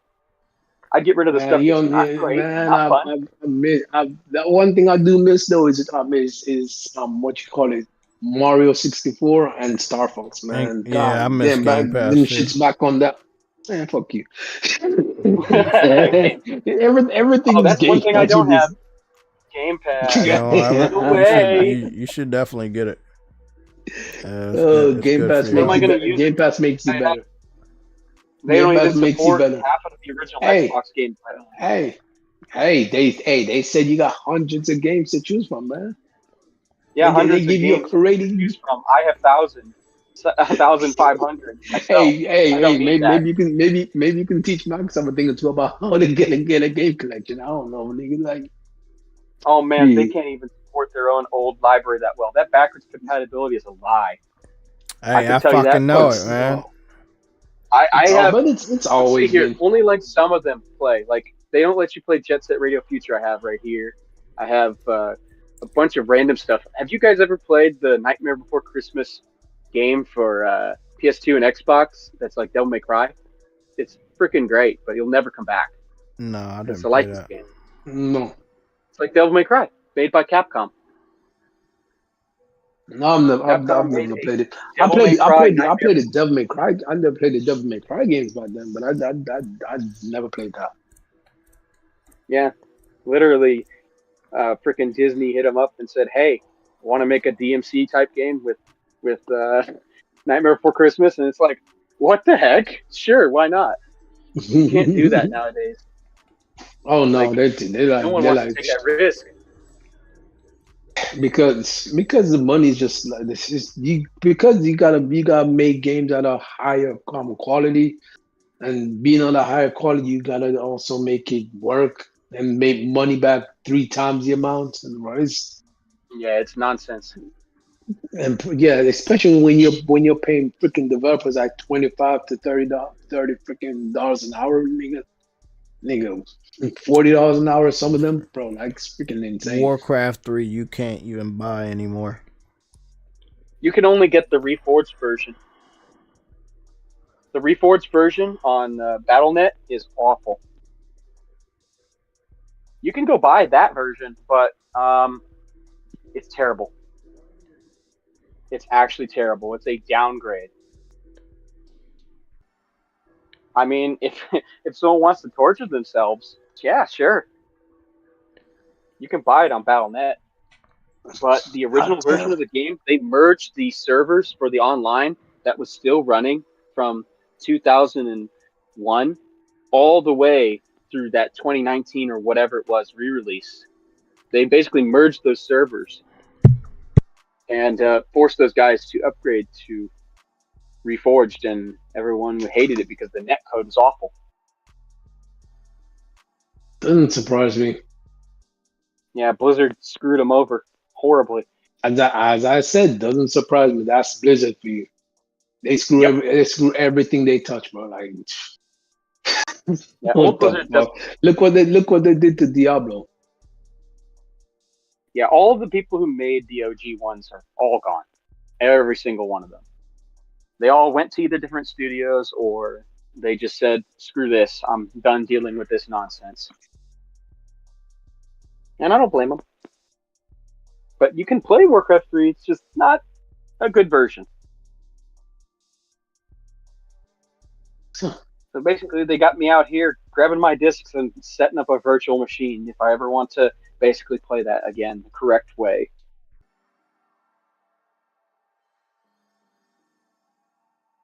What's funny is they advertised it like it was going to be a real remake, like how Final Fantasy VII was a remake.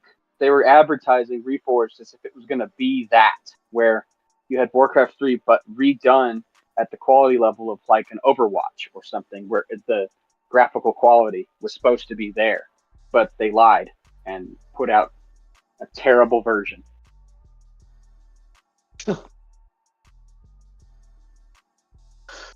Oh shit, that's nothing.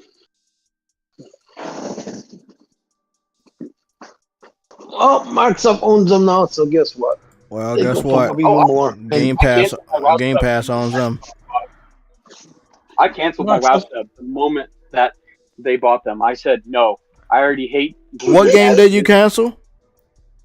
I was subbed to Classic WoW because I was playing with my brother. The moment my brother and me saw that Microsoft acquired them, we immediately canceled our subscriptions because we saw what they did to Rareware. Good, because guess what? They got everybody gotten worse after Xbox picked them up. Mm-hmm. Yep, I know. Rareware. I still have PTSD from that. Oh, rest in peace to what Rareware was. Listen. The fact of the matter is, Bobby Kotick told Satya that he needed to just get out of gaming, bro, because he did not know what the fuck he was doing or talking about when it came to gaming. And I'm like, God damn, bro. He told me, and then he ended up selling to them. I'm like, bro. I guess the money was so good that nigga could retire, not do shit for the rest of his life. Yep. I mean, they made money on so much on Call of Duty that it's just like, yep, do whatever you want at this point. I don't care. Nigga, I can retire on the beach or some shit. That's what he's like. Nigga, I can retire on the beach or some shit. He bought the company for $17 million in like 1997 or whatever. And nigga, you talking about Bobby? Yeah, he bought the company for cheap 90s. Then Activision was selling off the first time he bought the company. 17 million and sold it for 80 something. I think it was 17 million. God. I don't remember the exact. It was cheap. But even so, comparison, Microsoft paid $300 million from Nintendo. Okay, no. Damn, I'm overpowered as shit. See, the thing is, Billions that's a massive amount more than like nigga. You bought the platform the company for 17. Let's say it is 17 million, right? You bought it for 17 million, and he sold it back for what? 69, basically 80 million, $80 billion. That's an insane lump sum, bro. That's almost. Well, Activision themselves I can't do the math.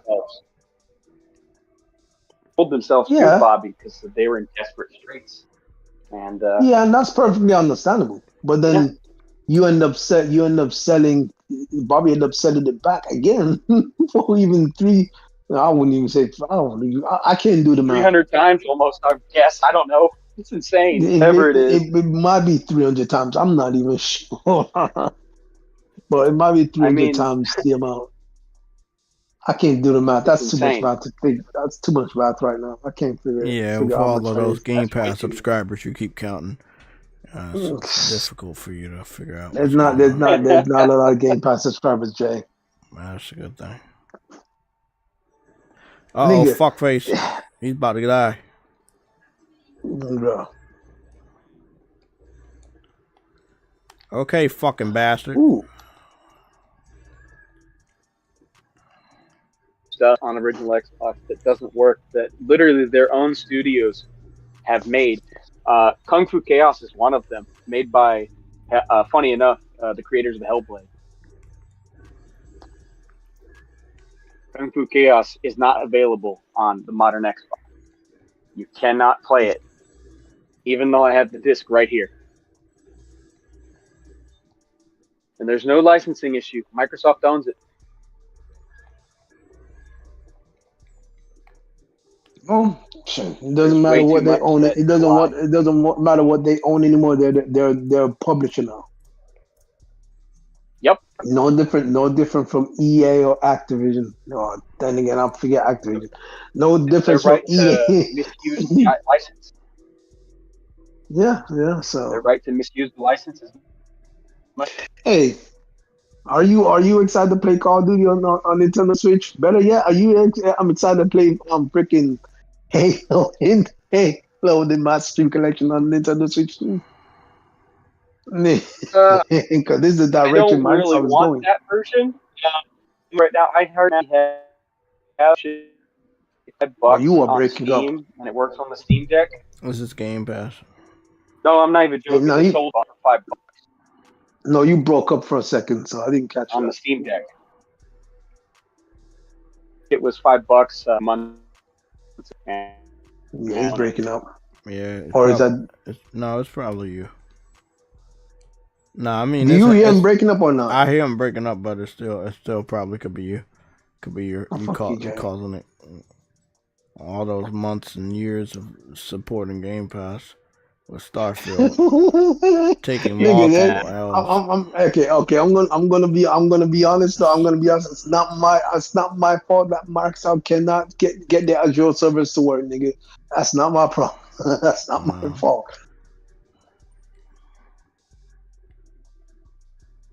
At least they don't own Discord yet. They destroyed Skype. Oh fuck no. Nigga, Discord would be useless, nigga. The fuck. Like they try to buy in Discord, and Discord said, we are not selling to you, bro. Like let me see if I can get a good Yeah, they already crashed Skype into the ground. Yeah, I love that. Nigga, they don't know. I love Skype. They don't know how to manage nothing, bro. You know what was funny about Skype? I tell people the story about Skype, and most people don't know. They got Skype so that Sony could not use it on the PS4 for video chat. Because Sony had their own video chat on PS3.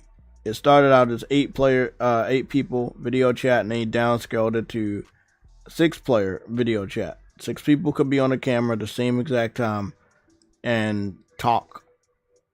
You know, and it was really, really deep, man. Video, like, PlayStation really did some amazing things with video chat.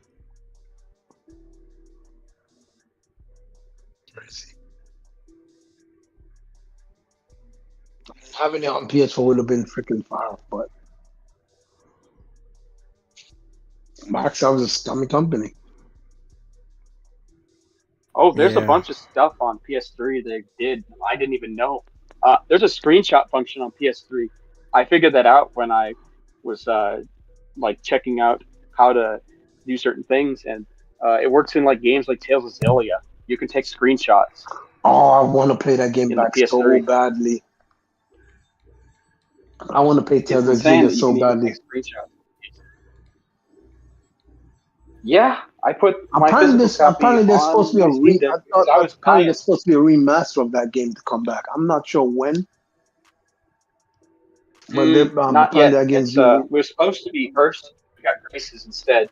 I bought Graces on the PS5 because that Switch version looked like it was going to be a trouble to deal with because they, for some reason, couldn't get it to do 60 FPS, even though you clearly can because like stuff like Bayonetta is 60 FPS on the Switch, no problem. And yeah, PS3 games can run at 60 FPS emulated on a Steam Deck. I know because I have Graces on the Steam Deck set up using my PS3 copy. It literally runs at lock 60. yeah, but isn't the Steam Deck more powerful than the Switch, anyways? But the normal Switch, yeah, I would assume. You're running it through an emulator that already basically cuts your performance of what you can get maximum out of the Steam Deck because you're having to use an emulator. Because emulating the PS3 is really, really, really hard on a PC, actually, thanks to that. Yeah, I've heard. I'm just surprised that the developers of that have gotten so good at it that the Steam Deck can run a majority of the stuff I have on my PS3. Obviously not the Sony stuff. I'd prefer if Sony just put out a damn handheld and called it a day, but here I am stuck with the Steam Deck for my old stuff. Listen, I would like them to do a proper handheld, but I don't know if they're gonna go down that road. However, there is apparently they're doing something with Bloodborne, so who knows? All I know could is be that, working on something. That they have a bunch of freaking games for PS2 that they have not re-released that I physically own, and I'm like, well, I'm gonna play these not on the PS5 or PS4. I'll just go get out. There's games I wish that would come back from even Namco Bandai, nigga. Like, have you heard? Oh, have you ever heard of? Have you ever heard of Xenosaga? Huh? They own Xenosaga. That's why it's not coming back. Bandai told everyone that Xenosaga wouldn't make us any money on a modern system, and it's like, what do you mean? Xenoblade gets like 3 million sales or so now. Like, what do you mean? You wouldn't want to get a fraction of that? Namco Bandai wants way more than that. I want Urban Reign to come back. I don't know if you've ever played it, but I think I hear. Oh, are you breaking up? God, the one by Rocksteady. The game. Huh? You're breaking up. You're breaking up. Oh, that's down to use shell. It should be in, right? Hello? Yeah, I can hear you now. It's Urban Reign, right? I believe I have that on PS2. Rocksteady game? Yes, it's a PS2 game. It's a PS2 game. It should be somewhere.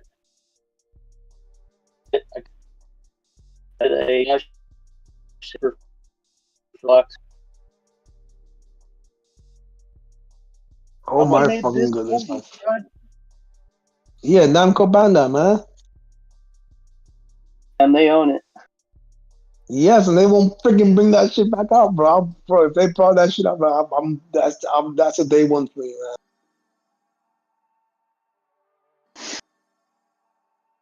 It's like a beat 'em up RPG, man. That shit was fire.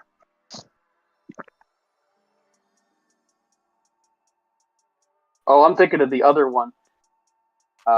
That's is the other game. Oh, you're thinking about the shooter. You're thinking about the other one from Rockstar. I'm thinking about the shooter. Oh no, not Rockstar. Rocksteady. The shooter. Oh, okay. You remember their first game?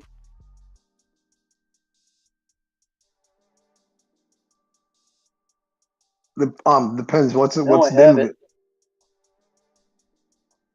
No, I have it. It's got a 250 PS2 games. Oh my! I have this stuff organized, but it still doesn't. If you have 1600, yes, you need to start organizing them, bro. Like, oh, I've organized them into sections. No about that. Good Lord, where is all sorts of random stuff like bro? What is it? I got some random stuff. Oh my God. I have it. Look, hey, look, smokers. I remember that one. So, Rock, good times.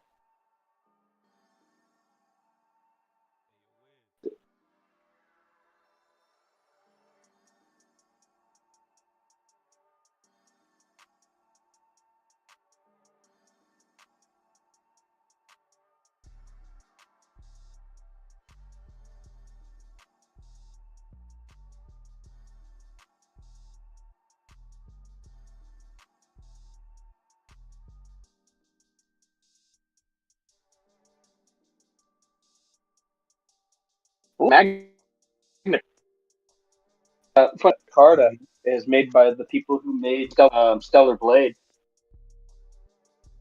wait, what? Do you remember Magna Carta on PS? You are cracking up a bit.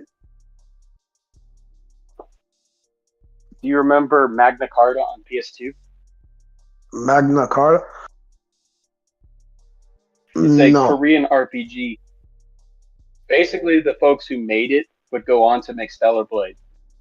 Wait, I thought Stellar Blade was their first IP. Nope, that's the first with that studio. The actors themselves were from a different that Magna.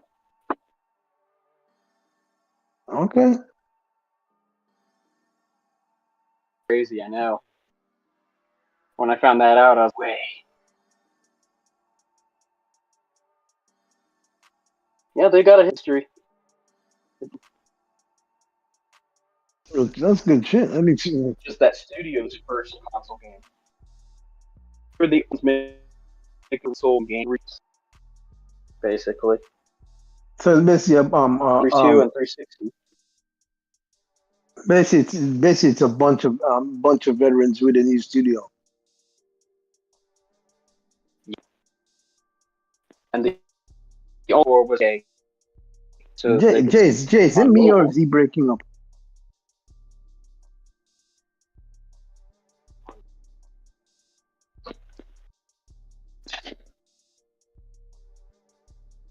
I'm not breaking up now, am I?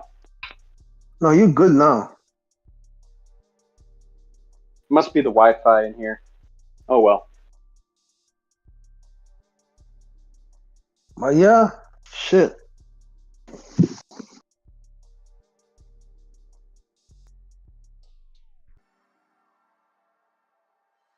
I'm fighting SmackDown versus Raw. My God.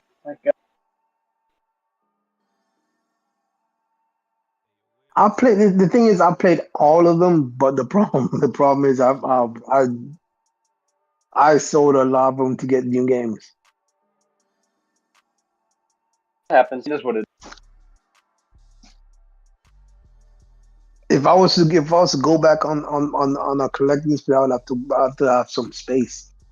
Then I can start collecting games and have my own shelf. That's the hard part, dude. Why? There it is. Urban Chaos. That's what did Urban Chaos. I found it. Urban Chaos for PS right, Rocksteady. Oh, Chaos from Rocksteady? We'll never get this game. Get up. Yeah, it's a first-person shooter. It had it on the PS2.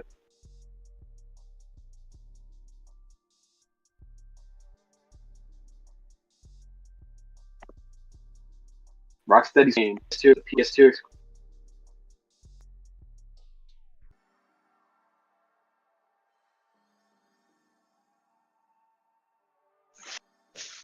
Oh, and right next to it is Dead to Rights by Namco. Ooh. Glad beginning of the shooter genre. Not sure. Long war. Yeah, you are cutting out a lot.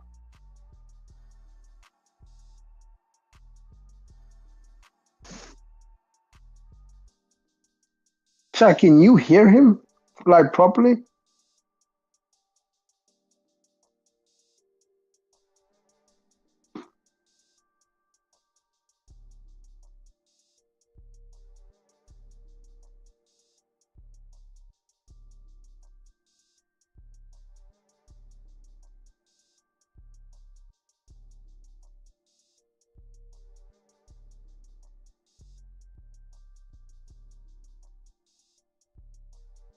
Oh yeah, we found that out. We found that out already. Mass produced. They fired their entire team. Marvel Rivals director, the entire team is fired.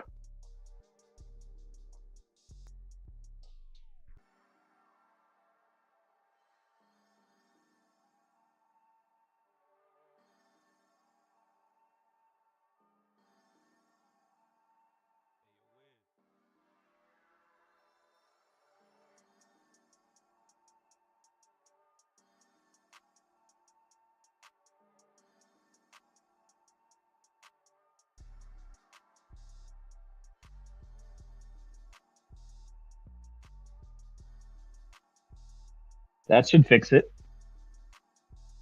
Oh, you are clearer now. God damn. That's the difference between using one device and another, I guess. Oh well. You are much clearer, man. God damn, you are much clearer. Yep, that's so the what were you? Using. Yep. What were you saying now? I found something when you were. It was I found Dead to Rights right next to Urban Chaos on PS2. Dead to Rights. Dead to Rights. I played Dead to Rights. Yeah, old days, you know, third-person shooters. That's shooter. That is going back a few years, man. God damn. I have a lot of old stuff.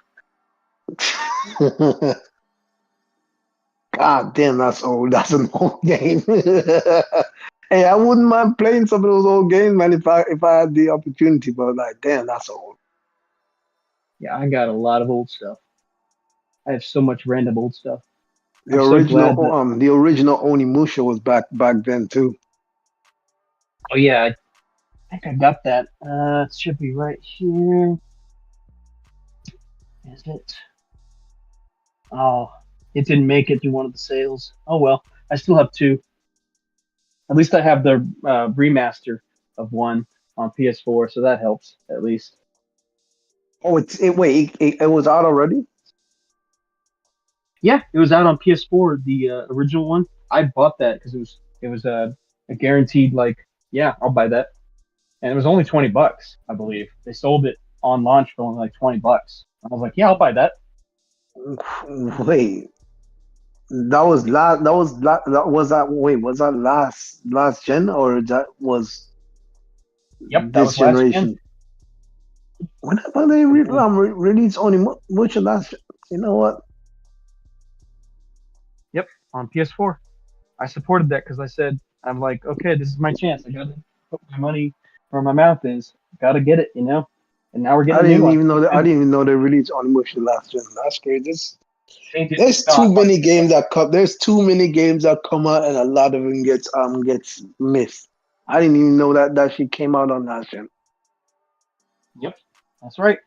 But I know there's a remaster that's coming this gen, and then the new one coming next year. Yeah, but a remaster for 2. I'm hoping they remaster all of them because there's a bunch of them on PS2. Man, there's a freaking game on PS2, man. I just can't remember the fucking name, bro. Everything the time I think of Onimusha, I think of this, and I know it's not the same game. I know it's not the same game, bro. Like, god damn. You thinking of Way of the Samurai? Way of the Samurai. I have both Way of the Samurai. It might be. Does that have a big brawly dude with a massive like club shit? It's more similar to Yakuza, where it's got like an open, like map area kind of thing. No. This was more corridor based combat. Oh, I know what you're talking about. Is that the futuristic one called 7 Samurai 20XX? I have that. Oh yeah. Fuck! Oh my goodness, man. I have a bunch of random stuff, dude. It's like I think I know what you're talking about. Or is it Genji? Shit, man. Huh? Is it Genji from this? Genji! Yes! Oh shit! That's exactly what I was thinking. I couldn't remember the name to save my goddamn life, man. Jeez, man, that game was fun. That game was so fun. Genji's freaking lit, dog. Yeah, rest in peace to Genji. He died with the PS3 launch. God damn. Yeah, man, that game was fun. I ain't gonna lie. I wish someone would revive the IP, man. But damn, it's not gonna happen ever since that enemy crab meme. Fucking. That's one game I need to come back. There's so many freaking games I want to come back, man. Fucking hell. I know that might not come back, but boy, if I get the opportunity to play that again, I'll play that. I'm playing that again, man. Genji was fucking fire.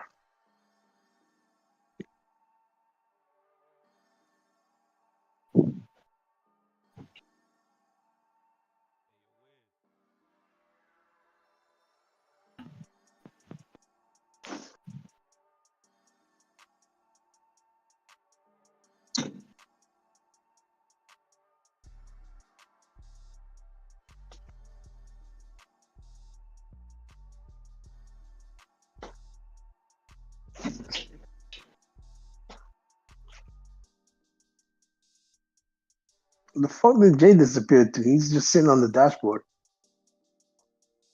He's sitting on the dashboard? Oh, goodness. Yeah, he fell asleep, I guess. Oh, jeez. But, man. Did he fall asleep in the stream? Is the stream still live? Yeah, he falls asleep all the time on his freaking streams. I mean, I've done it before, but while gaming, but it happens. He's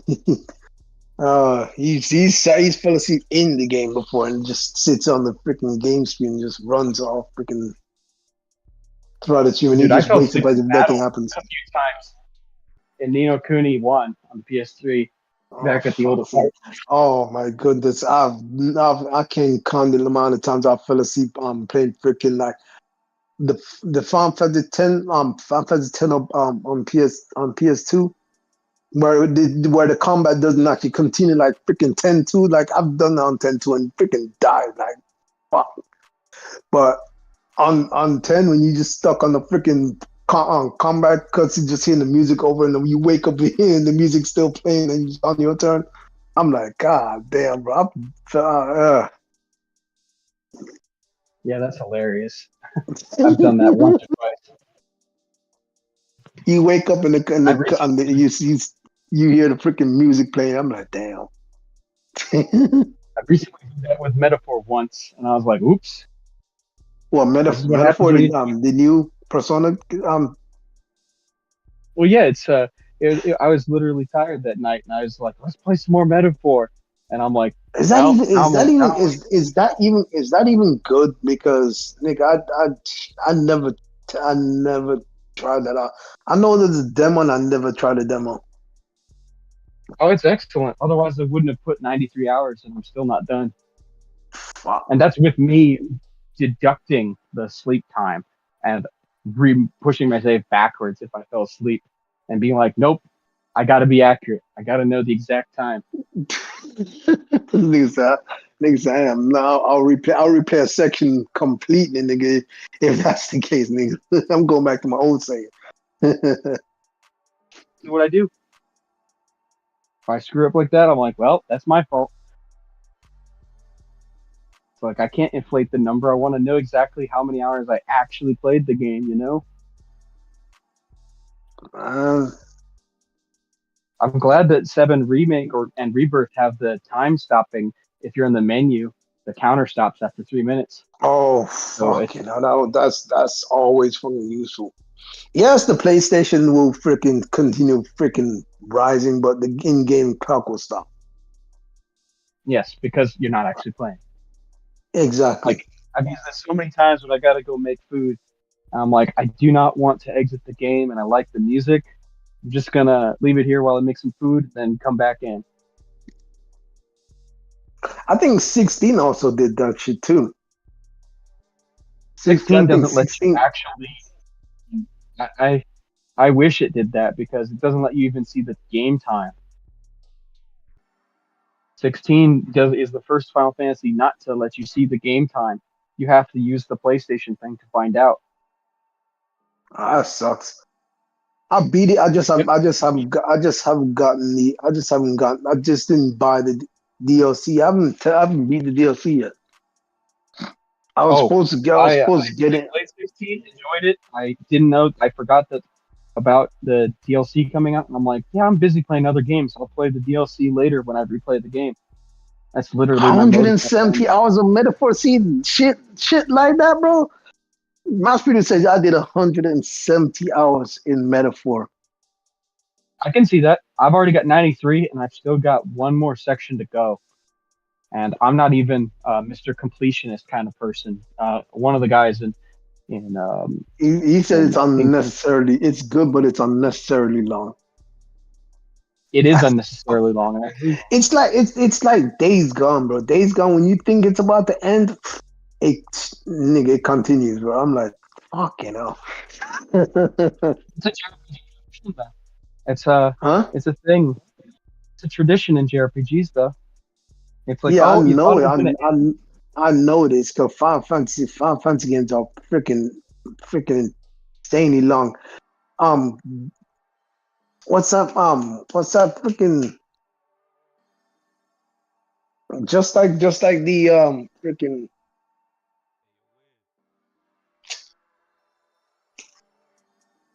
well, they didn't used to be that long. The longest JRPGs on PS1 were like Xenogears and Dragon Quest VII. And Xenogears had an excuse because that game is actually story-wise one of the longest JRPGs ever made. If they actually completed it, it was supposed to be 150 hours of just story. Fuck. And the game is incomplete, by the way. That's why everyone wants a remake, because it literally deserves it. The game wasn't complete? Yes, it's content complete, quote unquote, in terms of story, but there's a bunch of dungeons that you just section in Hi-Fi Rush that's a reference to that on purpose because they were fans of Xenogears. They made a section as a joke to reference back to Xenogears because of basically it was incomplete. Well, actually, you know what? That makes sense. That makes sense because the developers are Japanese, so that makes sense. Xenogears is huge in the Japanese community. The shareholders for Square have been asking for it at multiple shareholder meetings, so it's a wonder why it still hasn't come back. Because Square Enix is stupid, bro. No offense, but Square Enix is stupid, bro. They won't go back to nothing that is actually popular. Yeah, I know. Yoshi P's favorite game is Xenogears. The guy who makes Final Fantasy 16. Mm-hmm. And he wants it to come back. And everyone in the company wants it. Yeah, and it's not his choice, though. That's the problem. If it was up to him, he'll bring it back. But because it's not up to him, bro, there's a lot of shit I want to see them come back. And nigga, Final Fantasy Tactics, I want to come back. Like shit. Oh, that was leaked already. That it was coming. Huh? It's just that Final Fantasy Tactics. It's leaked that it's coming. It's just yeah. It's been in the it's been in the Nvidia leak. Yeah, I get that, but like. We'd probably have it already if Square didn't screw up with so much stuff. Nigga, you see I think it was a couple of years ago. They released like so many games back to back, and they wonder why they didn't. Their freaking sales did not increase. They did not do well that year. What the heck was they thinking? One of those. I was one of the guys who bought every one of those, and I couldn't even play them all in a fast, speedy time. Bro, and no one could. That's freaking impossible for you play them back to back. Bro, Square Enix just let out so much all at once, but it was impossible. Like it was hard enough to do like Star Ocean and Crisis Core back to back right next to each other, but then you had the other ones. It's just I beat the Valkyrie Elysium. I beat the Star Ocean. Oh shit! I need to get back to Valkyrie Elysium, bro. I got it. I'm fucking hell, man. Oh, I did the same thing a few years before in 2018, where they put out Valkyrie Chronicles surrounded by 2 Yakuza games. One was Yakuza 2 remake, and one of them was Fist of the North Star. I played all 3 of those, and it took me. Fist of the North Star is freaking nice. Yeah, still PS4 exclusive, by the way. At least PS4 still has the exclusive, bro. Fucking hell. So where Sony's going, they're giving away everything. It's exclusive because of the license, basically. They don't want to. What do you mean by the license? The North Star license, the Fist of the North Star. That license is why it's still exclusive. Because it was. What does that have to do with the license? That license, you have to go back and relicense the actors, relicense a bunch of stuff, basically. Oh yeah, from the actual because it's an anime game. Yes, there's licensing issues with that. I forgot about that. It's actually an anime too. Yep, technically so. Even though it's a Yakuza styled game, it's great. It was perfect for the IP too. Yeah, because in the anime, he's a martial artist, isn't he? And I couldn't believe it when they announced it. I was like, what the heck? Why this one? I love this, but why? Because of all the things to bring back from the dead, an ancient freaking anime from essentially like the 80s just gets brought back and gets a game, and it's like, what the hell? You know what though? I'm gonna be dead honest with you. Out of all the anime games that are currently coming out, the one that I'm actually most excited for right now is Bleach, because I've been praying for that game, for that to get a freaking game for a very, very fucking long time. And I know it's not the way I wanted it. What? Mine is that Digimon. They finally got a new Digimon story game. You saw in the State of Play, right? Yeah, I saw it. That looks freaking fire as fuck. Nothing. Oh my god, it's hilarious. Like, why even port it? It is already niche. It's already niche. It's niche, yes. It's niche, yes. Because granted, Pokemon does beat Digimon. Like we all know this. We all know this, yes. But huh? I'm just glad they made one, because the last one was a Vita game that we barely got, that we had to beg for, just like Xenoblade had to be begged for. If you didn't know, a lot of those games, we had to basically do letter campaigns to get them over here. Like the Zillia game, Tales of Zillia. Yeah. Had to bother Bandai Namco for that one really hard to get that one, basically. We had to basically put out effort. And same with Xenoblade. Nintendo didn't want to bring it out over here. They're like, nah, you guys won't buy it. And well, 10 years later or whatever, it's like, oh, never mind, guys. It's keeping up with Final Fantasy almost. It's like, there you go. You guys proved yourself wrong. I honestly don't think developers know what the actual gamers actually truly want, because if they did, they would actually make so much more fucking money. I'm dead ass serious. If they just listen to the core fan base, they would actually make so much more money than what they're doing right now. They're worried about like putting out a game they can't take chances, whatever. If you just listen to your fans, you'd actually make more money than actually just like trying to guess what people want. You see what I'm saying? People were yelling at them for another Cyber Sleuth type game after Cyber Sleuth, and they heard the message because Cyber Sleuth sold pretty damn well, and they're like, okay, we know you want another Digimon game. Calm down. We'll make it. Exactly. And then then they've been making it the entire time. That game has been in development for like 5 years with MediaVision. That shit gonna sell. That shit gonna sell. Cyber Sleuth was already pretty popular, and it was supposed to only be a niche game, but basically it kind of blew up a little bit. Nothing like Persona, but it was brewing in the background, just steadily gaining popularity. Yeah. Oh shit! I love it. That's all. I love it because we need more. I'm like, what are you talking about? I got Digimon. I'm happy. Hey, Pokemon. The thing is, Pokemon and Digimon are so close together because here's the thing.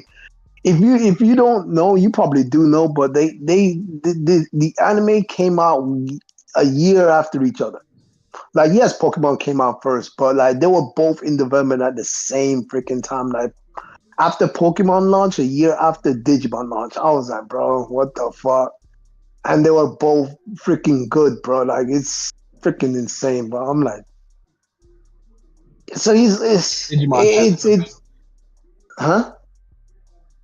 Digimon has the better writing now. Pokemon is just an endless money machine. It's always gonna be an endless money machine. Like I'm being honest. I want an open world, not open world. Sorry, because it's always been like an open world. But I want a more. I wouldn't say mature, but I want to see like I want to see the character you create like in Pokemon much closer. And almost like Pokemon Stadium. Maybe if you play Pokemon Stadium, didn't you on the Nintendo? No, not on Nintendo 64. It was there too, but it was also on the game. Are you talking about Coliseum? And XP Gale of Darkness? I have both of those, and those are extremely expensive. Those are great games. I love them. Yes. That's how I like to see my Pokemon. I want to see them niggas fight and freaking. You see what I mean? I want to see them fight in like a proper fucking shit, bro. Like that shit was fucking fire. I don't know why Nintendo never did that again. That's because Nintendo themselves got a third-party studio to make it, not Game Freak. Game Freak could never do what that third-party studio did.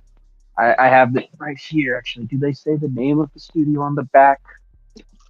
Because it was I believe it was Genius Sonority Inc. They were another. Are you not around anymore? Studio. Nope, not anymore. The last they got was Nintendo. I'm being honest. Nintendo lost to Jimmy. If that picked them up back then, they would have had something great in tandem with freaking Game Freak, because that's studio right there. Huh? They were the graphics people basically on the GameCube. Between them and Mollysoft making. Why didn't Nintendo pick them up though? That's what's confusing, because I was wondering why they never. Huh? Barely picks up stuff. Nintendo only basically picked up Monolith Soft because Satoru Iwata said something. I know Nintendo barely buys studios, but if they really are working on, if you get a third party studio to work on one of your IPs and they do a really good job, why not freaking pick them up if they don't have a parent studio? That's the shit that confused me because They nigga, do pick I up was a some. man. Yeah, I know They they did pick pick up some, but up. What was it called? The guys who make not Camelot. It was the other one. The ones who make the super like tennis and stuff. I believe they picked them nah, up. Seattle Chef Jay fell asleep, bro. Jay fell asleep a while ago. Crazy. Borderlands 4. I'm not sure because nigga, I only play Borderlands when I'm co-op because bro, I only play Borderlands co-op, and I even bought a Borderlands game with after the one that came after 3. Shit, what the fuck was it called? And bro, You're thinking of the one before 3. Are you the thinking of board the one? Yes, the board one. The board one. the What the board fuck one? is it called? Oh, I know what you're talking about. Tiny Tina's Tiny Escape Tina's from Dragon Wonderland. Teeth. Yes, and I'm yes. And Yeah, nigga, that, I was playing that shit, and I'm like, bro, I need a co-op player, bro, and I do need a co-op player because this shit is Borderlands is great, but nigga, you need a co-op player to play with that game, or that game is just like I know. it's I not feel you. Oh, I seriously, I it's feel you. boring if you Borderlands 2, don't have a co-op partner. yeah, I played But Borderlands 2 entirely. no. The thing is, I played Borderlands 1. I played Borderlands when I played Borderlands 1. I played Borderlands 1, but I played it with my brother. I think we did beat it, but I'm not really freaking 100% sure on that. But then Borderlands 2, I played it, but I'm like I only got halfway because I did not by myself, and I'm like, bro, I need someone else to play this shit. And nigga, this is just that, bro. It's just Borderlands is a co-op game. That's the way I look at it. Borderlands is a co-op game. If you don't have someone to play Borderlands with, bro, it is just that game. It's just not there. It's a co-op shooter, in my opinion. It's like Destiny. It's like Destiny. Like, shit, it's co-op game, bro. Like you fucking play that shit with other people.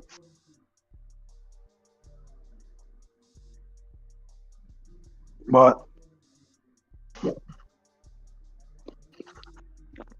Yeah, you saying? definitely need to go up for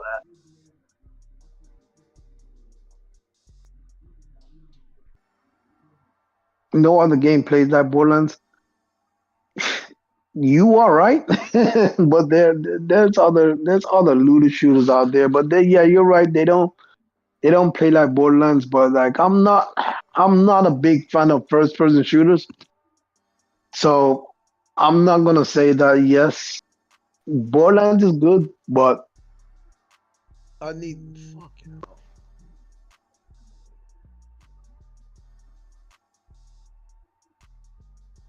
Can you hear me? I can hear you.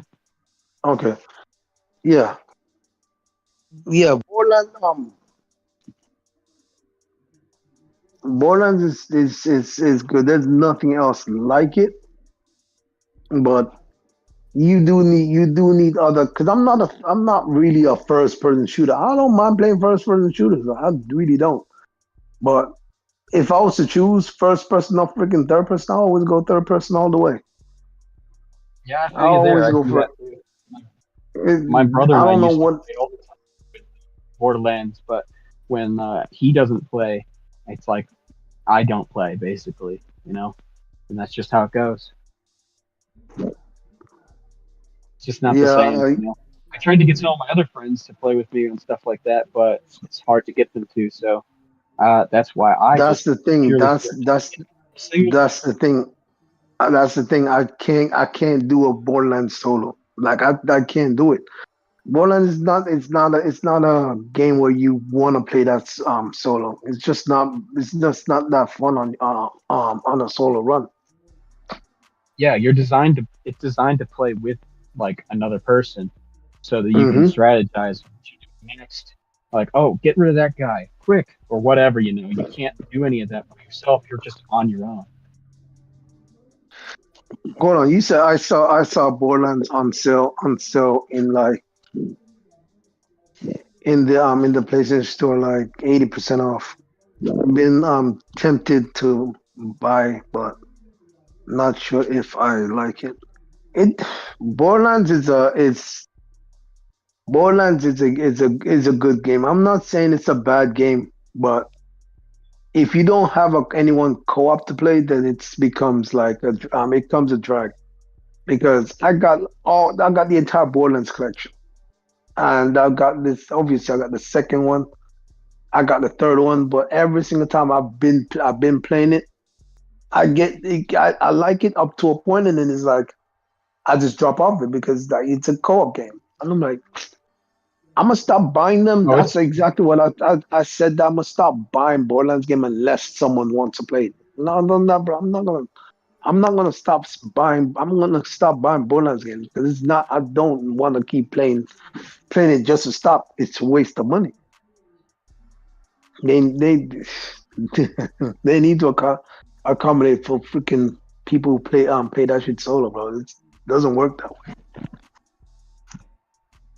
Yeah, it's not the same when it's solo.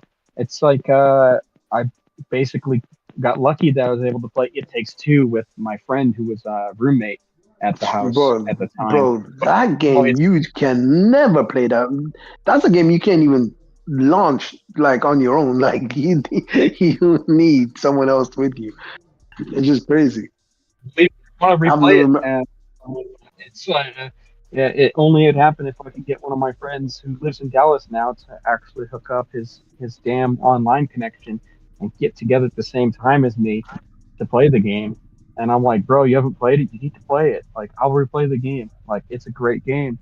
And I've been if you like playing solo, then Shadow Chef, then Borderlands probably not for you because that's definitely a co-op game. You want to play that with other people because it will eventually get boring. But if you're playing with other people, then you'll have a great freaking time because, as I said, when the Borderlands one, nigga, I played that shit with co-op, and I had a lot of fun playing that shit when it was co-op. But it gets to a point. It gets unnecessarily annoying when you're solo, but when you're co-op, the burden is technically shared, but it's like it's still unnecessarily annoying. But you manage everything by your at that point. But it's not necessarily a fun game on your own. So I tried. I even played freaking Tiny Tina's Wonderland because it didn't seem like it was the same. It was the same type of thing. It more sounded like it was more going for fantasy vibes. So I thought, okay, let me try it out. It's still Borderlands. It's still Borderlands to the core. So it's like, okay. Yep, they made one type of game, and they basically cannot get away from it now. And the moment they did something else, it was a game that nobody wanted when Overwatch dropped. What was it, Battleborn? Oh fuck! That game died badly. Oh my fucking goodness! You cannot. The problem with trying to create a successor to Overwatch, it's gonna die hard. The only game that's actually had any success to create a clone to Overwatch was freaking Marvel Rivals, and by the looks of it, they might be fucking up. I'm not sure, but at the moment they're doing it. They succeeded, I wouldn't be surprised. It succeeded, but the problem is it's nigga, they fired a bunch of people, and I know I get it. It might just be because That's a problem to fire that many. Like, you need to keep some of them. My God. the whole entire team gone, bro. Like, that's ridiculous. That literally sounds like NetEase, though. Remember, they did that to the crew who made Visions of Mana right before the game dropped. Didn't even let the Square come in with sales results. Didn't even let them say this was a success or not. Nah, fire them all. And luckily, some of that team ended up at Square, so we'll see what happens. I can't believe that Square did that. They worked with a team that was owned by NetEase. Like, crazy. Like, not working with a studio you own or even a independent developer. Just another company's whims of just getting rid of them. That's insane. That's NetEase, nigga. Fuck. Freaking stupid move. But I can see why I can see, because the thing is, aren't they like an MMO studio though? They isn't it NetEase that's an MMO studio? They make phone games as well. Oh, they're entirely a mobile studio. They are 100% mobile. Yeah, but a lot of stuff in China is. No, but they made MMOs as well, haven't they? Because one day the one that was supposed. Hold on. Oh, go ahead.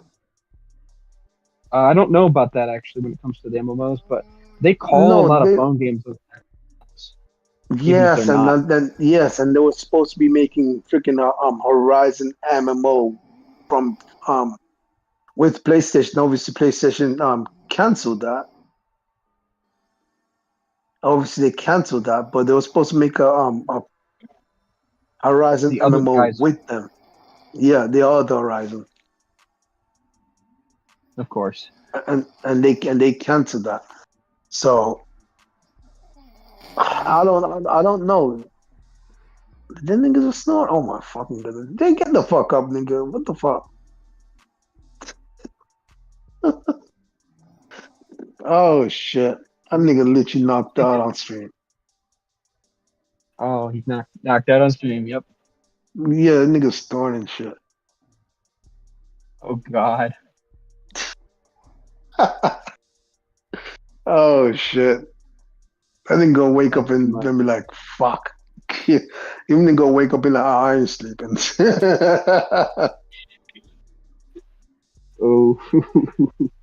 Oh man, he wakes up 12 hours later. Stream's still going? Fuck. He pulls I'm a gonna DSP. be gone. I ain't gonna be around by the time he gets some nigga. Nigga might be. Me neither. Fuck, man. Fuck, you know. I'm not gonna be going. I'm not gonna wake up and there's like 3 people left in this shit. Nigga, what the fuck?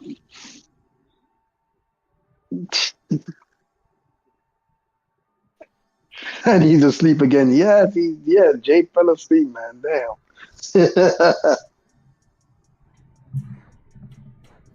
That's great. Oh, and there you go. Fucking wake your ass up. He's back. Oh yeah. You want to know what I miss? You miss Game Pass. Game Pass. I knew it. And 55 parts that are accessories. Oh yeah. Bro. You sound dead, bro. What the fuck? Oh shit. What do you dream about? Game Pass accessories or some shit? You know it.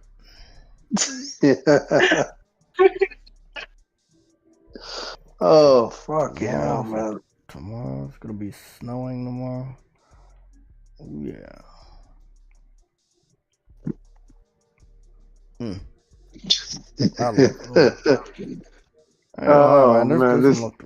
game really looks good. It really looks good. I gotta catch up with Sonic too. I need to go to watch that movie. I've been meaning to watch that one. What movie? Sonic 3. Oh yeah, it's great. I'm not saying a thing. Yeah, that shit looks great. It's great. My brother basically just told me, you gotta go see it. I'm like, all right, I'll go with you.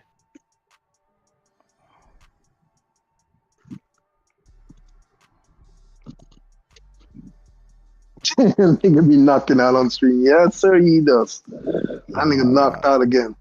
Gotta love it. Get knocked out. You wanna know why? Game Pass. It's always there. It's always gonna be there. Chris Spencer came with a 1-2 and knocked your ass out, huh? Gotta love it. Gotta love it. Always knocking out. You wanna know why I'm getting knocked out? Game Pass. Why is that? Game Pass. Got on my PC, my Xbox. You don't have an Xbox. I would like to see that. Expedition 33. I think I might do Expedition Day 1 on that one. Yeah, I am. It's only $50. Yeah. Nigga, we had a whole conversation of freaking gaming freaking history, nigga. Like, why you were knocked the fuck out, bro? That's like, what great. the fuck? You wanna know what else is great? Why? I don't know. Game Pass. Nor do I care. But you know, it's good. Human Torch. Nigga knocked the fuck out on stream. Everyone's laughing. Who cares? You know what matters? What matters? Game only Pass? Xbox. Only Xbox. Only Xbox matters? And the Game Pass, those Game Pass accessories matter. Oh man. Oh, that's what that was called. It was Central Park. Expedition 33 is I might be getting that. I might be getting that day 1. Yeah, I told you that I feel like there's one thing missing. Don't know what that is. I do got to see what it is. I'm not sure if, like, I feel like it's either when you get new armor, you don't see it, or something's missing in that game, but I can't put my finger on it. Yeah, there's something missing, but I don't know exactly what it will be.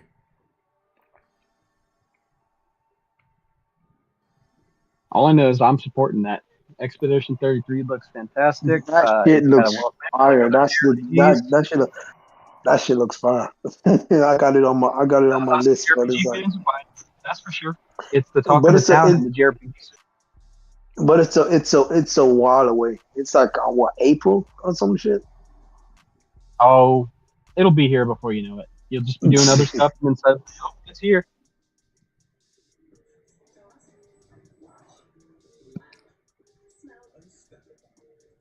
Besides, does Fatal Fury have Street Fighter characters?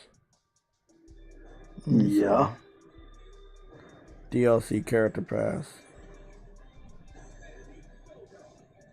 Andy Bogart? Ken. Oh shit. That's pretty dope. Chun-Li gonna be in winter 2025. That'll be dope. I'd love to see what she looked like with that engine, Mr. Big. So Ken and fucking Chun-Li are gonna be going. That's pretty dope. They just need to make a Fatal Fury versus Street Fighter game then.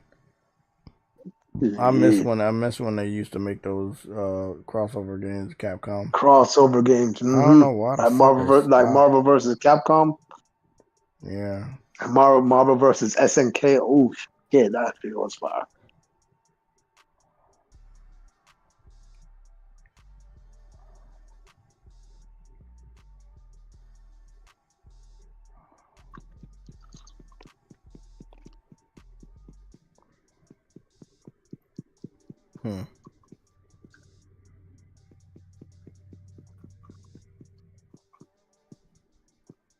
IGN is still around. Well, I mean, they're gonna stay around as long as people keep going to their website. Look, doing the timestamps thing. What the fuck?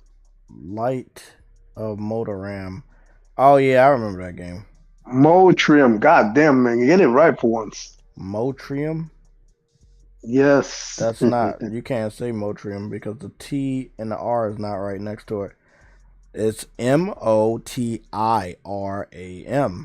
If it was Motram, it would have been Tram and no I. That's why I say Motoram. No. Listen. Motiram. Why you say Motram? There's an I there. There's an I between the T and the R. They just made up a fucking word. Don't worry about that shit. They only made that shit up because just call it Horizon Zero. Horizon. Can't do that yet. Can't do that. I wonder if that game's even gonna come out this year.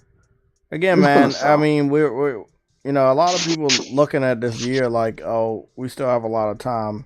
In reality, we really don't. We really don't have a lot of time left. You got a countdown to GTA 6. That's all you got a countdown until fucking the end of August.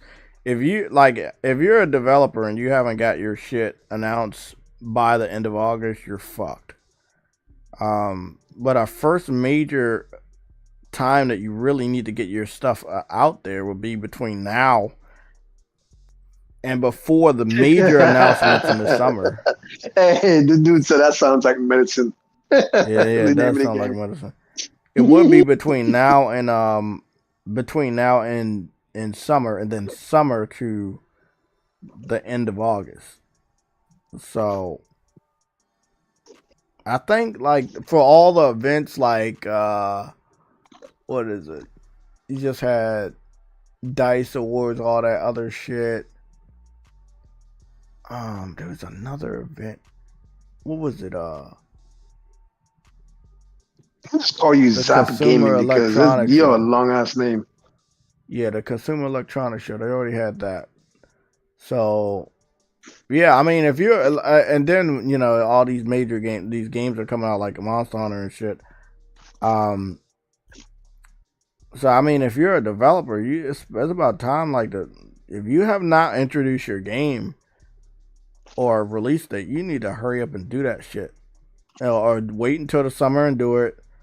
And then if you don't do it by the summer event is the best place. But if you don't do it the only reason why I'm not looking at the summer anymore is because E3 doesn't exist anymore.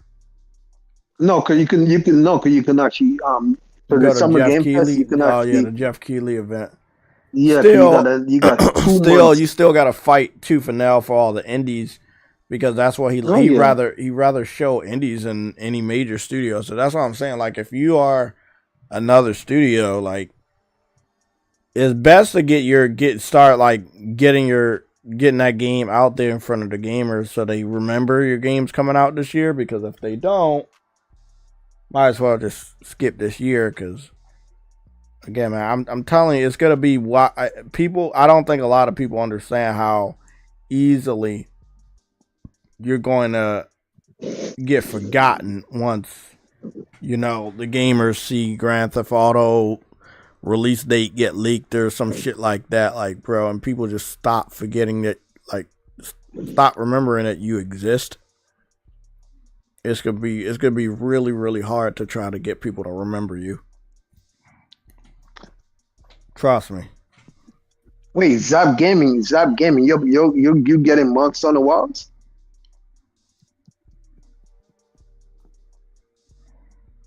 I don't know who that is, but Zap Gaming is in the chat right now. I know. I still don't know who it is. I haven't seen him before. Nor do I. But he's saying he can't wait for Months on the Wild. So that's the first major big game of the year, and I can't really think of any other one except for Grand Theft Auto.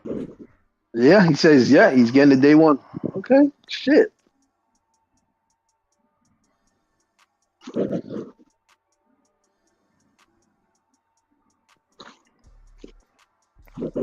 Never seen that before.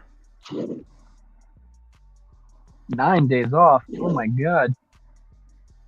Oh, so you a big Monster Hunter fan? Yeah, I then. remember that guy. Because he announced that shit the other day that he would be off 9 days. Just to play Good that. lord. Oh, he wants 9 days to run Monster Hunter, nigga. Oh man, Man, that's a long ass time. I don't know if I can do that. Oh, they did a community live stream today for an hour. Monster Hunter. They did a official community live stream podcast today for Monster Hunter on the official Monster Hunter channel 3 hours ago for 59 minutes. Let me see if what they played.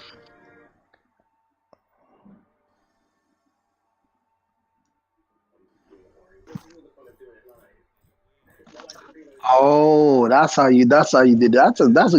That's actually brilliant timing. He only really took 5 days off. But the other 2 days he's off anyways.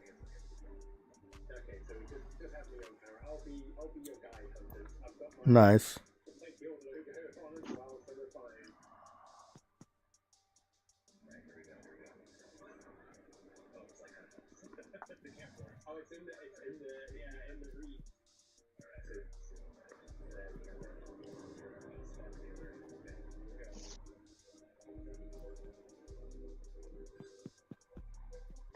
The octopus monster is weird.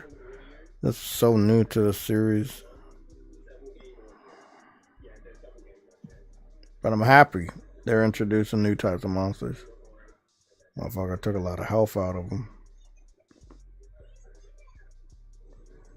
Then he can set himself on fire and use that to attack you. That's interesting. Yeah, apparently you can cut all of those things off. Yeah, all the tentacles. Leave him with just a freaking head, nigga. Like, freaking cut that off, too. Yeah,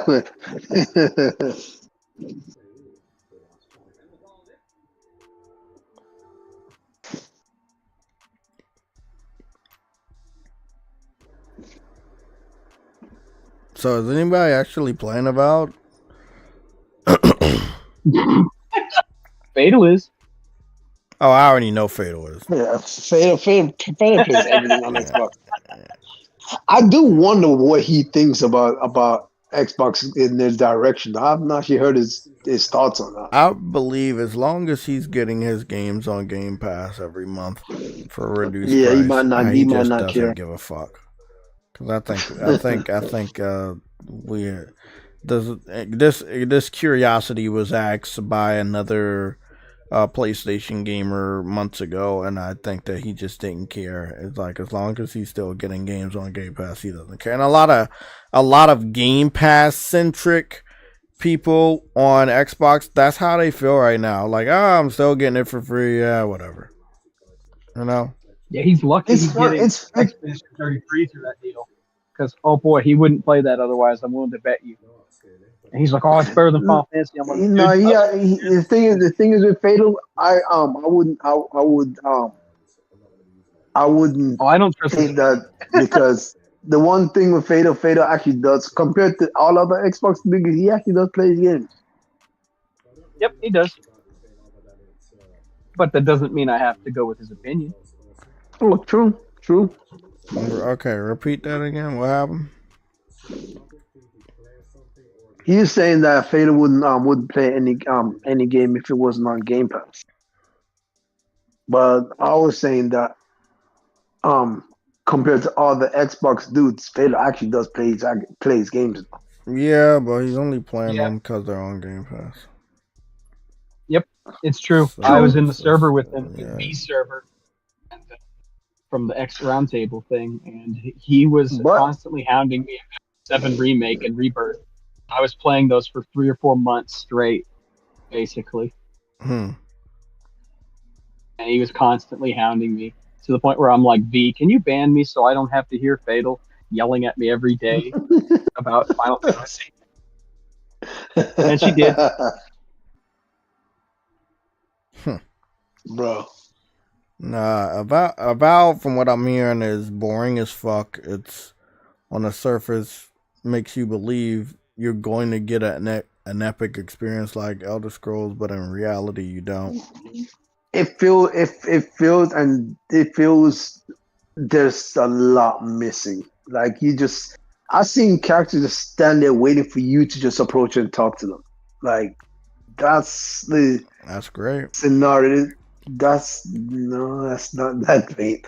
Like when it comes to them comparing Elder Scrolls 11, like from freaking 2011, because I remember that day, because the whole trailer was just saying 11. I think that's why they tried to get that whole stick back again when it comes to freaking Starfield, but whatever. They could not pull that off. Like what? I'm so confused why they hold this team to such high regard, because nigga. Oh, because there was a couple of games. There was a couple of games in their past, not recently. I know what games they're talking about, but the fact of the matter is, those games are Bethesda games, and they use Bethesda's engine to do it. So it's like, bro, they're not looking into that because I know what you're talking about, and it's only the like journalists that are doing that. They're like, hey, this is the prestige of what they used to know, blah blah blah. They had awards, blah blah blah. They're not looking at it on a gamer level like what you just said. They're not looking at it. They're like, hey, this is what you were known for. This is what you produce. This is what we know you for. This is why we're excited about your new IPs. We expect this of you. Let me play your game. And then it's like, hey, you're not on that level. And it's not about them using a Bethesda engine, or they were using a game, or using budgets from Bethesda, or contracting Bethesda, or contracting for anybody else. No. It's more about them not being the same Obsidian. They don't have the same developers there. Somebody else had broke this down. Like the people that were there, they did lose a lot of people. Yeah, the people that were there when they got those great games that you remember Obsidian for, they are no longer there. And also, they're not free to do what the fuck they want. They're now owned by Microsoft. So you have to take that into account. So it's like how Rareware has. Yeah, so you're not the same. You don't have the same freedoms anymore, and you don't have the same people anymore. And that's a great recipe for not being the same and producing dog shit. Like visually, you can produce something that looks good, but as far as the that shit is not gonna work if you want to bring that over to a PlayStation. No, that's not gonna work, because nigga, you can't produce dog shit and put dog shit on PlayStation. Niggas won't buy that dog shit. That's why Phil Spencer wants to start bringing these games over quicker, so we don't recognize it. Because when, like you said, when they bring that game over, we won't buy it because now we know how bad it is. But see, what if they would have made that game day and date? We wouldn't have known until it's too late. That is true. So, I know when they start bringing games over, I already know what games I want from Microsoft, and if it's not one that I want, I'm not picking it up. And I haven't picked up anything. I want the Sunset, the Gears. They're not gonna. They should relinquish the Sunset IP, but they're not gonna do that unless they're gonna get someone. Because the only reason you're gonna get, if they do that, they're gonna have to just get someone else to port it over. And to be quite fair, they don't even know the IP to even make that choice. So, well, I don't know the way that Phil Spencer has been talking, I don't see a reason why you would still hang on to those rights. If you're so interested in being the third-party publisher, why you hold on to those rights to harm or do harm to PlayStation? Relinquish the rights to Insomniac and call it a fucking day. I mean, I always thought about that too. I was like, why are they still holding on to the rights to a game that flopped? Like, come on, man. That is actually that is still also an interesting question. I don't know why. Like, we talking about this game. I think this year is the 10-year anniversary of Sunset Overdrive. I really don't understand why they would still hold on to the rights. Like people are still buying an Xbox for Sunset because they're not. Wait, no, didn't it come out on isn't it 2014 that it came out, or was it 2015? 2014. I thought it was 2014. Yes, it will be. It will be the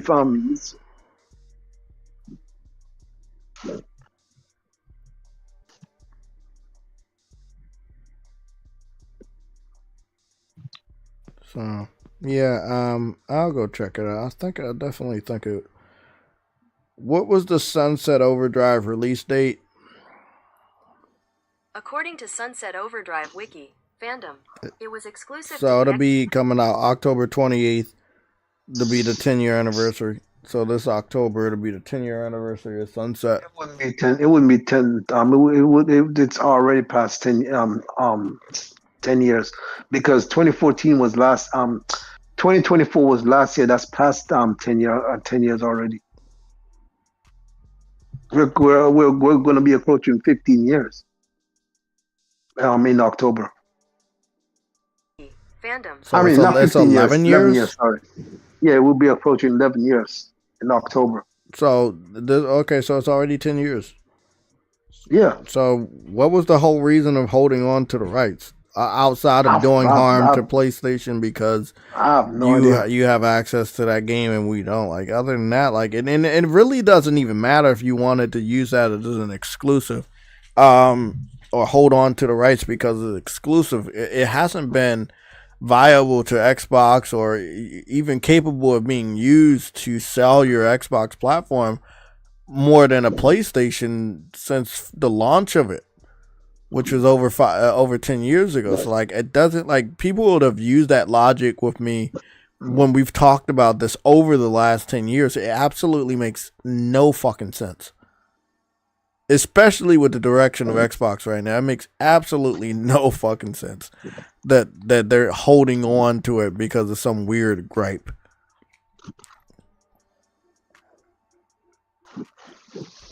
Like, we know that Rise won't come over because we know there was a massive layoff at what is it? Not CD Projekt Red. What's the name?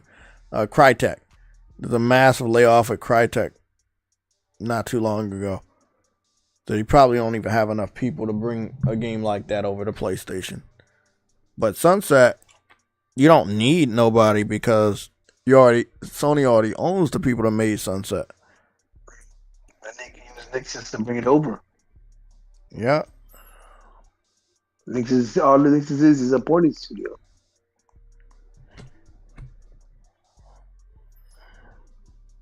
And you wouldn't be bringing this game, like, I'm not saying bring it over to Nintendo. Probably don't need to do that.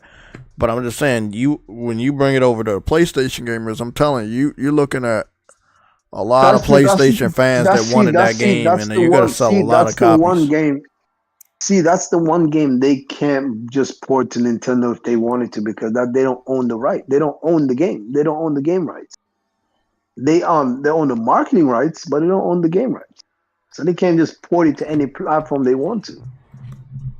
The only other platform they can bring it to is PlayStation, because that's their PlayStation owns the rights to the game. I remember when they brought that game over to PC and nobody cared.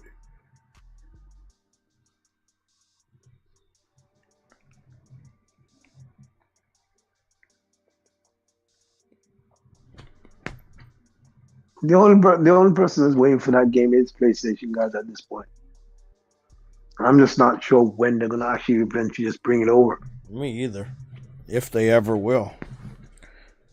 But if they never do, it's still a missed opportunity on their part. They can't hold on to it forever because it's not their IP.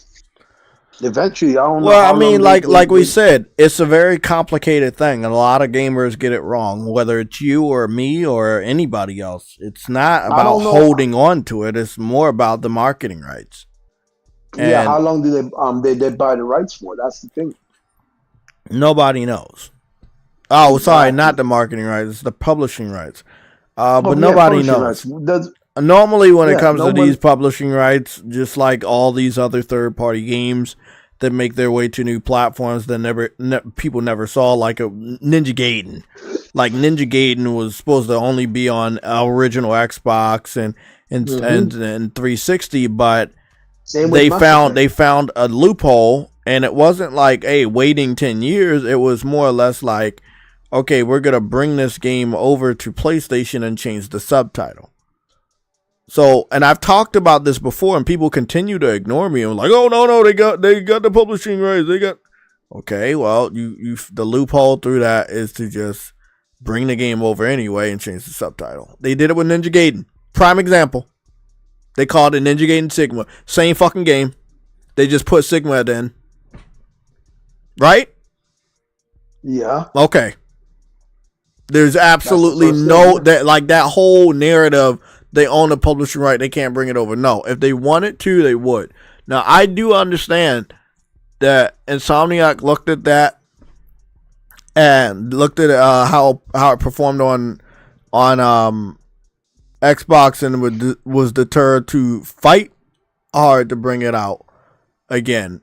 I understand that, but I mean, I think it really is whoever was at PlayStation at the time that Insomniac maybe wanted to. We learned from Ted Price recently in an interview that he did try to bring Resistance 4 back. So I am guessing in the future we will find out there may have been other games that Insomniac tried to get brought back from, by PlayStation, but PlayStation said no, but we don't know yet. I mean, it's really a complicated thing, and I really wish we had all the information right now.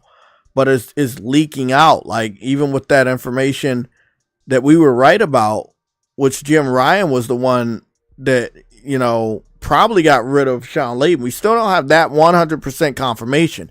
We only have the account of what happened to Shinya Yoshida from Shinya Yoshida. It's still the responsibility of Shawn Layden to publicly say. Now, after Shinya Yoshida just came out and gave his account on what happened when Jim Ryan took control of PlayStation, maybe Shawn Layden is comfortable now to actually tell his truth about how he left PlayStation and why he left PlayStation. I guarantee you it has something to do with Jim Ryan. Guarantee you.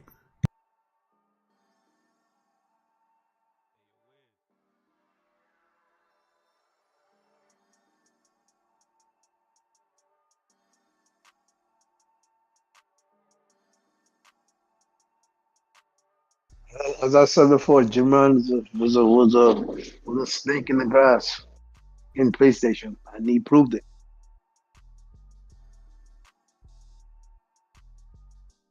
I would say it's more likely that he got fired, not retiring. But each their own. People say a bunch of different things.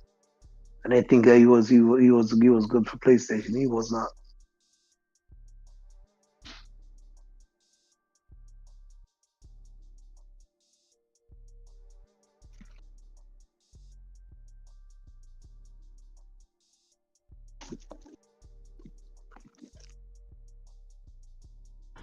That's fucking awesome. Just gotta believe that Game Pass is still there. But yeah, this I feel like Sunset Overdrive not coming out yet is more of a PlayStation thing than an Insomniac thing. Because we all thought it was Insomniac not wanting Resistance back, but it was PlayStation. PlayStation didn't like the... But again, we don't know who was in charge of PlayStation when certain things were brought to PlayStation and they said no. But if it really was Jim Ryan, and he probably is afraid of the past of PlayStation with the PS3, he probably said no too.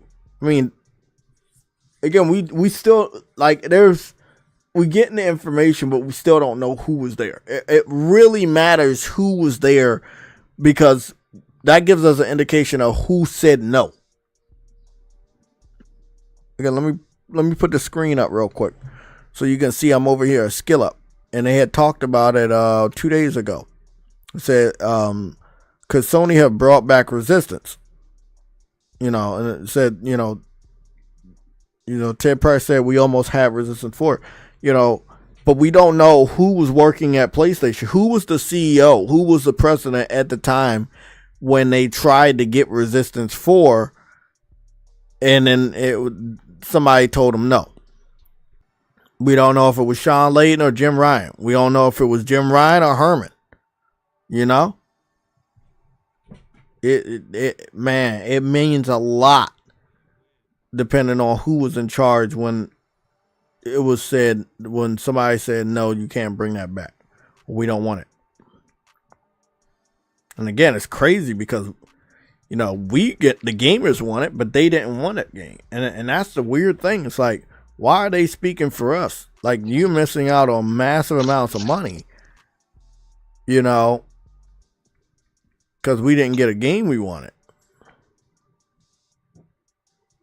It's a weird situation, man, and I'm hoping that we can start to get more transparency from PlayStation, or on this matter. I guarantee you, the longer that Shuhei Yoshida is just out there and retired, more information is gonna come out. Sean Layden was the same way. He went, did the interview with Jabari and many other people. He talked about a lot of truth, but I guarantee you, whatever the next interview is, someone has to ask Sean Layden, why did he leave? How did he leave? Was he fired? That's what needs to be said. I mean, I would guarantee if fucking Jim Ryan fired him at this point. Guarantee. After what Shuhei Yoshida said, I would guarantee that Jim Ryan fired Sean Layden. King Views is asking, I've been gone away for a while. What's the breaking news? The breaking news. The breaking news is in the title. It's okay.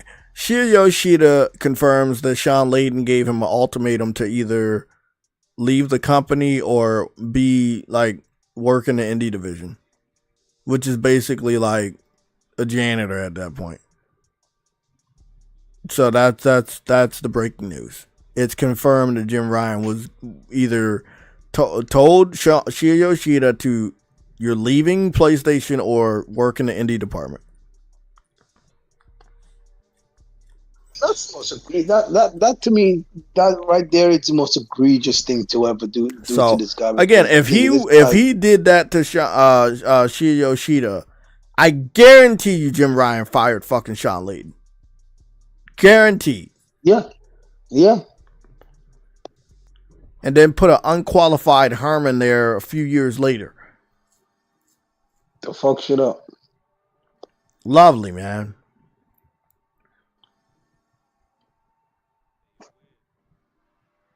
It irritates me. Even, after all these hours of live streaming, it still irritates me to think that, first of all, we were right. But second of all, he would treat Yoshida that way. And what makes me really mad about this is that we were so right about this, me and you and a lot of other people. We were right about this years ago, and people told us to back off. Don't attack Jim. He's doing this for us. I was like, what is he, bro? He's not doing shit. He's just the president at the time when projects were already greenlit before he was president. That he is now president and these projects are coming out, but he was not the one that greenlit those projects. You're giving credit to the wrong person.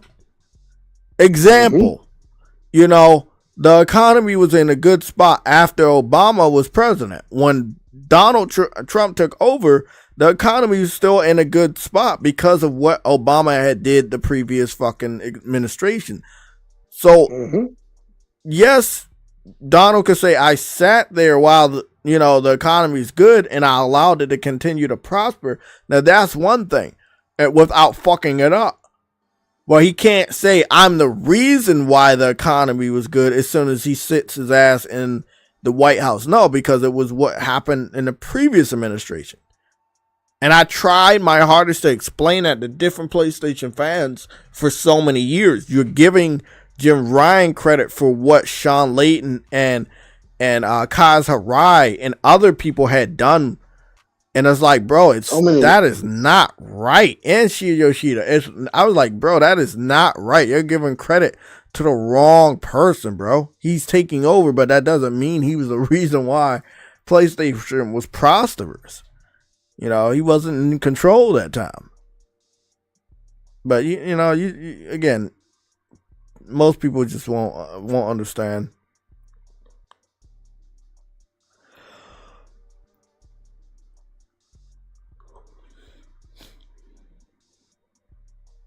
Here's what it is. Jim runs a freaking front nigga run.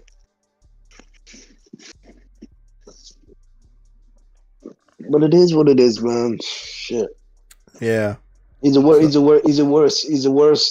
that PlayStation's so far as you can really tell who's the good guy and the bad guy by both of them retiring. One is doing the multiple interviews and the other one's afraid to do anything.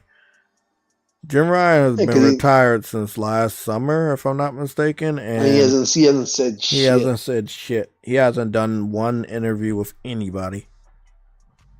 I guarantee you. He didn't care. He just came in to disrupt. Yeah, he did not I care. guarantee you, at this point, he won't be doing any interview at all anyway. Guarantee you.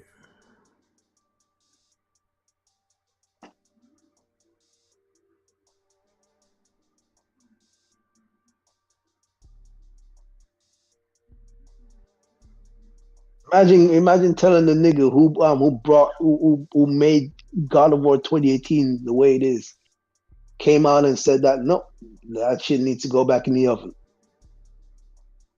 Who did that? And then you told him, oh no, nigga, you either go into indies or you're fired. Yeah, Yoshida, he's a fucking legend, bro. He is a fucking legend. Fucking legend right there. But guys, I'm gonna get up out of here. I'm gonna go fix me something to eat. I'm gonna do these timestamps. They should be up by in the morning. I got a late night shift tomorrow. I think 3 to 7. So we will do. I got 3 to 7 tomorrow. So we might do a morning news and updates on Thursday, but I'm gonna see it'll be a snow day. It's supposed to be snowing tomorrow and on Thursday, so I might do snow day time, and that means 1 p.m. But we do have to see what's gonna happen. I might end up waiting until like 12 or 1 p.m. to see what happens, because again, this is the week before Monster Hunter comes out. If I was a developer, you know, I don't want to wait until summer. I try to get as much gaming information out. Again, we caught up with Joel Raptor. He posted Crimson Desert gameplay that had never been seen before, provided to him by the team at what's his name? Pearl Abyss, yeah, Pearl Abyss devs. So there's a again, if I was any dev and I was ready to show anything, and I don't want to wait until the summer showcases of, you know, Sony showcase or Jeff Keighley's Summer Game Fest, I would just get it out the way now, and then, you know, after you know, obviously after next week we're gonna be in March, so oh man, time's gonna go by fast. But yeah, man, I'm ready for Monster Hunter. Give you guys an ETA by the time, and then we're gonna get up out of here. I think it's about nine. It should be like 9 days. 9 days and some hours left. I think so. Let me go check.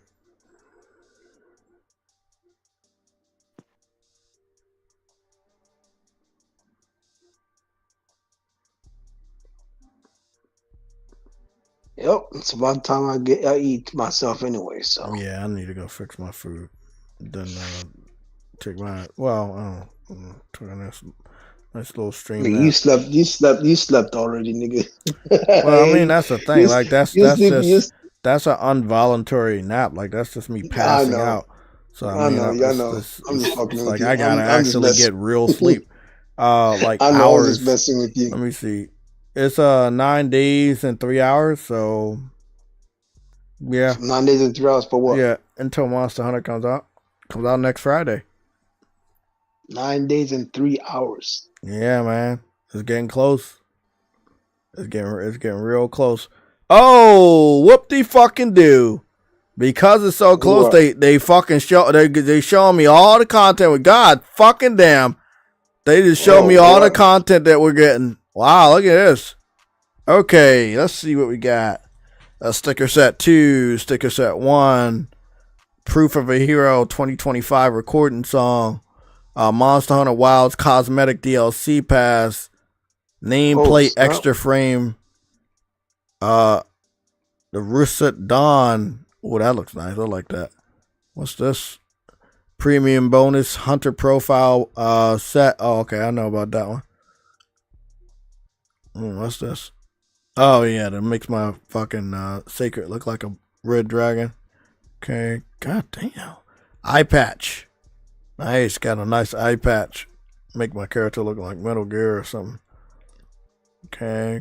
Good. Got the elf ears. Yeah, you get the elf ears with this pack, and you get the samurai. It's like a. Well, I thought the elf ears was what you call it, an event. No, it's that golden earring that curves inside the ear canal. That's from the event. The elf ears are right here as a pre-order bonus for deluxe edition. The Guild Knight armor, the feline samurai armor, the Hope Charm, hairstyle, refined warrior, goddamn, hero's top knot, the Uchiko, I'm not pronouncing that right at all, battle cry, what is this, face paint, special bloom, face paint hunters, Kamadori. Oh, okay. Yep. It looks like we're gonna be needing some hot drinks again. Look at this. The Avian Wind Charm. I think that's for your camp. Monster Hunter Wilds digital mini art book. Oh, that's the mini art book. They said that's only exclusive to PlayStation digital pre-orders. That's pretty dope. Of course it is. And then the main game. That's a lot. This is a lot, bro.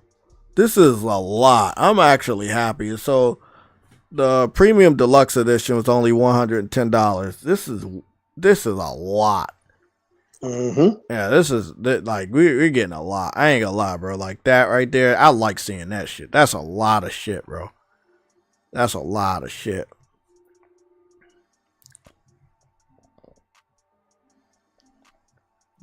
That's a lot of shit. So it's gonna pre-download on the 26th. So that's gonna be next Wednesday. And today is Tuesday, so tomorrow it'll be like 7 days from tomorrow when we get until tomorrow. Damn. There's the hour stream today. I'm gonna watch that. Later. Yeah, I think they fight the octopus. I'm not sure if they fight anybody else for an hour. I mean, some people, you know, I don't know if they had any co-op character help, but some people, like, some of their hunts take an hour. So you might be only fighting one monster for an whole hour. Hope not, though. Oh, they still got a gathering hub, official gathering hub, Monster Hunter Wilds. Oh, that's the name of their community podcast. Oh, yeah, they just call it the Gathering Hub. Yeah. Hey, that's dope. I ain't gonna lie. Yeah. Okay, well, nothing of value there. So, yeah, the pre-order is looking good. Let's see is anything on the rise. Not really. Assassin's Creed still up there on row 2.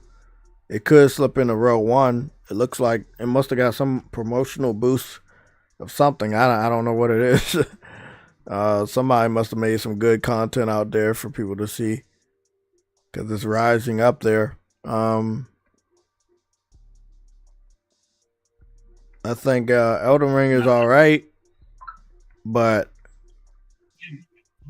I don't know. I know how people love their Souls games, but I just don't think that if you didn't buy the main game, I don't think there's no reason for you to buy this DLC. Well, and I'm not really sure, but this is standalone, right? But I still feel like if you brought the main game... What's standalone? The new Elden Ring DLC, the co-op. I think that's standalone. Oh no, that is standalone. But I feel like if you wanted to, if you're not familiar with Elden Ring, you're probably not gonna want to get that. They are, from what I heard, you want to make sure you know your role in this game compared to Monster Hunter, where if you want to run around and do stupid shit, you could cost everybody the mission, but you know, if somebody can carry you, like myself on Monster Hunter World, then you may be all right. But I hear that on the Elden Ring, you really gonna have to do your part, and you're not gonna be able to just run around and have fun. You gotta take that shit seriously, or it could tank the whole fucking mission. So, it's interesting. A lot of people are saying the good thing about it is the movement. Said the movement's really good. You got to move around freely and shit like that. But me personally, I'm a little gassed out on. You call it Elden Ring for the casuals. It's just Elden Ring, but no. This DLC is Elden Ring for the casual. They made it very casual. It's a much faster Elden Ring than any Souls game than any other Souls game from Software. That doesn't make it any more. No, well, okay. I'll provide you with more information later. I just don't have enough time. But trust me when I tell you, this is a more casual experience than the base game of Elden Ring. This is way more casual. You don't have any of those circumstances that prevent you from doing co-op. You just go in and do co-op and 3-player. Oh, I know. I get that part. So, I get that part. It's much more streamlined. You know, the one thing about Souls games is because you have to really account for the sluggishness. And they kind of took that out the way by making it faster. So that in itself makes it more casual than just your traditional Elden Ring experience. Fair enough. Because you can move faster than most of the enemies, you know, because you have that boost. So it's much more easier for you to move around and attack the enemy quicker and shit. Like I've seen a lot of people playing it, and they're not veterans at all, but they're able to get to the enemy and dodge even quicker, and it's like, it's like it takes the challenge away. So, at the end of the day, they made Souls games slow for the difficulty to fuck you over because you're too slow to move and get out of the way. So you have to be very precise with your dodges on this game because they boost up the speed. You don't have to be so precise with your dodges because you're faster. And that in itself, just making it faster makes it more casual. For other games, maybe not so much, but for this game, yes. I wanted to do one. I'm going to do this on my phone. Eternal Strands. What? There's a game that I think is definitely woke, but I didn't know. I don't know if people are buying it. I just want to be sure I'm right about this. Eternal Strands.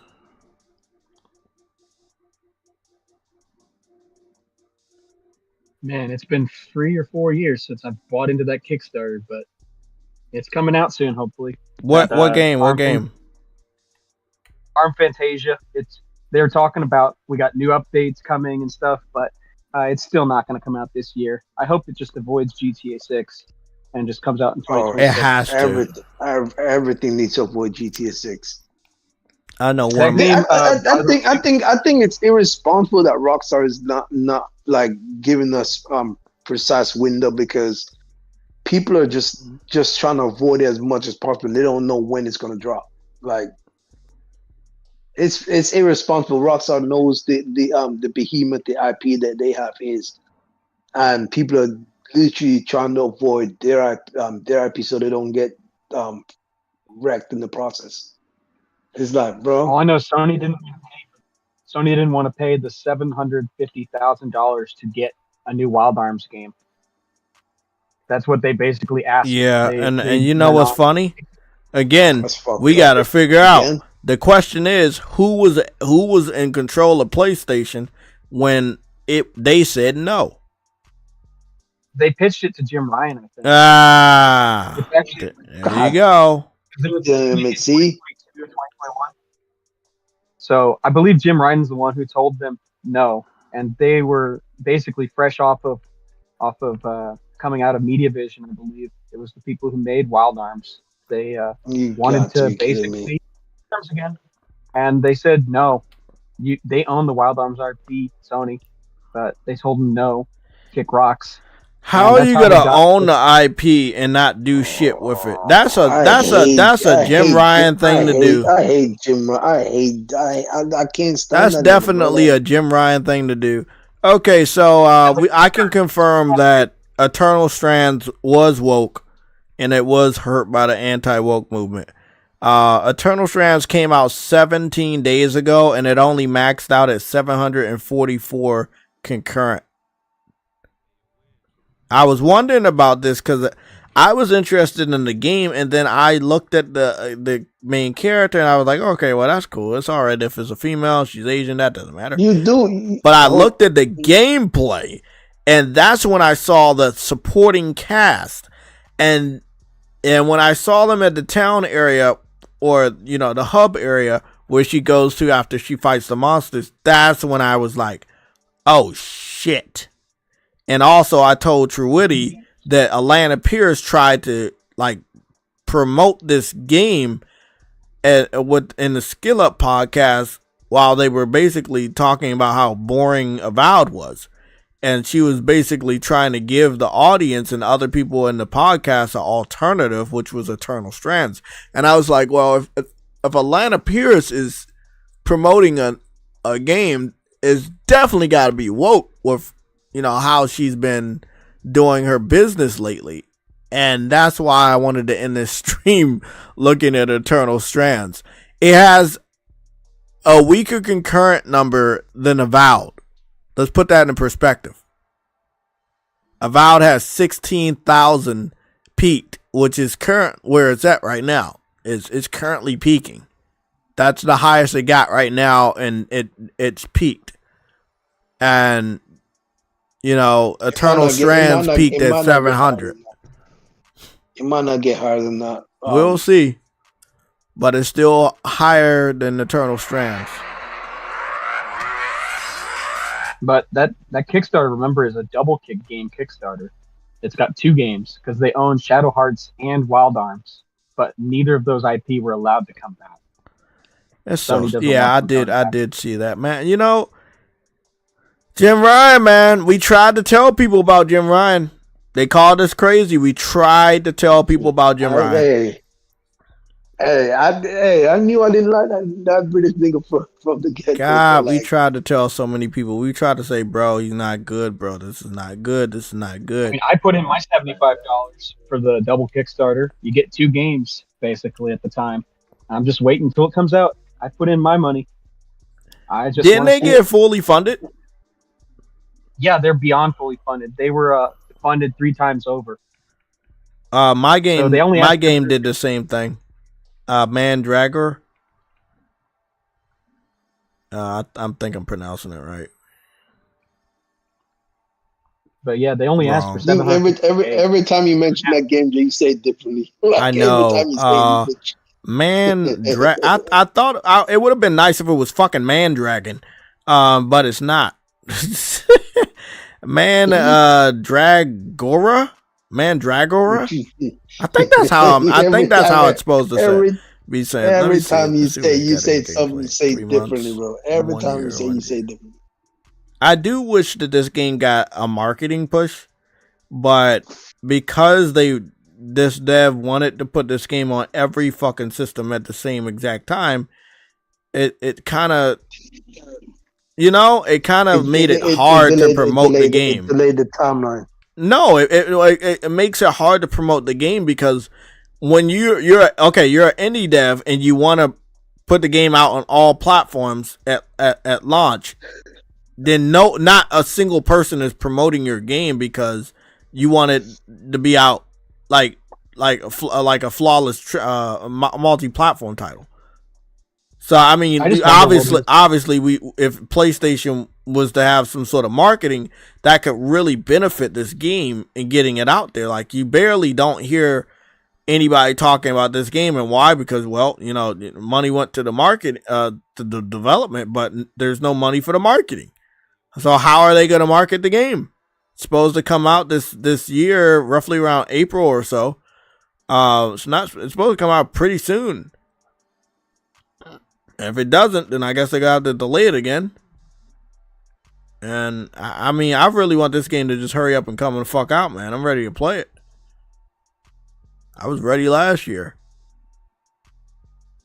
I was trying to see if somebody has some gameplay we could take a look at. I just don't know how that works out mentally. Like, oh yes, we'll spend $200 million on a live service game, but can't spend $1 million or $2 million on 2 Japanese games. I don't understand. It's definitely a bias.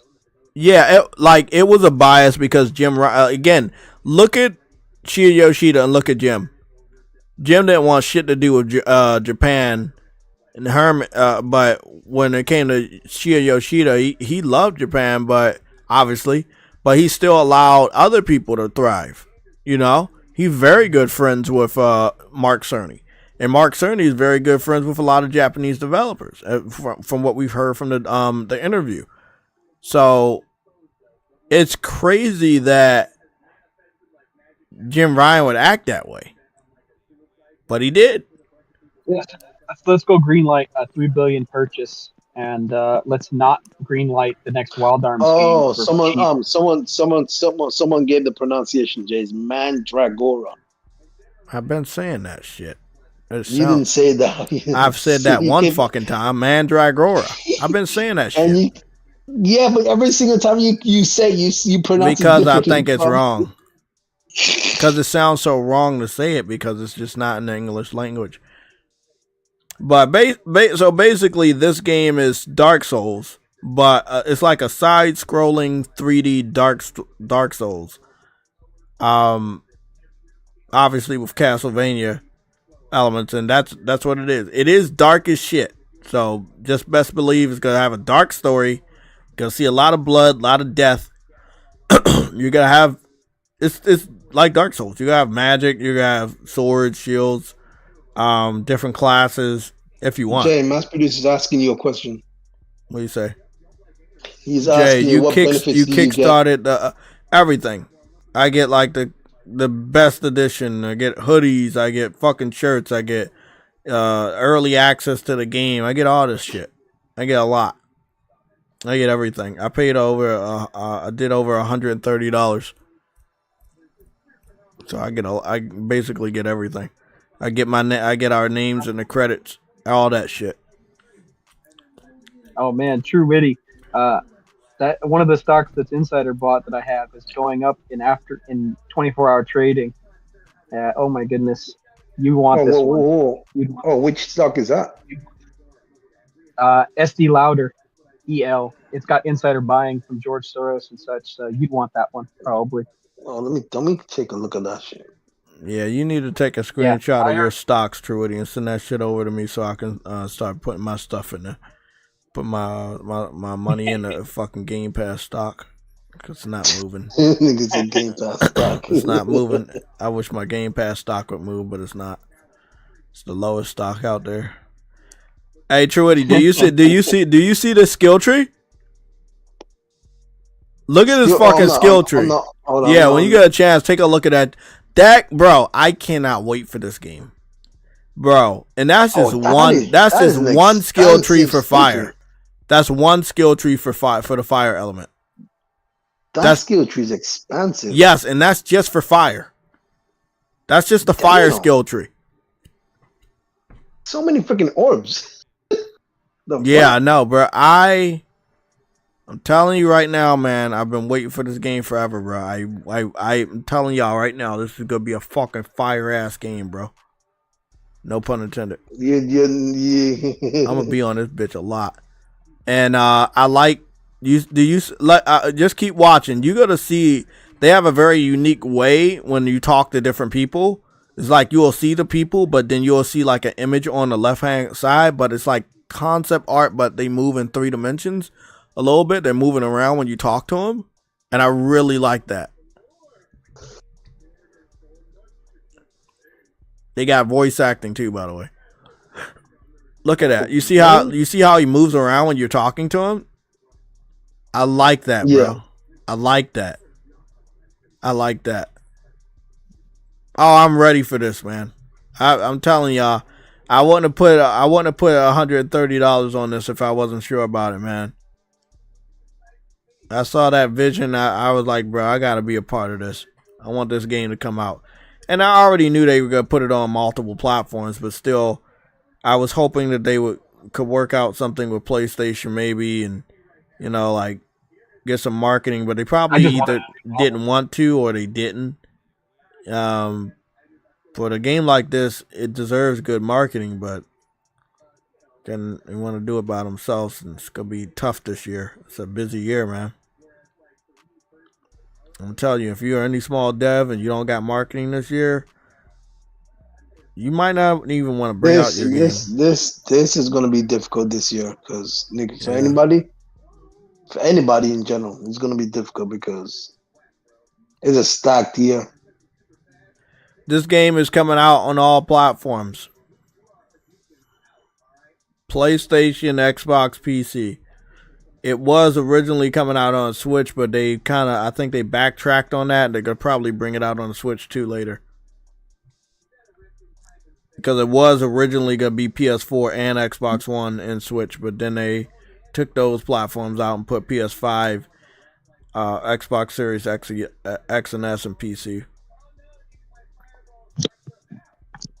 Yeah, that's exactly what's happening with on Fantasia with the Switch version. It's not going to be for Switch. It just says next Nintendo platform.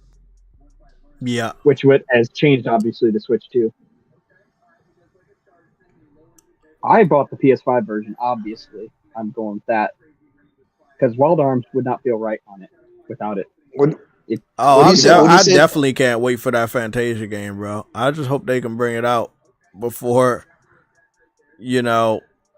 I hope they just bring that shit out, man, in a timely fashion, because I would love that. What do you say that stock is called now? The stock, it's called the EL. It's still SD louder, but just look up the ticker EL, and you'll find it. If you have Robinhood, it's on. Oh yeah, I found it. Oh, 5. I've had it since Friday. Oh, it's up 5%. Oh shit.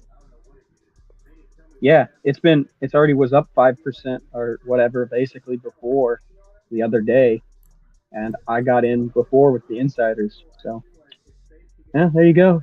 I'll be able to just be gaming. Won't have to go stress myself with work as much. I'll just enjoy my games.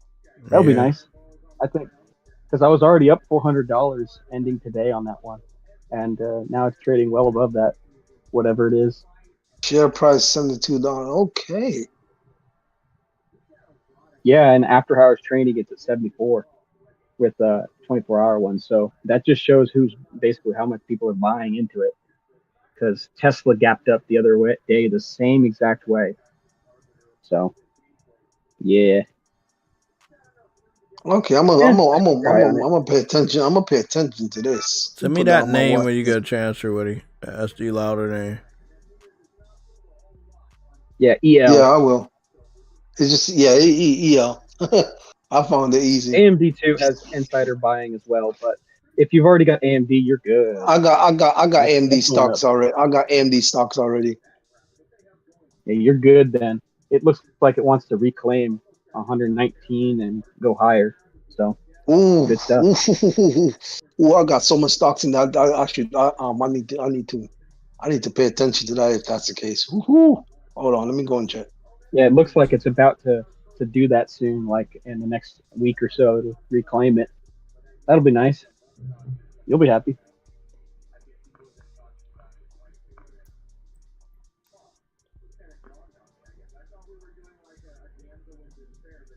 I need this game right now. That's the one thing about gaming. I just hate waiting.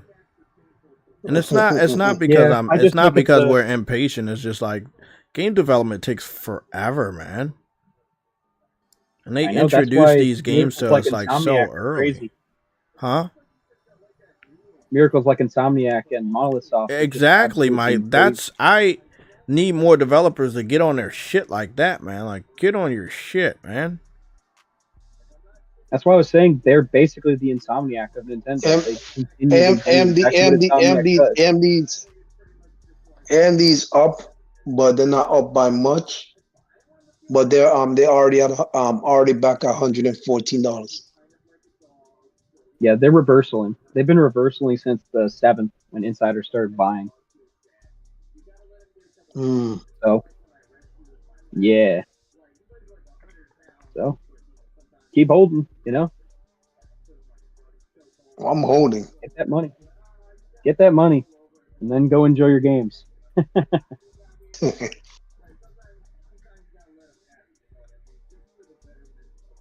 I know that's what I'm doing. It's like that other stock I paid off my PS5 Pro, and I'm happy. You made that much money, might as well. I know, right? It was $3K on the week, and I was like, I might as well pay this off now. Okay, I'm gonna definitely be watching this. Let me put that shit on here right now. Yeah, keep an eye out for some stuff. I'm in a stock Discord, so I usually get some stuff early. We basically pull our resources together and find stuff. Ooh, this is not here. What? Oh no, never mind. I typed the wrong thing. I knew I typed the wrong thing. Okay, there we go. No, where is it?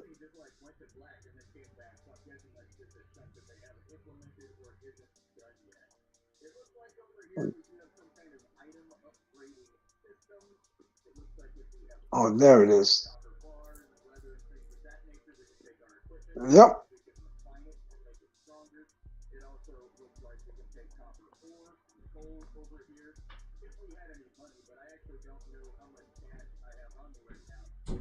Okay. About to do some stocks this year, man. You should. You join the crew? Yeah, I'm gonna join the fucking crew, get some stocks, put this extra revenue to fucking good use. Just definitely. Yeah, so I can if you're doing that, Phil Spencer with Game Pass.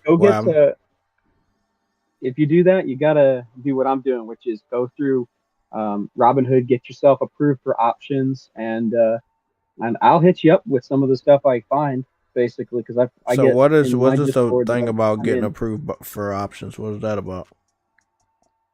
So with Robinhood, you it's pretty easy to get approved for options. You just got to prove your income and whatnot, you know, with the broker. Basically, prove that you actually make money. You know, you're not just you don't have a job kind of person. So Fatal could never do this, basically. Oh. Okay, cool. That'll work. Yeah, I got approved for options last August, and it was great because it was the first time I was really profitable, because I know how to see how stocks move. Basically, I've been studying this stuff for 3 years. Nice. But luckily, at the Discord, there's a few guys who basically look into what insider activity is happening with the big boys. You know, the ones that have a lot of money. Yep. And when they find this information, we share it. Basically, everyone's sharing stuff. Well, you know what? Where do you have that from? I'm gonna make a fucking section in our Discord for fucking stocks.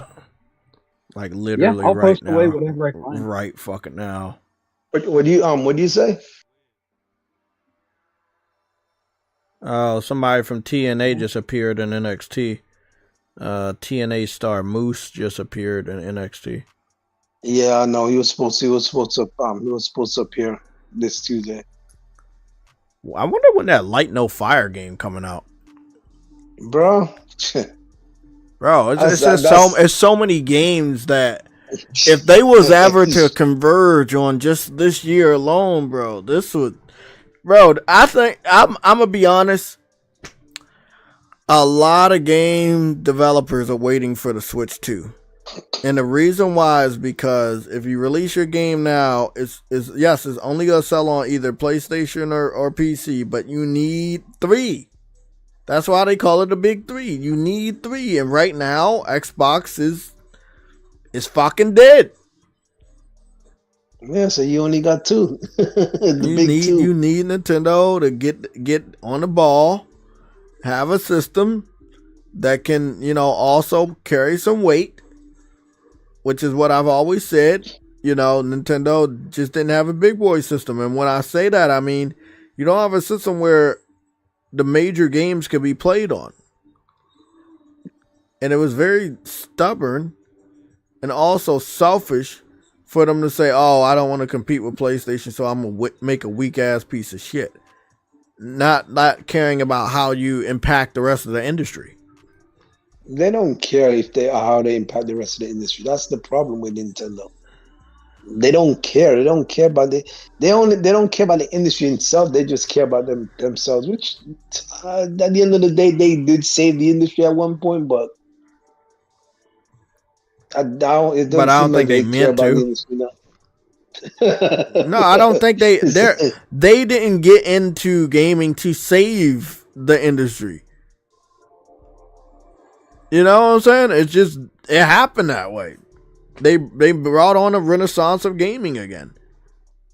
But when they did that, then Sega and PlayStation, which when you look at history, even though Sega got defeated by PlayStation, people really liked Sega. It was fun when Sega was there.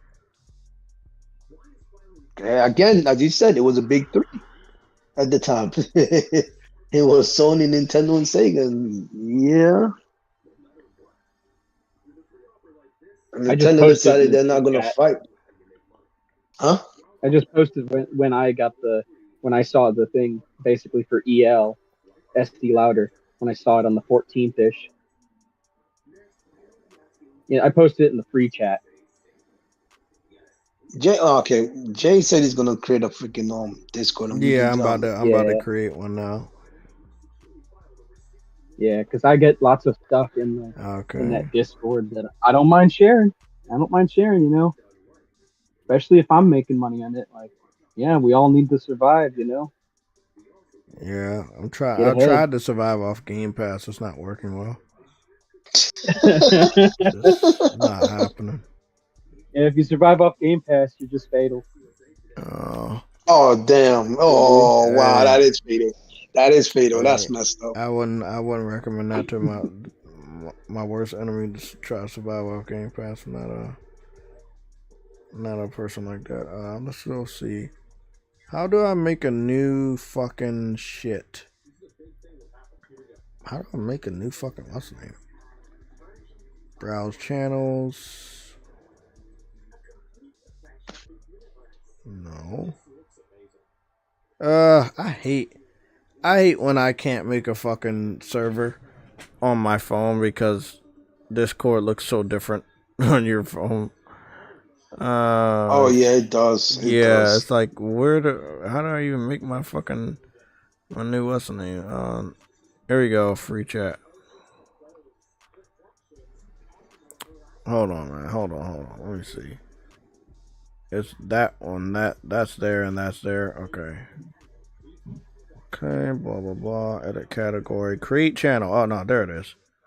There it is. Text space, blah, blah, blah. Announcement stage. Who cares? There we go. Create. Yeah. Okay, good. The channel's made.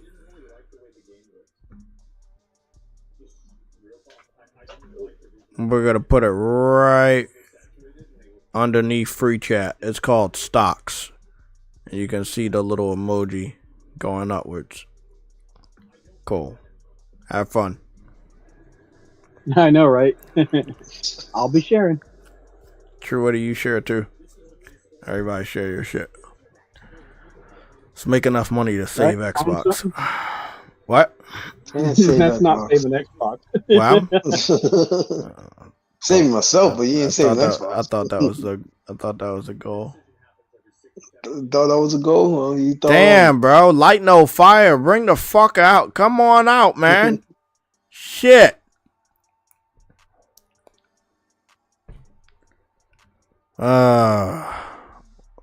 Game development.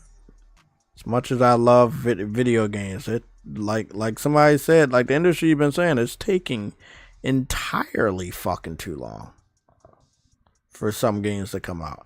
And I don't think it's because it's taking too long and they're making them slow. I think it has everything to do with strategically they don't want to bring their game out when another game is about to kill their game, which kind of makes sense.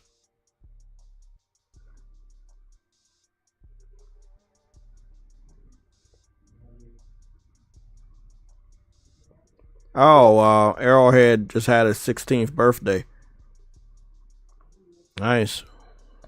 PlayStation been working with them since like the beginning, for real. They, you know, I'll leave you guys with this last thing before we actually get out of here, right? Why the fuck hasn't PlayStation picked them up? They picked up Bungie. Bro. They picked up fucking Firewalk, but not fucking Arrowhead. Like, Jim Ryan is fucking crazy. I'm so happy he is no longer with PlayStation, man. Like I said, when he fucking retired, I was happy that he was no longer with PlayStation because I knew he was the reason why so many things went wrong. And we now have that confirmation. So please stop trying to defend that dude's legacy at the end. Because at the end, he sucked. He sucked ass. He did. He sure did.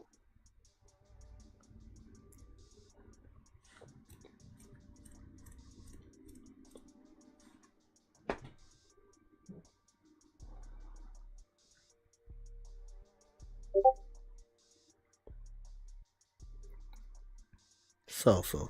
Yeah, it's a lot of games, man. I know it is.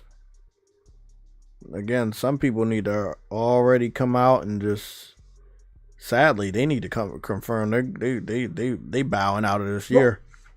That's what they need to do. It's not gonna be this year. It's gonna be. No, I'm talking about a lot of people need to confirm they're gonna bow out of this year. If you don't think you're gonna have your game out by September, and we're in February right now, and you know internally that you can't bring your game out by fucking September, then you need to fucking bow out of this year. Because you bring your game out, I'm telling you, if Grand Theft Auto is to actually confirm a release date, and I would say confirm a release date by the end of July, bro, just hang it up. Even if a Call of Duty is supposed to come out this year, I would love to see it. I would love to live long enough to see it. God, allow me to live long enough to see Call of Duty go head to head with Grand Theft Auto 6. Oh, man, I would just sit back and eat popcorn watching that. Because that would put a lot of things in perspective. Actually, Xbox fans kind of calmed down on their hype for Call of Duty, which is weird because they wanted Microsoft to buy Activision just so Call of Duty could be exclusive. And now that they know it will never be exclusive, they don't care too much the hype about the game. But I am still interested in seeing Call of Duty get its ass whooped by Grand Theft Auto 6. It will be a sight to see. You can finally put to rest which game is more popular when we already know the answer to that. Damn. Well, with that being said, everybody have a good night. I will see you guys on Thursday. It's supposed to be snowing very, very bad tomorrow, and on Thursday. I have a late shift tomorrow, so if it's snowing in the morning, and I gotta get there at 3, and I can't get there, then I'm just probably not gonna be at work tomorrow then. But if I do go to work tomorrow and everything, I'll game before, game after, and I'll see you guys on Thursday for a snow day stream at 1 p.m. If there is massive red alerts between Wednesday and Thursday morning, then we will probably do a early morning red alert. I can't fucking put my finger on it, but something's telling me we still got big fucking news coming this week.